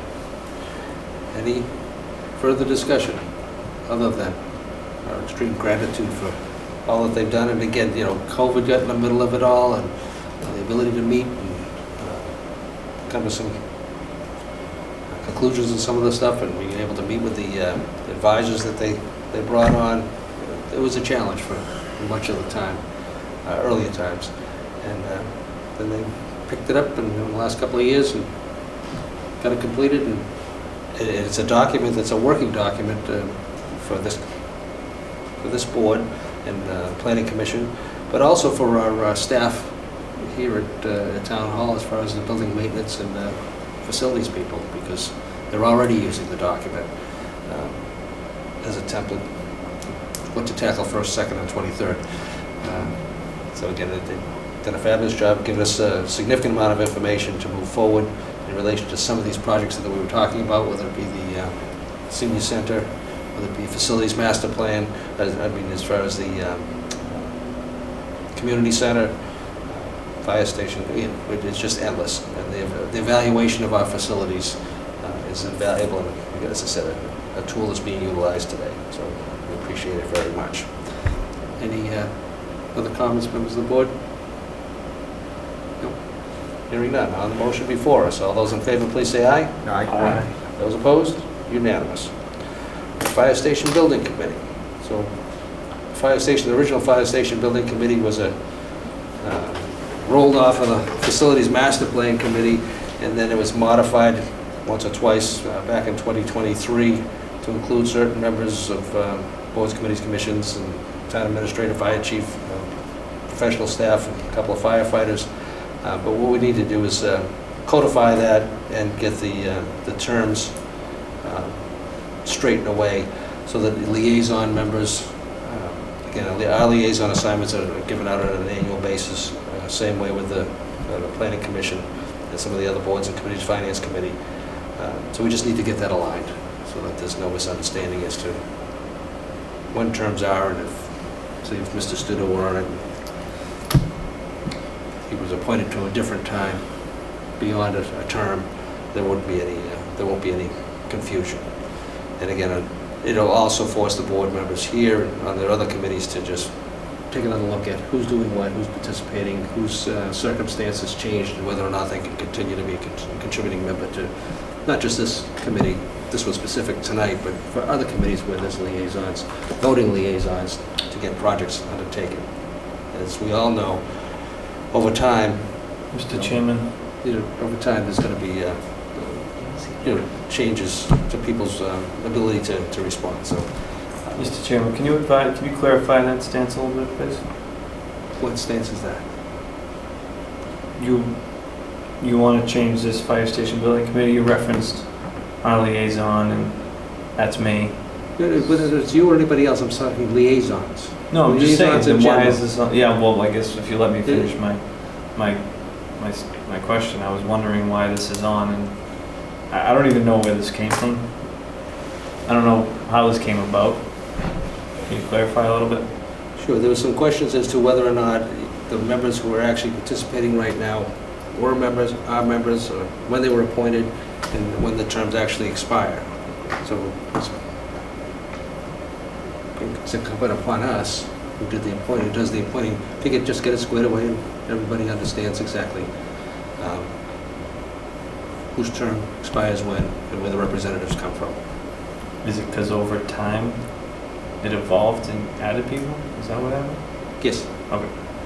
Yep. So we have a motion? Mr. Chairman, I move to amend the membership of the Fire Station Building Committee initially established on October 16, 2023 to be comprised as follows. 1 Select Board member, 1 Community Planning Commission member, 1 School Committee member, 1 Finance Committee member, 1 Capital Improvement Planning Committee member, 1 Historic District Commission member, Town Administrator, Fire Chief, Director of Public Works, Building Superintendent, and 2 firefighters. Motion made, is there a second? Second. Motion made and seconded. Is there any further discussion? Mr. Chairman, I still will never see the value or purpose of putting a school committee member on a building committee. Is it still needed? Oh, by the way, before I can explain why, I did go on and on about what a tremendous job that Scott Buckley did at our meeting the other day, and explained that the last school committee member that served never attended, and when they did, they never spoke, didn't know what was going on. Scott was very engaged. He was actually a terrific member, but I did tell Scott, Scott knows how I feel about this, but I don't know why a school committee member's on another committee. At the time the committee was formed, there was support for getting townwide support and support from school committee, finance committee, because this is a major project that's going to have a financial impact on our ability to finance and other projects. So from a prioritization standpoint, as a community as a whole, rather than just the school committee being in their silo and general government being in their silo, you know, in the past when there were school projects, there was always members from the select board on, even though it was a school department, separate, independently elected body, to be included on it. We thought at the time, it was funded from, you're asking, it was funded from municipal dollars, right? A school building committee? No, it's town dollars. We're one community. I know. Well, So- then at that so point, Kevin, let's grab this is someone a- from the this is the LUC. Let's same grab thing. someone from the tax aid. But anyway, You see what I'm you're getting asking, no, I don't understand necessarily. Well, But you don't let me again, finish again, talking, so that's probably half the reason. you asked me a question, I was answering and you interrupted. And again, it's like the Historic District Commission. There's a Historic District Commission member on here because the original plan was for the current station to be renovated. And that's in the historic district. So we thought it was important to have someone there. And again, there still needs to be work done to that particular facility, so leave them on there. But Mr. Chairman, But- now we're doing what you want, and It's not what I want. This is what we already have. What's changed? Okay. Well, I didn't put this on the agenda. What's so changed? Hold on, don't yell at me. No, but what's changed as far as the membership? These are the current members, I'm correct? I think so. You think so? You've been serving on it for almost 2 years. Yeah. You know what, Steve? Yes, okay. So anyway, that's the No, so rationale. I wasn't done talking Okay. before you rudely Go for it. interrupted me. I was answering your question, but go ahead. So you were talking about the former, right? You were talking about back then we decided to X, Y, and Z. This was in the historic district. Okay, now it's not. Now you've brought this up and we have the opportunity to talk about it. Is there a need to have all these members present? Because I don't think it relates to them at all. We're still, the Fire Station Building Committee is for a West Side station, but you haven't abandoned what needs to be done, I don't believe. No. What yeah. needs to be done in the historic district and the current fire station, correct? Are we building the fire station in the school or what?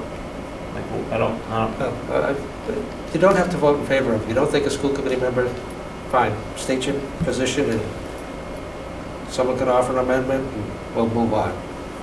Well, I'm interested in my board's thoughts. It doesn't have to be just a conversation between you and I, Mr. O'Leary, okay? It just seems to be that way, so. No, I know. So go ahead We're the only and ones offer who an amendment. care If to you wish talk. to, if you wish to bump a school committee member off, go ahead. Make your motion. Mr. O'Leary, I ask you to stop. Stop what? And I just asked for discussion. Now you just grinned at me because that's the old area now. You just grinned at me, but no, I'm asking the board to consider something. I'm not asking Steve O'Leary to consider something. Well, then make a motion. That's how you I ask don't the have to board. make a motion. That doesn't happen here, Mr. O'Leary. We're gonna have a Stop discussion arguing and make first. the motion. If you wish to change the makeup as it's being presented here, now's the time. Talk with your colleagues, offer an amendment. Otherwise, what are you talking about? Oh, okay. Make your amendment. Mr. O'Leary, so to your point, then I should either offer an amendment or shut up? Is that what you're getting at? Either Offer your speak up or amendment. shut up? Offer your amendment so the board can consider what your thoughts are. Otherwise, I don't understand why you're talking about it.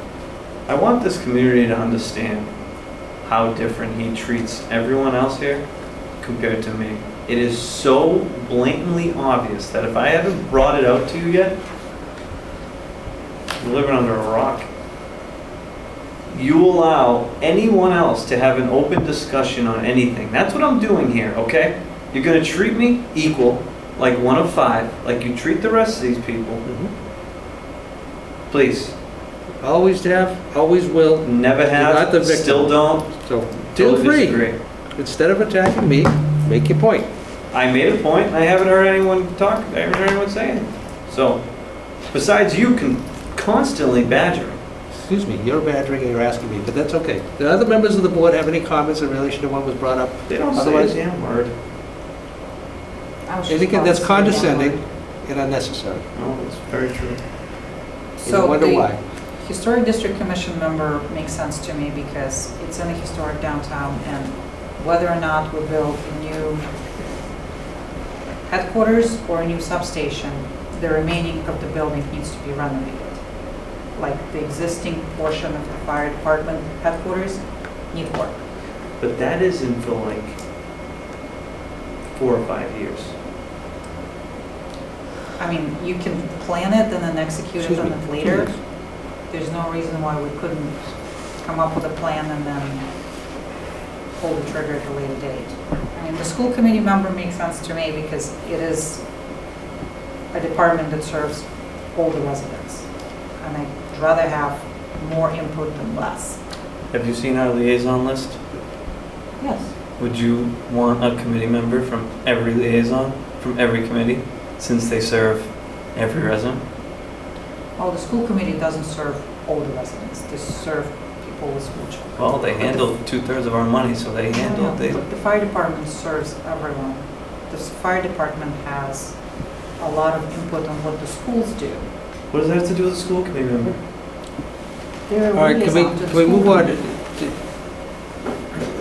We can debate every position here. Either the board is in favor of what's being presented or it's not. If anybody has any comments in relation to whether or not, it needs to be reconstituted, please offer it.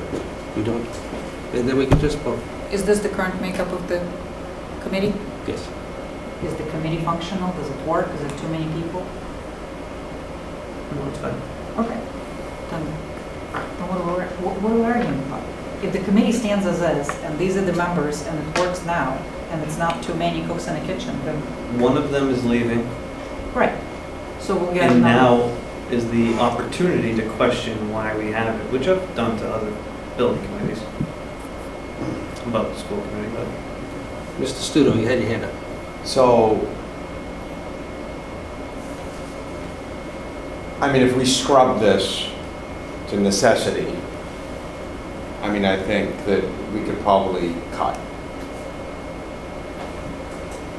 I will say though, having a project of this size, where I learned the hard way with sewer, is that when we were having those initial discussions, where it ended up just being select board member, through the wastewater commission, right? Where it wasn't something like this, right? It was just more of really more town employees. I found out the hard way that although for wastewater it made no sense to have school committee, for example, well, I'm just picking on them, but name your choice. eventually, all these groups have different parts of the community that rely on them for information. So I think from a consensus building standpoint, to raise $25 million, you're gonna need the constituencies of all these groups.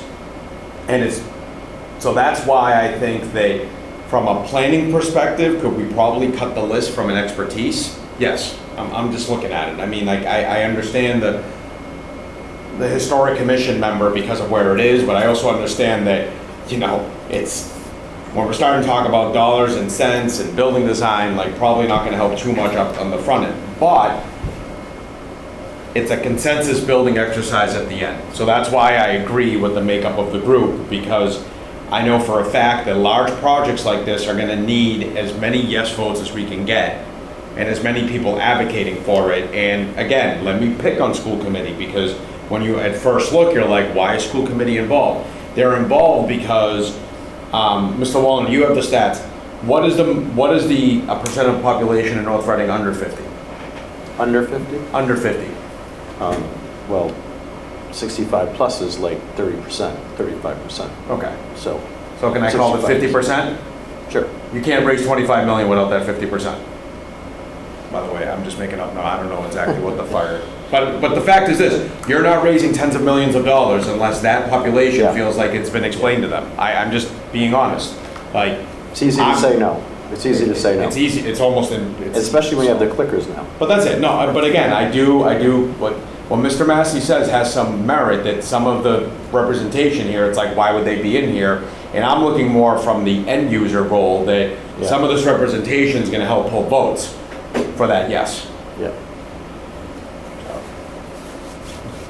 And the one thing I'll say is just that I've learned through, you know, the committees I've been on, the budgetary committees and everything else like that, the school and municipal are joined at the hip. And you can't get one not to think about the other. And they really work well together. You kind of learn that in spades, is that they really, like what happens on the municipal side does affect the schools and vice versa. And maintaining a close relationship, even in this situation, is really important for that to be fed back to the schools, you know, from a financial point of view. Now, if that school committee member is not doing their job, they should be asked to resign and have someone else take their place so that they're actually fulfilling their role. Because it shouldn't be allowed that they just don't come. I just don't think that applies. But, you know, I think Vincenzo and I are the same when it comes to, like, you need to build a consensus.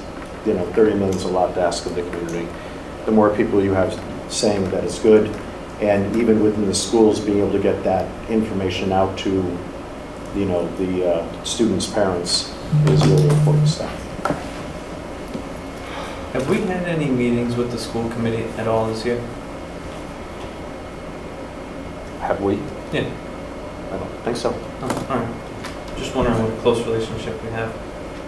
In the budgetary process, very close relationship. Yeah. Very, very high exposure. All right. Any further discussion on the motion before us? Hearing none, all those in favor, please say aye. Aye. Aye. Those opposed? Unanimous. Now, we need to establish terms, and again, generally speaking, those that are appointed by the elected boards, committees as liaisons, they're done on an annual basis. So the suggestion is to have the liaisons to the select board, school committee, and planning commission done on an annual basis. One more day. Again, it's done within a month, the first month. And then the other ones at the end of the year with all the other appointments that we do. So, we have a motion. Mr. Chairman, I move to appoint the following individuals to the Fire Station Building Committee for terms to expire on May 5th, 2026. Nicholas Massey, Select Board Member. Scott Buckley, School Committee Member. David Rodloff, Community Planning Commission Member. Second. Motion made and seconded. Any discussion? I'm sorry, why is it for 2 days, 1 day? Because of it's the new when the boards. elections, that's when the election over. And some of these people, again, like Mr. Buckley is not running for re-election. Okay, all right. Mr. Rudloff, again, there'll be a change in the commission as far as, makeup of who's chair, who's vice chair, who's going to have Okay. liaisons. All right. Same way here. Okay, all right, thank you. please note, this was done annually as well, like this. Great. Where Miss Benny Pelly, who then did not get reelected, was put in place for a day, and then, well, this is exactly why she was only put in there a day, because then she lost the election. Got it. Thank you. The motion, is there any further discussion? Yeah. Is there any reason you wouldn't, why myself and Dave being chosen, we're not up for election? No. The liaison assignments by this board and those boards are done on an annual basis. So the liaison assignments should expire annually. Again, it doesn't mean you can't get reappointed and you won't be on there for, depends on how long you're here and how long it takes to build a fire station. But just to coincide with the change in the boards and liaison assignments. And those are for those members. And again, for the other members who are representatives of other committees and/or professional staff, it'll be done at the annual, by December 31st, when all the other terms expire for other appointed committees and commissions. So does everyone on the fire station building committee get end their appointments on May 6th? No, if you look at the next motion. My computer died. I'm sorry? My computer died. No, December 31st, No, 2026. the other ones who are not members of elected boards and Non-elected. committees, non-elected, will be December 31st with all the other appointments that we make. Do we do this for every committee? For the most part, We do? for people who are voting members of committees. We do this every year? Part of the problem is we haven't. So these terms, Well, that's what many I'm of these getting at. terms are more than expired, and as we are working toward a likely construction project, we definitely need to get this straightened out. But there has been some where, I believe, let me think of another one with this, a voting member, EDC. When you're voted, it specifically ends Specifically. At the on next May election. 5th, or whatever that election's going to be. Right. Even if you're on the ballot or not. Right, correct. Because I know I've been on it for 3 years in a row, and I haven't been on the ballot. But again, it had to be reappointed, so. My brain's kind of fried, so I'm taking this from memory. So if anything's wrong, I'm sorry. All right, so we have a motion and a second. Is there any further discussion? Hearing none, all those in favor, please say aye. Aye. Those opposed? Unanimous. Next motion? Mr. Chair, I move to appoint the following individuals to the Fire Station Building Committee for terms to expire December 31st, 2026. Abigail Herbert, Finance Committee Member, Mark Hall, Historic District Commission Member, Michael Bogardo, Town Administrator, Joseph Parisi, Director of Public Works, Todd Vocal, Building Superintendent, Eric Pepper, Fire Captain, and John Bird, Firefighter. Is there a second? Second. Motion made and seconded. Any further discussion? Or any discussion? Mr. Chairman, through you, just note that Mr. Kelleher, Don Kelleher, asked not to be reappointed. He was the Capital Improvement Planning Committee representative, so he is not on this list, and that's why. Okay, so that's a vacancy that... That is a vacant position, and the CIPC will have to recommend somebody to fill. Okay. Thank you for that. And thank you, Mr. Kelleher, for your service thus far. Who else is on the CIPC besides like Me. you and Jen? Well, there's Not already anymore. one. Two school There's already committee, one. two select- finance committee, two board members here, and then Lorianne, Michael Conley, And then a citizen, superintendent. who was it? There's a vacant There's a citizen. vacant Oh, yeah, citizen because position. Joe didn't want to do it anymore, and no one came up. A citizen is available. No. No. He wants a day off. No. That wouldn't. So we'll talk to you next meeting. That would be like one of the worst if you want to lay off, especially during budget season. That's it. It's like it's like shark infested waters again.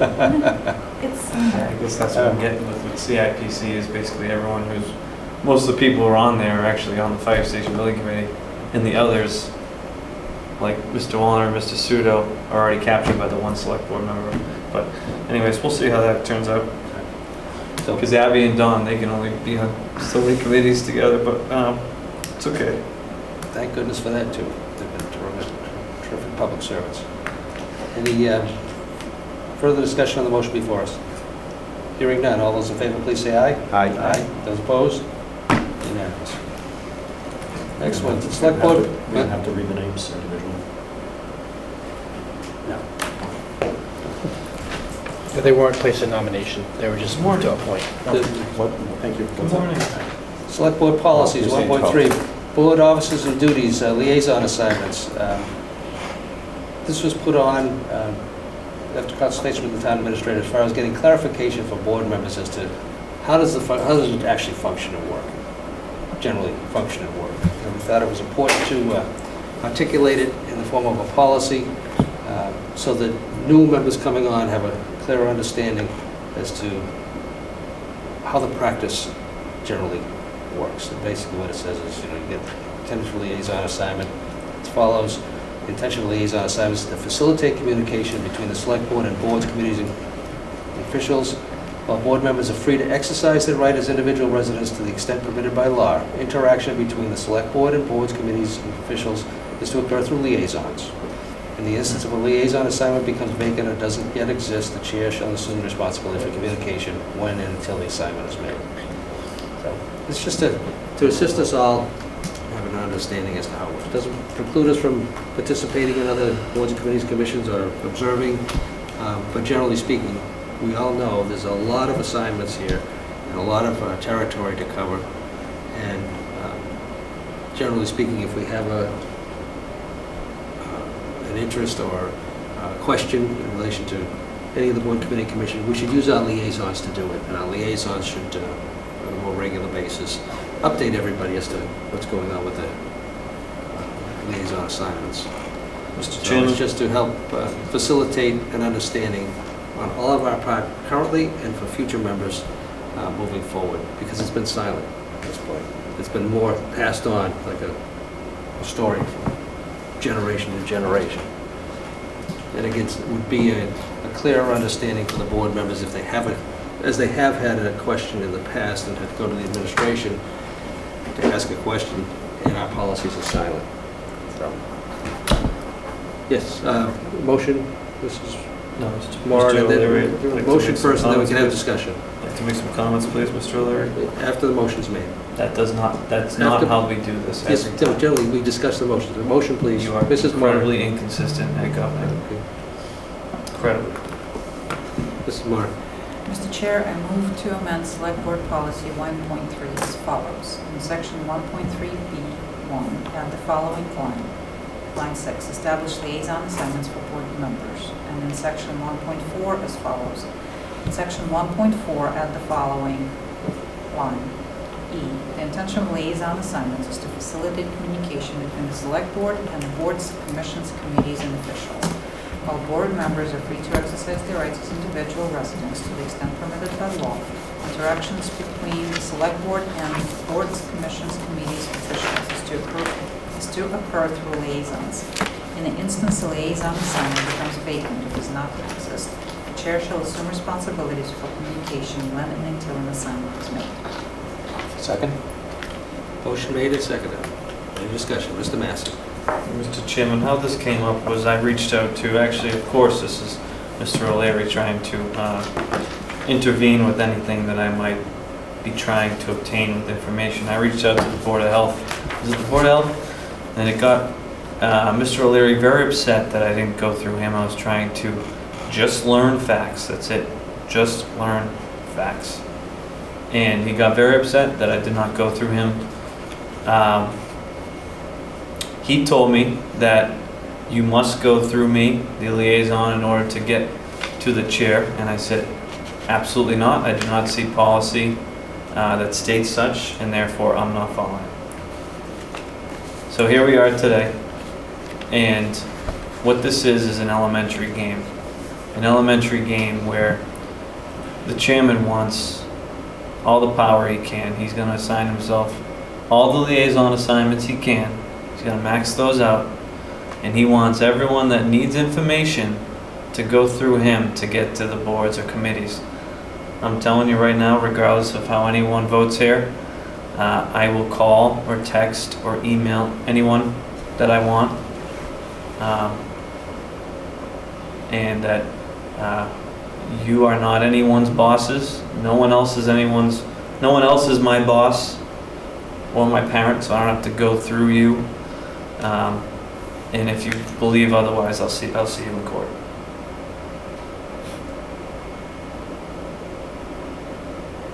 Okay. Any other So, comments?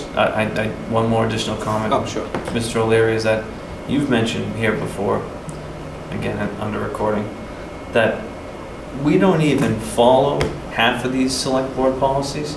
So the fact that, on top of what I just said, that we don't even follow half of our select board policies is a failure, one, on the chairman to not allow us to correct those. But two, gives me more support to not have to follow this. And I would recommend the same for my colleagues, that you're your own person, get your own information, seek out what you need to seek out. Any other comments, questions, members of the board? Hearing none, on the main motion before us, hearing no further discussion, all those in favor, please say aye. Aye. Those opposed? Nay. 4-1.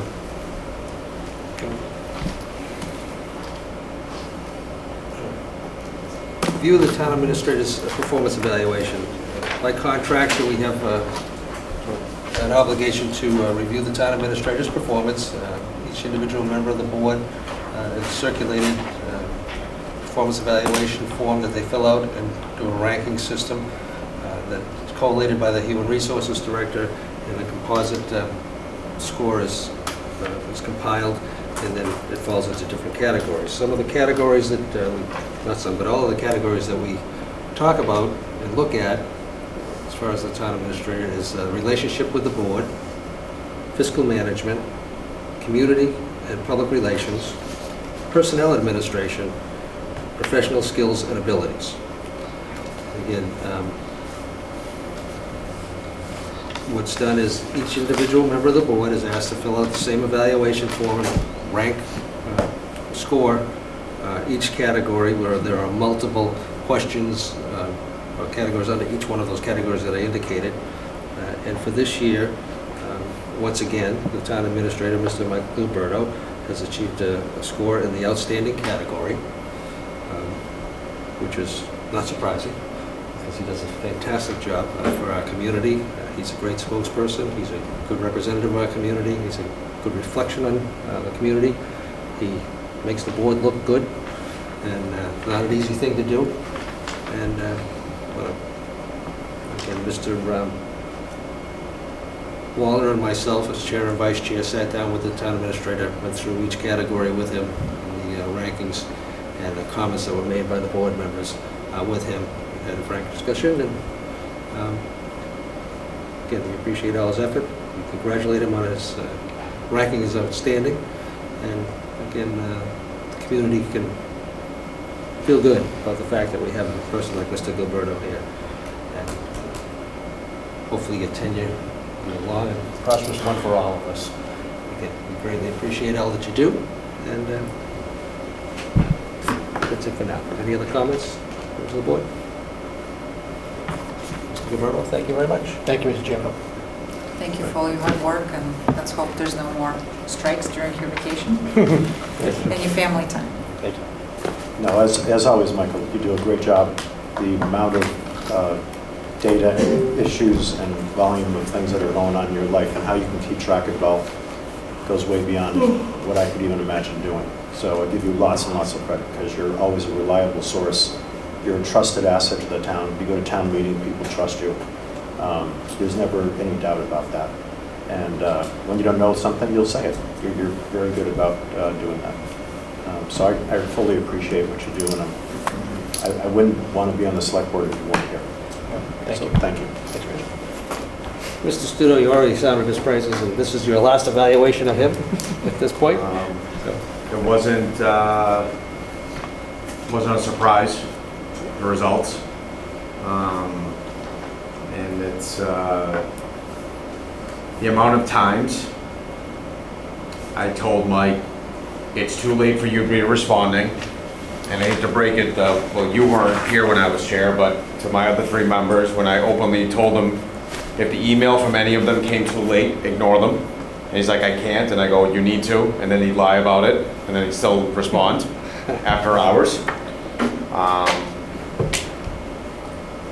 It isn't above and beyond.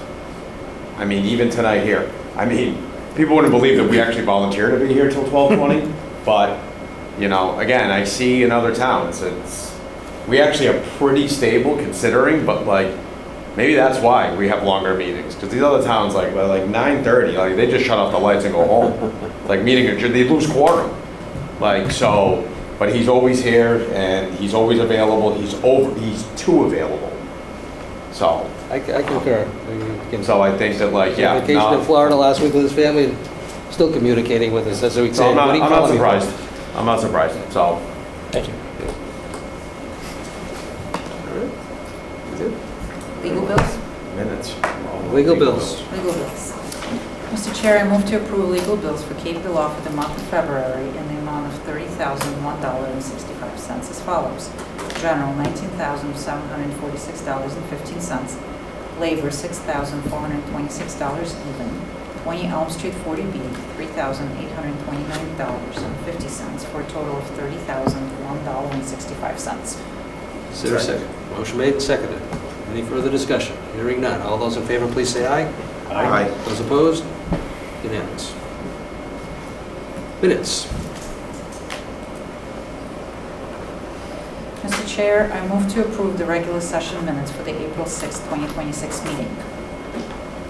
Is there a second? Second. Motion made and seconded. Any further discussion?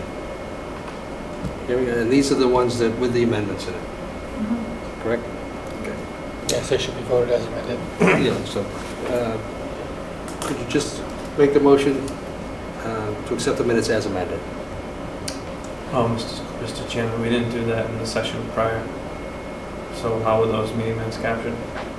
All right, we can go back and correct those. Yeah, like, we'll do that. Yeah. So what did we approve? We approved the ones as amended, right? We approved the ones, the We intention was. just didn't say as amended in the Yeah. motion. Sorry. But the intention was to approve the ones as amended because we spoke about those. We spoke about the amendments having taken place and we agreed. If you look, it's as amended. Yeah. Let me So the reread minutes will motion. show that we had discussion about the minutes as amended. So those will be fine. I'm sorry. So motion is to April 6th open session as amended, correct? Right. And we have a second, correct? Yes. Okay. Any further discussion? Hearing none. All those in favor, please say aye. Aye. Those opposed? Unanimous. April 13th.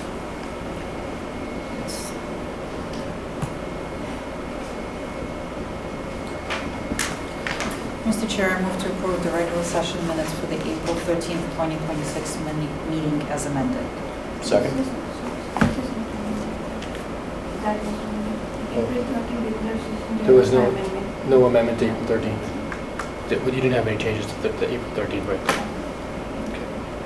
Oh, those were the April 13th? They were not amended. They were not amended. Not Okay. amended. The Okay. April 13th open session. Okay, so the motion before us is to move to approve the regular session minutes for the April 13th, 2026 meeting. And we have a second from Mr. Waller. Any further discussion? Hearing none, all those in favor, please say aye. Aye. Those opposed? Unanimous. Set the next meeting date. First of all, the next meeting date is Wednesday at 6:30. It'll be a hybrid because there was a question as to whether or not the current members could all make the reorganizational meeting at 6:30. So it's posted as a hybrid. If you can make it, great. And all the other candidates for select board have been notified of the reorganizational meeting at 6:30 and have agreed that they would be available. So 6:30 Wednesday for the purposes of reorganization. And then the next meeting is the 18th, the 26th, and it'll be a full agenda. That'll be a warrant article hearing. Or an article hearing, so.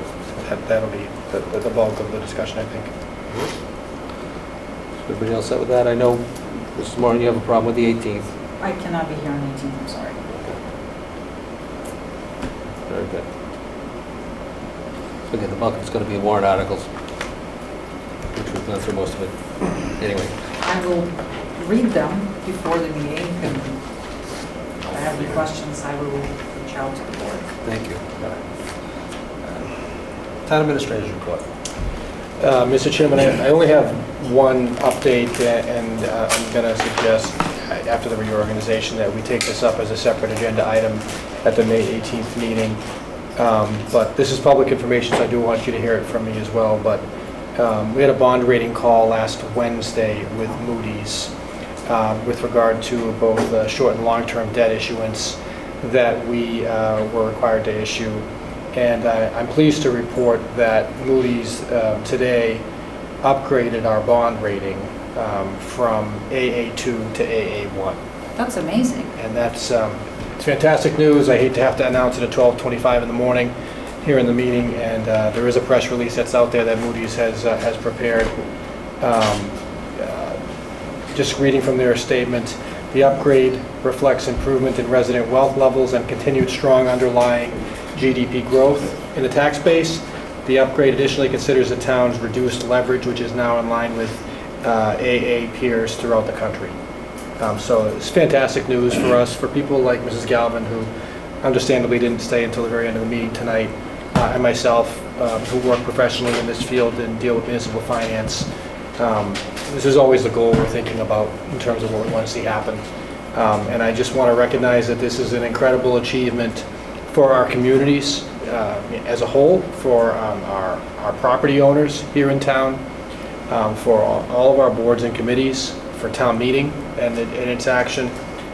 It's a reflection of a sustained effort to take good care of the town's finances over a long period of time, going back to the financial planning team model being set up in the early 2010s or even earlier. People like Mr. Masseri and others. It's great news for us, and I do think we should talk more about it in a future meeting when maybe more people are paying attention.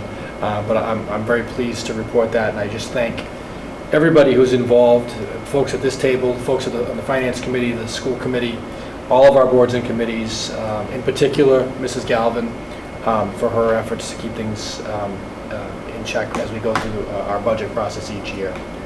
But I think we should talk more about it at a more reasonable hour. And that's good for an 8 to a quarter of a point. That's great news. Right. And again, it's a long time, a lot of work went into it, a lot of planning, I'm part of the financial planning team, but again, this board, previous boards, and it wasn't going to happen overnight. This was a long-term goal that we had set a while ago, to always trying to achieve better ratings so that the financing of projects is going to be at a reduced rate. And we'll talk about it at another meeting. But this is a big deal. Is this the best rating we've ever had that you're aware of? This is a big deal. Yeah. And does it 1 year? Or Generally stands until you're further evaluated, when they will sustain it or alter it in future. So it could be a year, it could be more than that. Many times it's a couple of years they take a look at it, but yeah. So it's big. And again, we can get into the details, just to, what they look at and what kind of shape are we really in financially. Yeah. It really does bode well, and the public should instill greater public confidence as far as what we have done. It'd be good to say at the town meeting. Well, yeah, we're going to say it beforehand, but obviously, beforehand, and but people need to understand that this is a long-range plan that's finally come to fruition and it's working. So, again, thank you, Michael, for your efforts over the last since your tenure here. Because, again, the effort started maybe before you, but you carried it through, and from a policy standpoint, you've been following it. It's been great. So, but again, congratulations to all of us, all of you, and again to the previous board members, as Mr. Gilberto pointed out. A lot of effort. One more motion. May I? Yes, you may. Please do. Would you like Motion to adjourn? Second. And what if we're going to vote no? We don't want to. I don't want you to. I'll walk out. Motion before us is to adjourn. Any further discussion? Mr. Studo, thank you. All those in favor, please say aye. No one second. Aye.